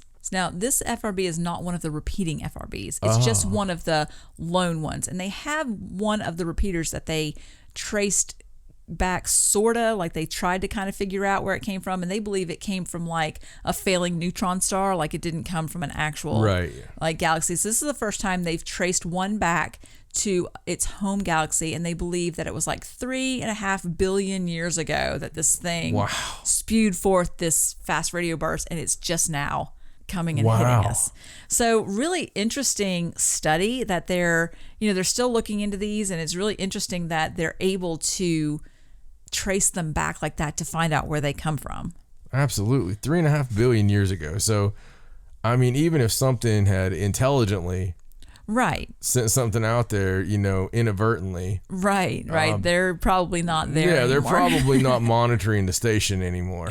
Well, right after they did this announcement, another announcement came out that claims that more FRBs have been detected. And one of these, the new ones that they detected, is also a repeater. So it's only the third time they found a repeating FRB. Now, what I thought was interesting about this particular study is it's Russian scientists that found it, but they found it in some archive data that they had from 2012 to 2018. Jeez. So they're going through old data now and finding these FRBs that I guess we didn't know were even there because they know how to at the locate time, but them, they know how to see them now. Yeah. Yes. And I think it's interesting that they did find another repeater. Out of all the ones they found, there's only 3 that repeat. And I think that the origins of those are a lot different than the origins of the ones that are just a one-off. And it's still really unclear what's actually generating these, but it's just the whole thing's just getting more and more interesting. The fact that they're getting more and more of them. Is it more than likely like a star that's near its death? I think they think that the one-off ones are sort of like neutron stars at the edge failing. I don't think they have any idea about the repeaters, right? Because obviously that's not going to be a star dying because it's doing it over and over again. But just the fact that it takes these FRBs so long to get to us, it makes it really difficult to try and figure out where they came from, because it's been billions and billions. Everything's different. It's just really crazy. I mean, it's an interesting phenomenon, but I would like to know more. Well, of course, they don't know either. No, they don't know either. It's still it's a new phenomenon. But, if they're really finding these things in this older data, then these are obviously things that have been happening. Right. And like you said, we just didn't know how to detect them. Right. So hopefully they'll just keep going through all that old footage and, finding more and more. Maybe they'll figure them out. Very cool. All right. So here's an interesting story. This story confused me just a little bit. But I'm going to talk about it because in researching the story, I found out some really interesting information. Cool. Okay, so this is about a Nat Geo photographer, National Geographic photographer, that admits to encountering alien beings underwater. What? Yeah, I know. It sounds really weird. So this man, his name's Lou Lamar. Right. And he's a renowned photographer. I actually heard of him. For National Geographic and Ocean X. Yeah. Okay. And he claimed in a video, they did like this little video piece where it's like meet the photographers or whatever. And he talks in the clip, it's like 1.5 minutes, about these remarkable experiences he has working as an underwater photographer. And he talks about how he's come across potentially intelligent beings, like things that, not technically aliens, but it's like an alien world down there because he sees things that you don't normally see. And he feels like that some of the creatures that he encounters, and what he said was hyper advanced aquatic alien creatures inhabiting the shallow waters, which almost look like stingrays. What the hell is he talking about? That's just one of the lines that he used. I guess things that he sees, he feels like some of them are more advanced than they should be, or than humans. And, he didn't say octopus straight out, but he just was claiming that, he's seen some really amazing stuff. Well, they're creepy. I know. Okay, so here's where I started getting confused with this. First of all, this video, it was linked to from this article, and it's on YouTube, but it's unlisted on YouTube. So you can't just go to YouTube and find it. You have to use this link to see it. Right. Because I was trying to just find it on YouTube, and I actually had to go back to the article and use the link. But you can see it if you go over there that way. It's weird that it's unlisted. But I also had trouble finding it because the Ocean X team that he works for is not the same Ocean X with the Baltic Sea anomaly. Oh. I don't think. They may be related. I couldn't really tell because the Baltic Sea anomaly Ocean X is like from Sweden or something. So a lot of their stuff is not in English. Yeah. But the logos are different.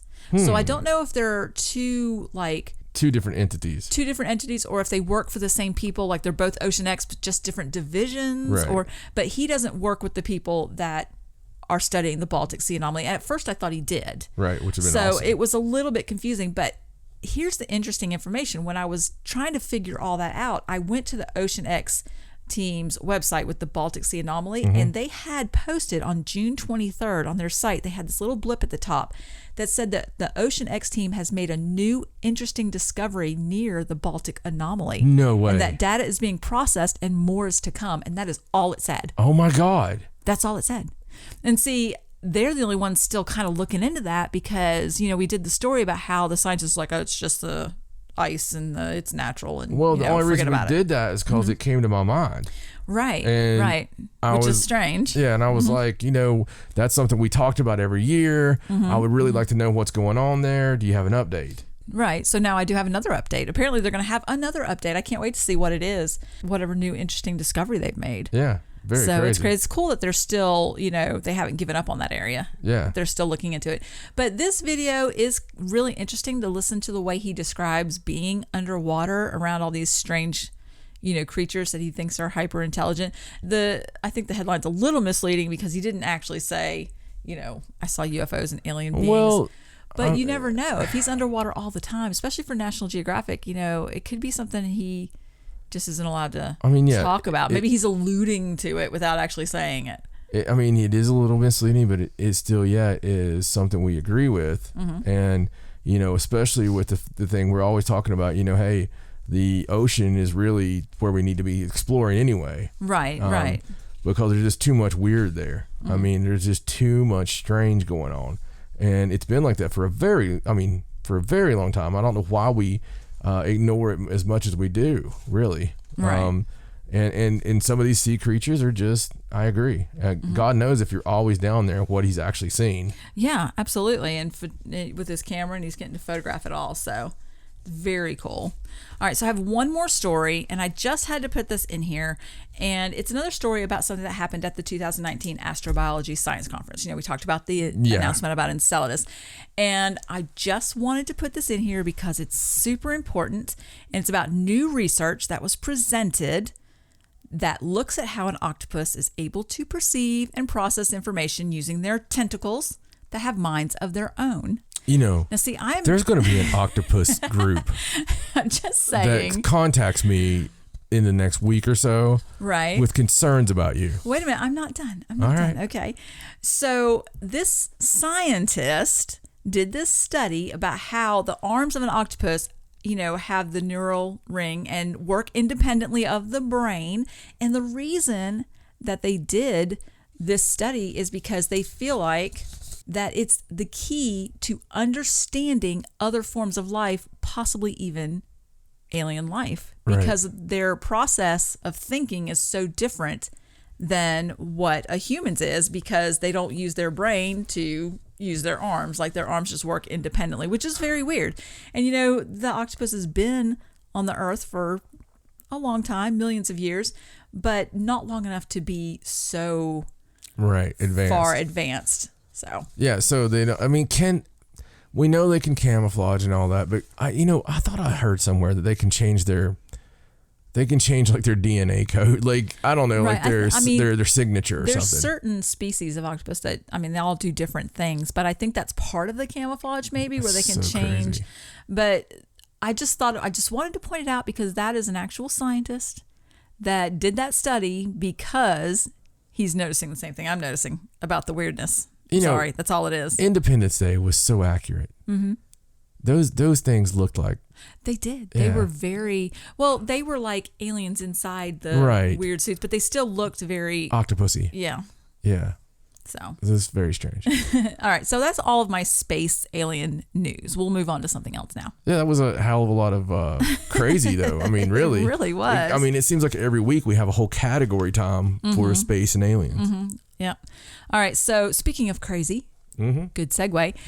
There was a freakish summer hailstorm in Guadalajara, Mexico. Did you see the pictures for this? I actually did. I have to be honest with you on this one because it terrified the crap out of me. It was one of the most god-awful crazy things I've ever seen. It was. It says that they woke up to more than 3 feet of ice in some areas. 3 feet, dude. Yes.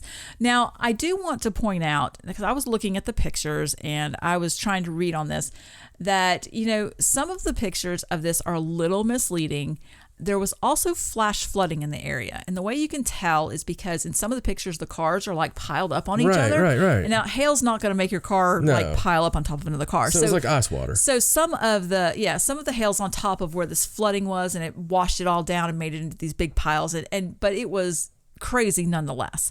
The average temperature in Mexico this time of year is in the 80s. Yeah. And, it's not unusual to have hail during the summer, but to have that much is really, really strange. Oh, yeah. It is really strange. And the pictures were insane. I don't think I've ever heard of 3 foot of hail anywhere. No. I mean, I've heard of large hail storms, where you've got like, I don't know, like pigeon-sized hail. Large pieces of hail, like soccer ball hail or whatever. I was trying to compare it like that thing last week where they were comparing something ridiculous like for the wind. 5 times the size of an ant. It's the length of the pyramid to the Grand Canyon, It was something stupid. Right. So I wanted to be like, it's pigeon-sized. It was aardvark-sized hail. So unusual weather for Mexico. I don't know. It was just strange. So I thought I had to put it in there. Yeah. All right. So let's talk about this next story. This one's very interesting. It's about crop circles. And I haven't really been doing crop circle stories, but these were really strange because they're in France. And you don't really get crop circles in France that often, but they're actually having kind of a flap now. Really? Yes. And so I've picked up this article because this article is about them having 5 more than they've already had just in this last couple weeks. Wow. Now, we'll have to contact some of your people. So there's a few of them that they really have no idea where they came from or who did it. There is one that is not mysterious. It was mysterious at first, but it turns out that it was just a teacher that took his class out to do a lesson on what he's calling life-size geometry. But it was also a lesson in social media and how things spread because they did this under the veil of secrecy. Like, not even these kids' parents knew what they were doing. I'm not sure how the teacher got away with this exactly. I would hang him in the town square. Because all the kids went out at night. Yeah. Parents didn't know anything about what they were doing. I guess maybe they just said it was a lesson or something. I wonder if he taught them a lesson on online predators as well. They created all right, Vicky. this... So I'm going to put my hand on your leg now and slowly go forward with it. This is what would happen if I were an online predator. Okay, so it was a college math class. So they weren't young kids. It was a college math class. I apologize. It said that their parents didn't know, so I just assumed it was like high school or something. It was like a college math class, and they went and they whole did fantasy this. Just changed. Yeah, they did this much better. They made this formation and they didn't say anything about it, and they let the media storm happen. And then after everyone saw kind of what was going on and the I would hang them reaction, all. Then they came out and said, no, we did that. It was this life-size geometry lesson. I used to have a special on the Third Side show that I didn't want to kill people because I just think that's wrong. But I wanted to get Shetland ponies instead of full-size horses. Right. And for people who fake something or people who do any kind of hoaxing, I wanted to teach them a lesson. So I wanted to cause them a certain amount of discomfort. Right. So we hooked them up in the town square to 4 Shetland ponies. Because they don't want to kill them. Yeah, and we draw and quarter them with Shetland ponies. It's a torture that I came up with, and at most it would probably pop your back. I don't know. I mean, it might hurt. It might. I don't know. I don't think they could pull you apart, though. No, I don't think so. I I don't mean, think so. nor would they have the heart for it. It's like, you know, You could probably pull them back. come on, Goldie, just kill him. You know, Well, according to this article, probably pull him back. according to this article, I'm they're sorry. just little horses. According to this article, the total number of designs found in France so far this year is 11. But I can't trust any of them because the one dude. Yes, because the one that was the school lesson. Yeah, the one dude that's like underdeveloped secrecy. Maybe the advanced AP class was like, so here's what we're gonna do. We're gonna let the dumb like consumer English people, Right. or consumer math. We're gonna have the consumer math kids come in here. We're gonna get caught. Their design's a little wonky. It's not exactly geometrical. It's like somewhat of a triangle. It's just a circle, just one circle. That's it. So he's like, but then, you know, I'm going to take out the next class, and that's you guys, the AP class. So we're going to, of course, you wouldn't need an advanced placement in college, would you? So just the advanced class, Right. you know, and we're going to let them get caught. But then we'll go out and do these other 10. I just can't trust it now. You know what I'm saying? Like, because we do have the hoaxer. Right. I understand. And that's my problem. totally It's understand. always been my problem with crop circles. Well, now I don't know. To be fair, I don't know where all of these are located. They didn't say they were all in the same area. So Yeah. if they are spread out, then it's not going to be the same hoax. They have the ones that are so elaborate and they were done in 20 minutes sometimes, or some, you know, people are Right, like, right. I turned my head and then, you know, I came out. Well, it's like that with everything paranormal. There are hoaxes and there are real things like Bigfoot. I'm going to tell You you, know? I don't think it's aliens. You don't? I think it's elementals. I think it's things of the earth. Right. And I believe that because people have actually seen orbs in a field before. Well, that's what I was going to say. I mean, I can attest to that theory because of that interview that I read. And forgive me, this was a long time ago and I don't remember the guy's name, but he was interviewing about, he is someone that would go into a field and he could tell when a crop circle was going to be made. And, you know, whoever was interviewing him was standing there with him as these orbs of light came around and it was formed. Yeah. You know, it wasn't like an alien or anything like that. It just happened. I think they're part of the earth. I think that for whatever reason that they are trying to tell us something, and we know that is the only international language. Sorry, love fans, but geometry and mathematics is the universal language, and it's everything, even on our planet. Right. So I don't know. I really think that it's something here on Earth. And I think that maybe these energy points, you know, something comes up, you know, here's a theory for you. Okay. What if we really do have the old us? What if we do have the people in the center of the earth, in the hollow earth, and they're down there shooting something through the earth magnetically or whatever that creates that from below. Right. I mean, it's a theory. I feel like if there are people that live if there's a hollow earth and people are living down there, that they send people up to see how it is on the surface, and then they just go back down and like, no, not yet. Yeah, they're not ready. No, just stay here. Yeah, no, I agree. And I do believe there are. As crazy as that. See, if someone says, what's your craziest thing you believe? It's hollow earth. It's got to be, yeah, because I do. I believe that there is some truth to it. I don't know how much or anything. I believe there's some truth to it. And I think that it could be reptilians. It could be, there's a tons of things it could be. Okay. Right. But I just think there seems to be a lot of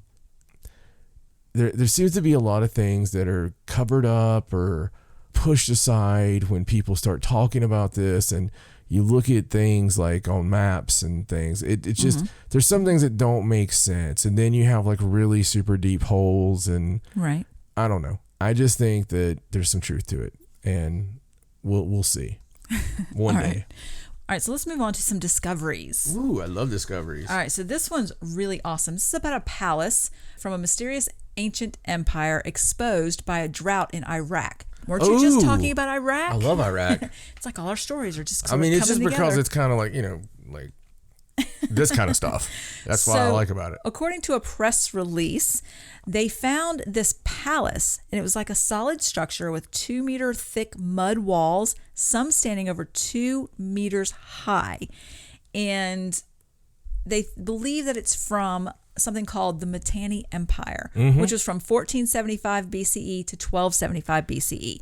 Now, they don't have a lot of information about this empire because at the time it was taken over by the Hittites and assimilated. And they were assimilated into that culture so completely that there really isn't anything left of the original empire. They used to shut that crap down. Yeah, exactly.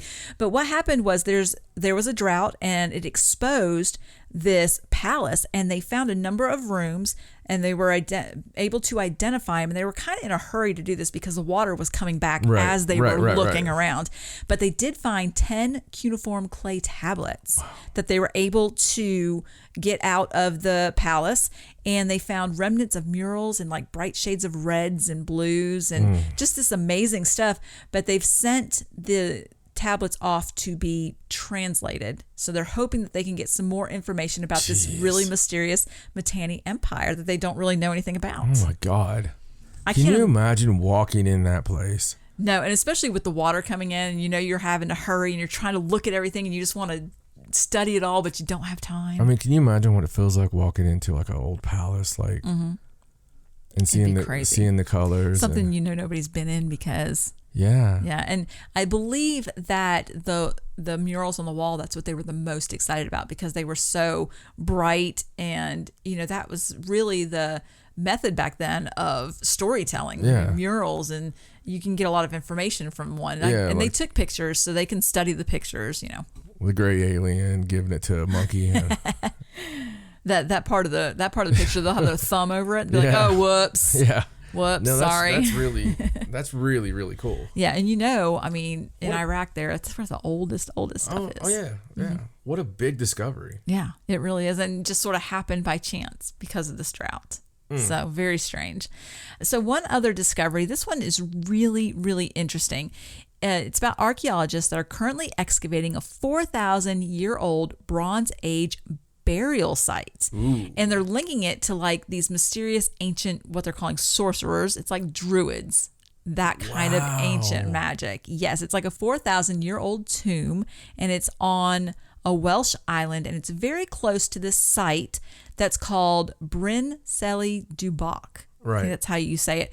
Now that's like a mound, and it has a tunnel pass through it. And the way it's built, it's situated so that the sun shines down the pass on the solstice. Right. So this is a very ancient site. It's obviously very important. People did rituals and things there. And now very close to that, they found this tomb, this very old tomb. And so far they found evidence of cremation, bone fragments, rock art panels, prehistoric pottery, and flint tools. They don't know what else is under there. They don't know what else is even under that mound. So they're sort of taking their time and, doing the dig as, carefully as they can. Right. But it's really awesome that they've found this burial site that's associated with druids. So it's like wizards and sorcery and stuff. No, I mean, that's freaking amazing. And yes. I love all the druid stuff anyway, because, it's just like I talked about recently on here that, when the Romans came to try to wipe them out, it was the way they fought for the druids and for their religion and stuff was just, it was mind boggling to the Romans. And they were just like, they couldn't figure out why. And, because they had such affinity for them because they're magic and, because it was real. And it's just, there's so much we don't know about them. What we do know is amazing, but unfortunately there's nothing really written. Right.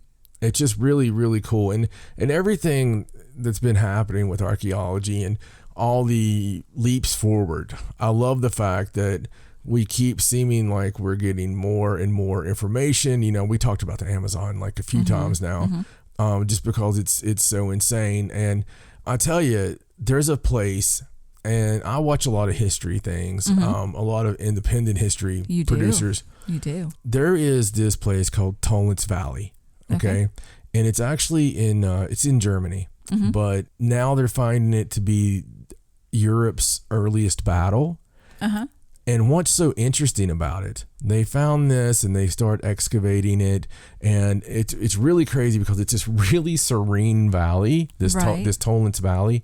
But when you look at it, it's just, you wouldn't know. Right. But what happened is they found, as always, they found some bones or something, and then they keep going, and they found more and more and more. You got to understand, this was at such a time, and I'm talking, this is way old. This is BC. This is they shouldn't have been doing this.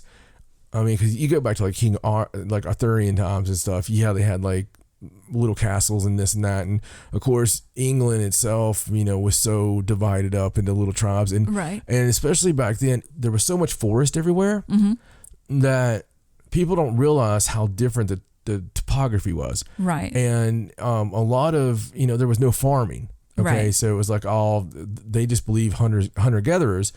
And because of that, that's basically what your life consisted of. And you were more nomadic and not really any big cities. And right, you just followed the herd. Yeah, pretty much. And you didn't, it was small groups of people, and stuff.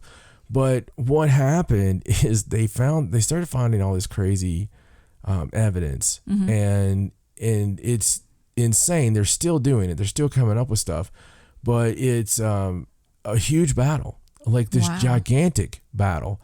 And we're talking because at the time, the population was not like it is now, obviously. Right. So it's so sparsely populated, like throughout these areas, these regions, that to have this many people together. Right. To be fighting over something. It's quite a feat, because that you didn't live back then. They say you could travel so many hundreds of miles without seeing somebody, right? Right. And it's just how it was. And but they're wrong, as we find out so many times. Right. And this evidence, they found this ancient freaking bridge, and at the time they had just fortified this bridge that they found, and they could tell that through dating. Right. But they had just fortified it, and it was actually like a 500-year-old bridge before that. Wow. So this settlement was, and think about that for a second. America just celebrated like their 242nd, or I mean, think about that. Right. So this freaking bridge in this Tollitz Valley was, it was 500 years old before they fortified it. So they knew there were some invaders coming. Is the theory. And the thing is, they found all these warriors.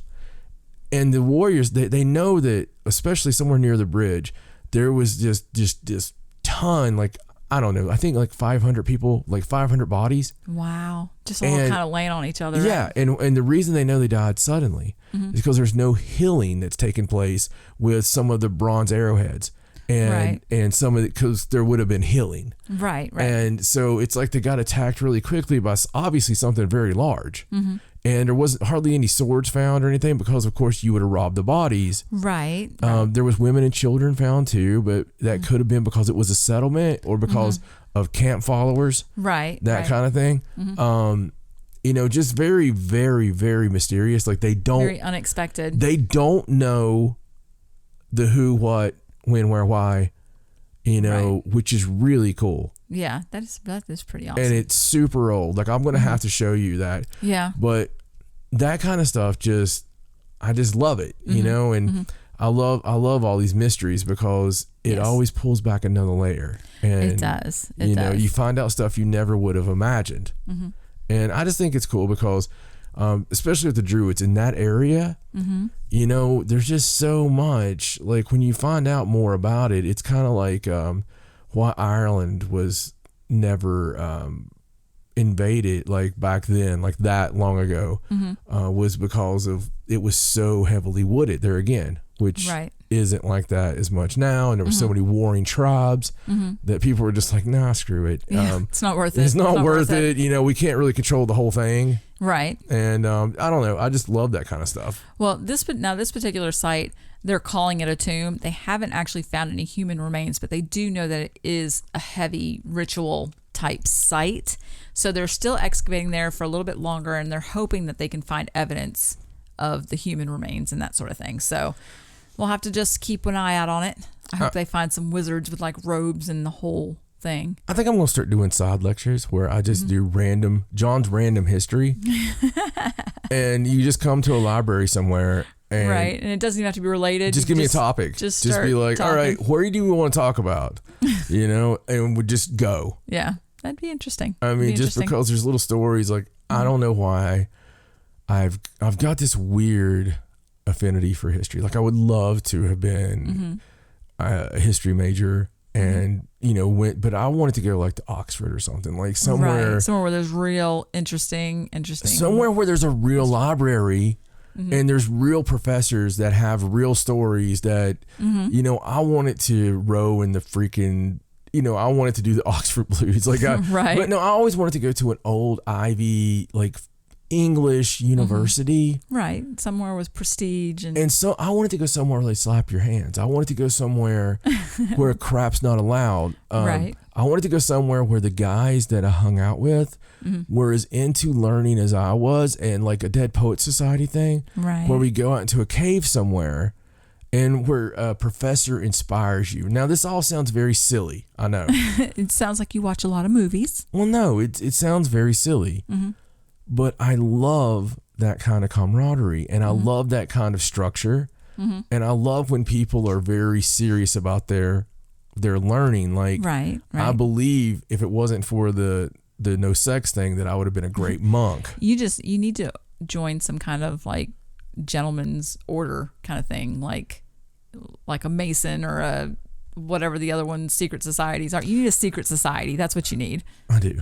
Yes. I need some kind of camaraderie. That fraternal thing. I need some camaraderie with a lot of rules. Something with fraternal in the name. That's what you need. All right. So if anybody's listening out there and you are a active member of something that's very serious, you take it serious, and there's a lot of secretness to it and all this stuff, get a hold of me. Yes. I'm in. All right. So let's move on to this next story about Michigan. And something weird that happened there. Surprise. Yeah, nothing weird happens in Michigan. No. This is a very normal, weird creature that appeared on a webcam. Perfectly normal. So perfectly normal. What was it? So a man was watching a webcam that during a storm that was battering Lake Michigan. And as he was watching, he saw this mysterious and rather sizable creature that popped up out of the water near one of the piers. Now, you can watch the video. I watched it. It is very strange. Yeah, it's she's playing it for me right now. It's like this long, black-looking creature, and it kind of just pops out of the water and bumps up against the pier. Dude, that kind of looks like Nessie. It does look a little bit like that. You can't really tell because of the storm. You can't really tell what it is, but it is very, very strange. It looks like it's alive. Like you can see it moving. I mean, again, that could be the storm. It could be a big piece of rubber. I mean, it kind of looks like a Loch Ness monster, kind of, except it's not asking for tree fitty. Exactly. But it does look that way. I mean, I'm looking at it here, going back and forth. It looks like it's moving. Like it really does. It is. It's very strange. But then again, it is in the water and it's storming, and there's high winds and stuff. So what this gentleman did was he was watching the live cam on his computer, and when he saw it, he went back a little bit and recorded it, and then just posted it to Facebook. So I think the more paranormal part to this is there's actually somebody who watches one of those live cams. Well, true, but it was during a storm. I would probably watch would you? I mean, the water was choppy. Yeah, no, and I got stuff. you. We would watch the ocean during a storm. I remember we used to drive out to Thunder Hole in Maine whenever we thought it was going to be. That's different. That was like actually being there. That's true. I mean, you remember when webcams were all the rage? Like, that's true. It was the coolest thing in the world. Do you remember when we used to watch that haunted library? Oh, I wonder if they still do that. I don't know. It was like one of the first webcams I remember. Ghost Hunters went there, didn't they? That I library? think they did, yeah. But there was footage, and you were supposed to let them know a time if you saw anything. If you saw anything. And I remember us taking a bunch of Max alerts and sitting on there like for hours watching that stupid library. And back then, though, this is the bad part. It would update the picture like every 30 seconds or every... Oh, yeah. It wasn't like a continuous stream. It was interesting. And it might have been one a minute. Yeah, people love webcams. I was watching a webcam of a like just an intersection in a random town. I can't remember. It was really popular. Oh yeah, the weird one. It was really weird and weirdly popular. And every time I went there was hundreds of people watching, and it's just a webcam on this intersection in this small town. You can see people walking back and forth, and there's cars going back and forth. And every time there was like a red truck or something, people would put in the chat, they'd be like, red truck. And I don't know, it was the weirdest thing I've ever seen, but it was oddly popular. I don't know, it was very strange. That is really weird. It makes you just want to go stick something randomly, like, you know. Do something crazy on the camera because you know hundreds of people are watching. All right, so let's move on. Okay. This is a cool story. You're really going to love this. This is about the cast members of Annabelle Comes Home and how they experienced paranormal activity while they were filming. Ooh. Yes, isn't this awesome? It always is. Damn these Conjuring films. So, according to the cast members, they experienced some rather weird and unexplained things while they were filming. Now, there's a tradition on any of these Conjuring universe movies. There's a tradition that they have a priest come to the set to bless the production crew before they start filming. Right. Which I totally agree with. But according to the production notes, apparently this priest didn't work this time, or they just got the wrong guy, because according to the production notes, a piano bench in the artifacts room moved overnight on several occasions. God. Even though no crew members were working and the stage was locked, it would move. And then on another day, a journalist visited the movie set, and while he was there, his watch started speeding up and moving ahead by several hours. Oh my but then God. when he left the filming location, it was fine, and it worked fine since. Just when he was there, it was acting strangely. And there was an article with 12-year-old McKenna Grace. She plays Ed and Lorraine's daughter, Judy, in the movie. And apparently a majority of the paranormal activity was focused on her. And she was telling them that she woke up one morning with a strange triangle-shaped cut near her hairline, which was weird. And when they were on the set one time, the lights went out. And when the lights came back on, her nose was bleeding. Like the lights went off, lights came back on, her nose was bleeding. But as soon as she left the set to get a tissue, it stopped. Oh my God. Isn't that crazy? It says that her trailer would lose power even though all the other trailers still had power. Poor little girl. The doors were opened when they should have been shut, and that a shadow figure was sleeping in one of the rooms that was supposed to be empty. And one day she was wearing a rosary when the crucifix just fell off and broke. So all this stuff was just happening right around her. Now, she said that she brought her camera to the set to take pictures with the crew, and every time Annabelle was in the picture, the photo would turn out black. And in one of the pictures that she took with actor Patrick Wilson, a black mark showed up on top of the cross that he was wearing. And she said that she experienced a glass falling over and a witch bottle getting so hot in her hand that it burned her. Wow. Yeah, so crazy, crazy stuff.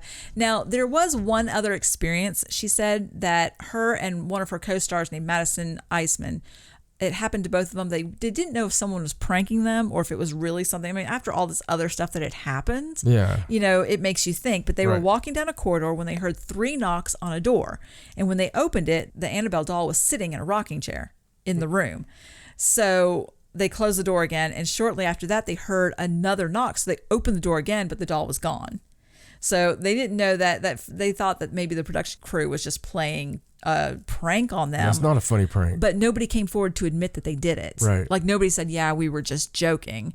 And yeah, like you said, she's 12. Yeah. That wouldn't be something that I would think that a professional crew would do to a young girl, especially one that had already been experiencing, weird activity.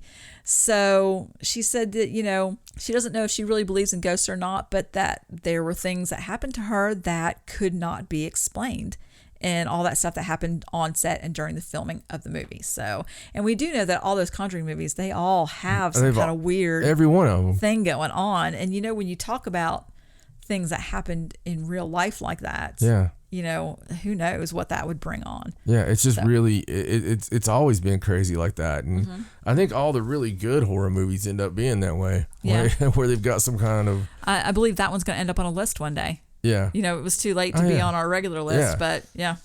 It's just strange, man. I mean, it's, I can't wait to get in that original Conjuring house. Oh, I know. Oh, we're going to go. We're going to go. It's going to be so cool. All right, so I've got a few more stories here, some just more interesting things from around the world. This is great. A Spanish football club has changed their name. Ooh, were they like something offensive or? No, they weren't. But they are now called the Flat Earth Football Club. Oh my God, you won't be able to search them on Google.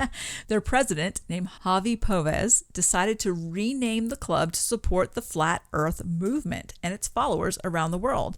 And he just says that they're a professional football club in the Spanish fourth tier, and they want to unite the voices of millions of Flat Earth movement followers. Even their you can go to their website, the whole website's changed. They are actually legitimately professional football club, Flat Earth FC. I'm going to have to get one of their jerseys. I mean, that's probably what they had in mind. What were they called beforehand, does it say? Before, I think it says their name was Mostolis Balompi. I don't know if that's how you pronounce that. The Mostolis Balompis. Yeah. I love their seeker. Yeah, no. Yeah. So now, right. at least now I can say their name. Yeah. Flat Earth Football Club. So I thought that was pretty interesting. That's really, really odd. It is really, and like really I said, odd. You'll never find them on Google. No, that's very true. All their YouTube videos are going to be flagged. gone now. Yeah. All right. So let's go on to this. This is a really cool story. This is about a mystery of a fish that was caught with a wedding ring attached to it. And they've solved the mystery, but the story is really unusual. All right. Well, I want to hear it. Okay. So there was a man named Jason Rose. Okay. And he was married, but it went sour, and him and his wife ended up being divorced. Aww. And he claims that, he's a fishing guide, and she was always against him following his dreams and hated how much he fished. It just didn't work out. Yeah. So on May 4th, he decided that he wanted to get rid of his wedding ring, that was the last thing that he had that tied him to that marriage, and he didn't want to just throw it in the lake, and he didn't want to, pawn it or do anything like that with it. So he did the only thing he could think of. He zip tied it to the tail of a fish and released it into the water. So that was the only thing he could think of. Well, the only appropriate thing he could think of. So it was symbolic. He didn't just throw it away. Right. It was on a fish, and that was... Right. And he is convinced that the ring was cursed because ever since he let it go, his life has been great. Wow. That was like this huge weight was taken off of him. He attached it to the fish and let it go. Can I ask you a question? I don't know if it tells you this or not. Did he believe he was cursed because of the ring before he let it go, or did he let it go and then everything just got good and he drew that conclusion? You see where I'm going? He did say that it's been 4 years since he was divorced, and he always felt like he needed to get rid of that ring, but he just didn't want to, do it disrespectfully. He didn't want to toss it or pawn it or, give it away. So he just released it the best way he knew how, by putting it on the fish. I'm just saying, sometimes the act itself... Right, is cleansing. Right. I agree.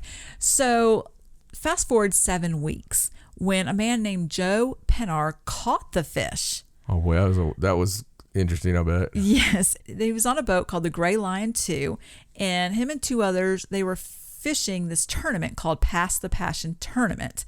And they were fishing for lake trout, and it turns out that he caught this fish that had the ring attached to it. And of course, nobody knew about the first guy who released it. He was so shocked. He had absolutely no idea why he caught this fish, and it had this ring zip tied to its tail.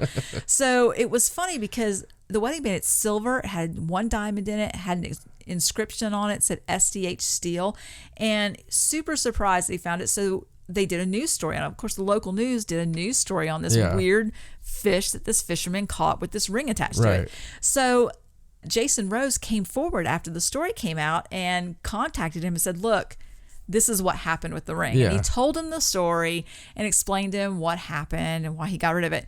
So the funny thing about this article is the man that caught the fish said that, it was his first guess that it was some kind of divorce, but it was funny that he said that he thought the ring was cursed.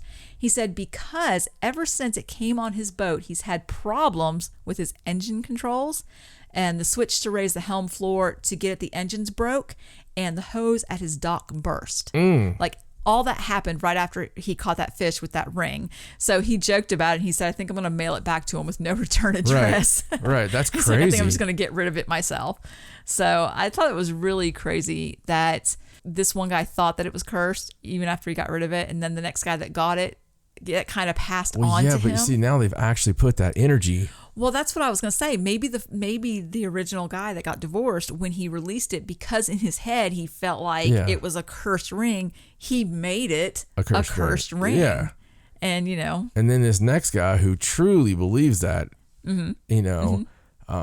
also has put that energy into it. So whoever the next person that gets it. Right. Well, I will say all that weird stuff happened before he heard the story about it being cursed. So, but when he first got it, he immediately thought it was some kind of divorce. So he already had a negative connotation for the reason it was on the fish. I think somebody needs to melt that thing down. I think so too. It was very strange. Yeah. So, okay. Now, here's a story, and I believe this is one that you sent me. Yeah. About an Indian man who was 20. Yes. Very sad, but he woke up at his own funeral after being pronounced dead by doctors. Oh my gosh. Crazy story. So an Indian man who had been declared dead woke up just before he was set to be buried during a funeral ceremony. Oh. Now, what happened, and it is kind of sad, it says that he was declared dead by the Indian medical professionals, but this was right after the hospital or the medical facility or wherever he was at found out that his family was out of money to pay for his care. Now, he had been in an accident and been unconscious since June 21st. And, I guess he was on some kind of life support. Right. And it turns out that the family told the hospital that they no longer had the funds to pay for his care. And then, surprisingly, they were like, oh, well, he's dead. So they took him home. They prepared for the burial. And as they were preparing for this burial and doing the funeral ceremony, they saw some movement in his limbs. Now, keep in mind, he's still unconscious, I believe, but they could see his limbs moving. So they took him to a different hospital, right, thankfully, where the doctors said he was alive and they put him on ventilator support. So that's a very strange story. It turns out the chief medical officer of the city is doing an investigation now. But how scary is it to be at a funeral and the corpse just start moving? Like, I'm not sure that I would react well in that situation. I feel like if he wasn't dead, but I thought he was, and he started moving, I'm going to beat him with a shovel or something. Yeah. Because I'm going to think zombie. Yeah. I mean, that's what we're trained to do. Vampire. We're like setting it on fire and stuff. Like, he has no hope. Yeah. Well, okay. So that's horrible. Number one. It is horrible. Yes. That would happen if that's what did happen with the professionals there. But we don't know. We don't know. We can't speculate on that. So, but the one thing we can speculate on. So he was at his funeral when this happened. Yeah, it says they were it was just before he was set to be buried during the funeral ceremony. So, this is India. Right.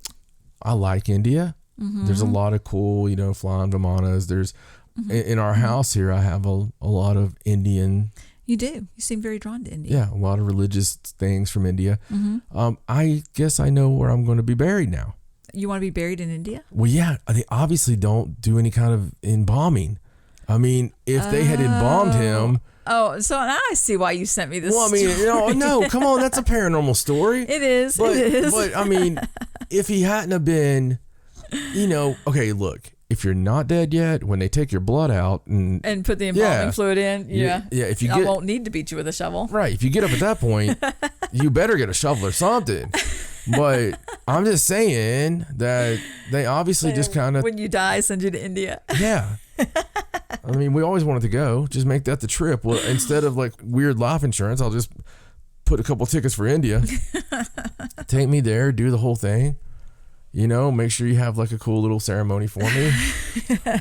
I love incense. Just make sure you're dead, right? Like watch your limbs for a little bit. Just watch it and make sure that I have an escape hatch and the bell. The bell and all that stuff. I like it. Put one of the stupid monkeys to watch me. One of the ones you can't throw rocks at. Right. Give him something to do. Yeah, I'm sure he'll let us. I'm sure he'll let people know. Your will is going to be so long. I'll be like your final instructions is going to be like very specific and long. All right, so I have one final story, and this one I just thought was really, really funny. So there are these Australian promotional videos, and they have this Easter egg in them.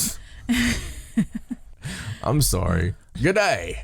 come to Australia. We promise we won't kill you. These Australian promotional videos that showing work that they're doing around Australia. They're kind of boring videos. It's basically just these aerial views of like different areas and like where they're doing some work, and it has some music behind it. They're kind of cool. But what they've done in these videos is they've snuck in Bigfoot in these videos. And these videos were put up on YouTube, and they were up for 6 months before anybody noticed. Oh my God. The Yowie, because it's the Yowie in Australia, the Yowie running through different parts of the video. Now there's 2 videos, and one of them, I didn't see him on one of them. Like, supposedly it's really hard to see, but on the second one, he's a little more obvious. Yeah. Like, they'll be showing this aerial shot of this bridge and like this really pretty area and land, and all of a sudden you see him pop out from under the bridge and run over into the woods. Yeah. And then there's this one shot of them working on something, and he's like standing behind the stuff and looking, but he's only in there a couple of times, and you really do have to be watching pretty closely. So eventually this local media outlet caught on to the hidden Yowies in these videos, and when they called the community's tourism manager, her name's Penny Jubling, she kept the joke going. She said, recently the council has been capturing the progress of large projects in video format, and she said, we've only been made aware recently of the Yowie being captured in our footage. And so she made it seem like they had no idea that they caught it. But it was really cute, and it does make you kind of want to watch the video to see if you can see him. Like, I still want to watch that other one again and see if I can find where he's in there. But it's, I think it's really totally funny. Sounds like something you would have done. Well, it's so funny. They were up for 6 months before. Granted, I'm not sure how many people actually watched the videos in that 6 month time, but nobody noticed, and they didn't say anything. I could totally see you like doing that. You're so bad about stuff like that. It's really, really funny. Yeah, I try to do really funny things that I don't think people are going to notice. Like the other night, Raja was in a room with the baby, and Ari and I went down to get a snack, and I wrapped a cookie in a napkin and stuck it under her door just so it would be somewhere where he would find it. And she didn't know, because I wanted her to try and figure out where he got a cookie all by himself in that bedroom. and she laughed about this. Ari and I both laughed. The actual thing didn't have to happen because Stacey had entertained herself with the thought of it so much that it didn't even matter. I could hear him cackling, and they come up. I'm like, "What's so funny?" And she's like, "Well, here's what I did." And yeah, it's just funny. But hey, great news. Thank you for all that. That was some really good stuff. And you're welcome. My God, we've put another long one in here, and we've had a pretty good show. So it's one of those times. But look, a lot of interesting things going on. We've had some good news here recently that we've got a couple of big cases coming up. So there's going to be a lot more evidence to go through. Yes. And we've actually got a case coming up that's seems poltergeist in nature. So Stacey and I will be tackling that here in the next couple of weeks, and I can't wait to share some of that because it's been a while since I had a good poltergeist. That's true. And we'll take that one and see what happens. But all kinds of things happening. Don't forget about the new shirts, okay? And go to paranormalsideshow.com, get on there, and make sure, you know what, just for old time's sake, you can find it at paranormalsideshow.com. That's your address to find out everything innuendo. There you are. And you can go on there and you can find all our stuff, but especially as we've been working this up with Facebook, facebook.com/paranormalsideshow. We've got such a cool community going on there now. All kinds of like people sharing their amazing stories and having new content constantly. So Raj is also working on something coming up. Which is going to be a relaunch of our website. Let's just put it that way. Yes. So there's going to be some cool things happening with our website that I think everybody's going to really, really dig. And of course, as always, if you want to be a patron, you want to support the show, be absolutely amazing for Stacey to finally get that leg. And, we could really use the support as always at all times because we do things like have 4-hour episodes. But if you want to do that, it's patreon.com/paranormalsideshow. Go on there, show your love, like us, subscribe. However you listen, whoever you listen with, make sure they subscribe too. But we'll be back next week with another jam-packed episode of fun and goodies. And for my lovely, extremely sexy wife, Stacey, my name's John. So long from the Sideshow. Good night.